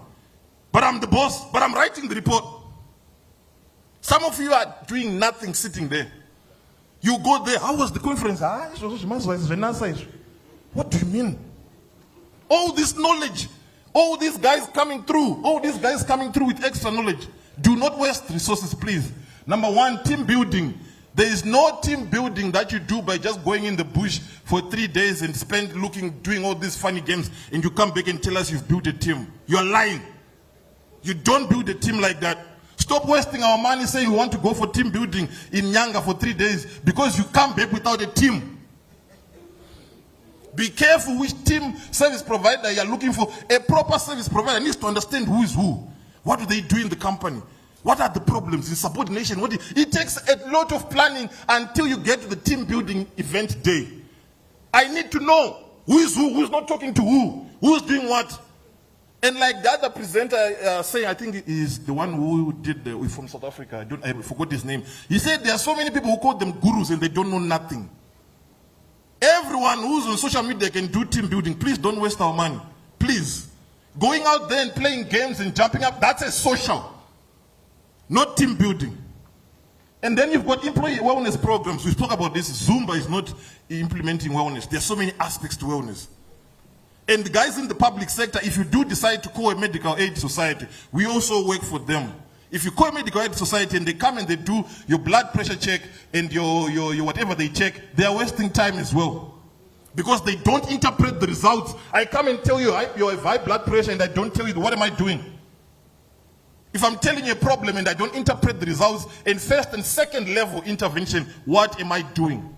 The next thing is, the hotel is stolen from you.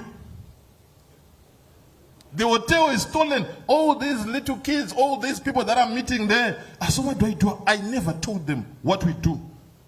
The chefs are calling. People are calling. People are taking from you. You guys paid. And remember, you are representing your organization. You are representing your, so make sure you are presentable. I've been asking, so who do you work for? XYZ, and you look like this. Because when we see you, we see your organization. Dr. Mtetwa, stand up, please. Sorry, sir, I apologize. Do you not see NASA there? Is he not clean? Clap hands.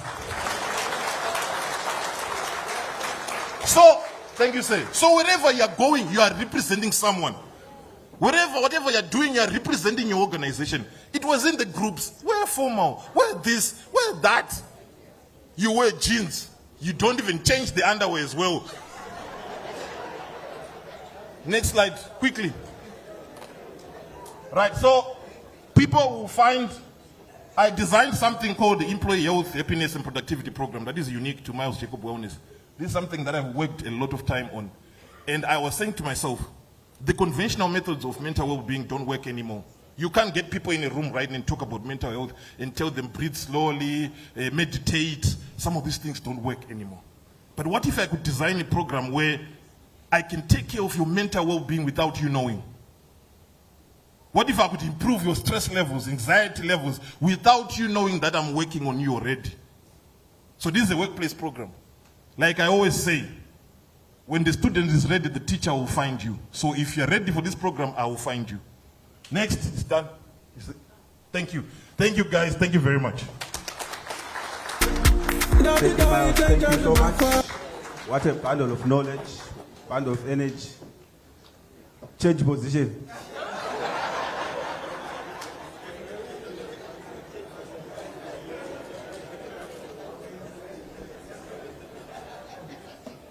Thank you very much for energizing us. I think we are coming down to the end of the program. On behalf of Dr. Betty, the Acting Director for Occupational Safety and Health, who have allowed me just to wrap up, sum up a bit on the program. We are not going to take much program. Dr. Shingi, please be on standby to give us further direction in terms of what is going to happen after this. But sincerely, it has been a 3-day, rich, very engaging. We connected, we collaborated. I want to believe the conference managed to communicate something to you, and you are ready to go and implement a few issues. It can be one, but it can make a significant difference to your occupational safety and health program. We started day one looking at integrated systems. We looked at culture improvement. We looked at issues to do with emerging issues, psychosocial factors, and mental health. I think you can appreciate the depth and the breadth of that subject matter.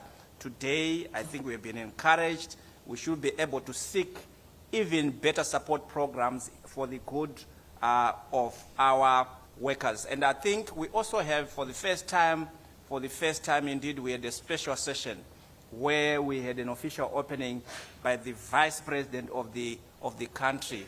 I think to us it's a milestone. I think in the occupational safety and health field, this is what we are looking for, to have the political commitment, the country leadership commitment as far as issues to do with occupational safety and health. Just a couple of points to sum up in terms of some of the key issues. I may not point out all of them, but certainly the issue of the integrated systems was quite a topical issue. I want to believe you've taken some points to go and begin to see how best you can integrate your various systems with a view to try and make it more effective and also reduce cost.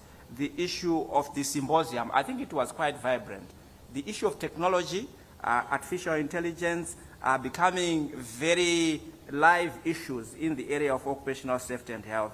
I think the symposium which we had really opened our eyes and it encouraged us. It became a very important point for us to begin to build in technology in OSH systems. We had some very good examples, Zimplas, Tongat. I think we had some learning points from there.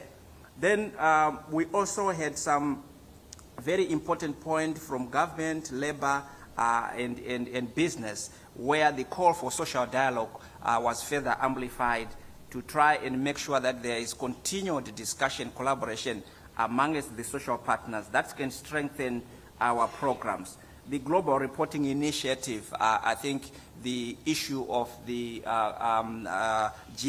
ESGs, environmental, social, and governance frameworks, is part and parcel of trying to ensure that our standards in terms of occupational safety and health are quite well visible. And then lastly, the further amplification in terms of the OSH bill. I think this has been a major topical issue over the years.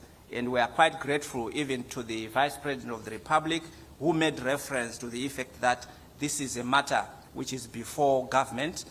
It is going through some very important steps to be placed before the Cabinet Committee on Legislation, eventually being discussed by Cabinet and later on by Parliament.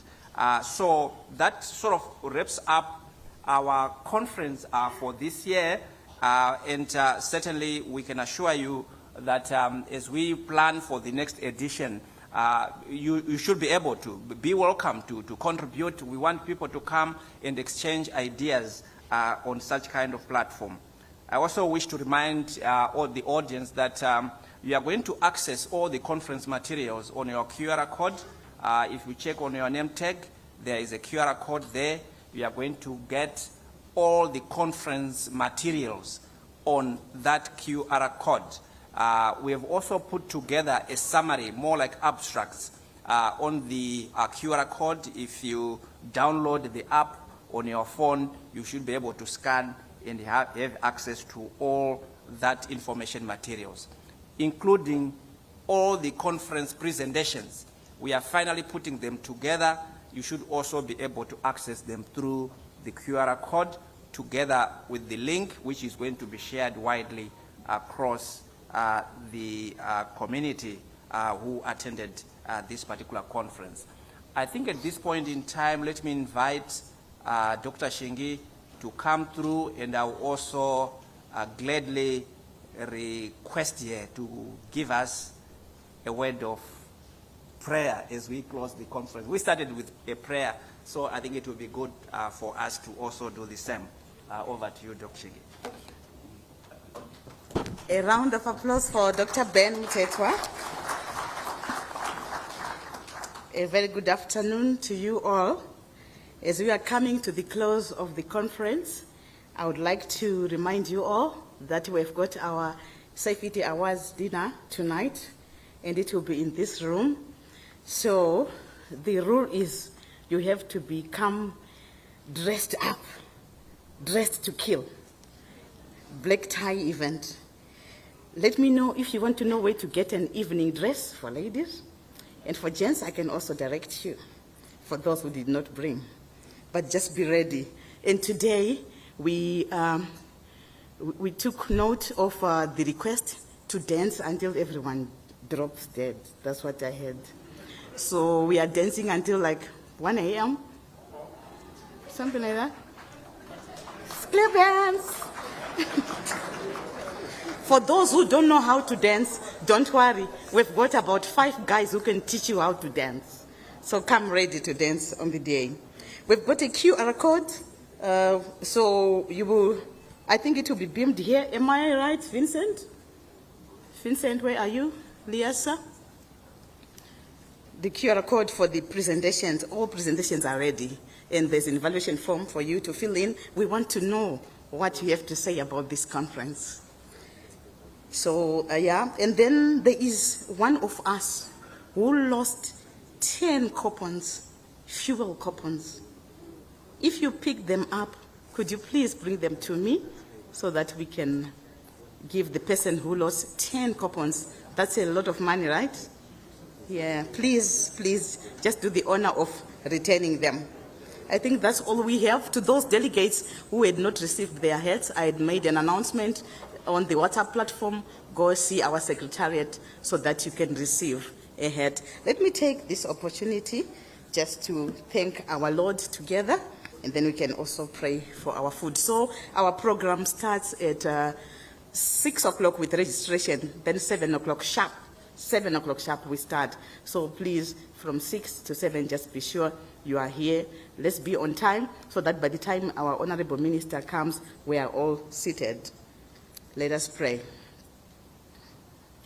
Heavenly Father, we give you glory and honor. You are the Lord of Lords. You are the King of Kings. Jehovah Ebenezer, the Lord who has brought us this far. We want to commit our country, Zimbabwe, into your hands, and countries of those who have come to visit us. We want to commit them into your hands.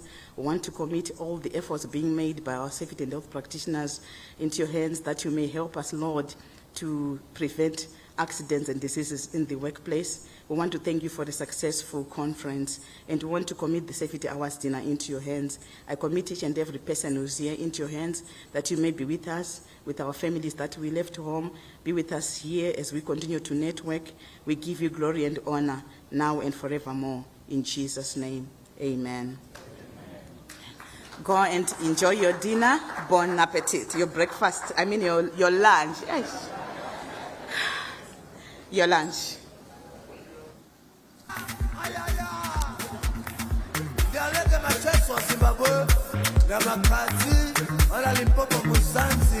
Now Mr. Brown, alongside Simplex from Shini.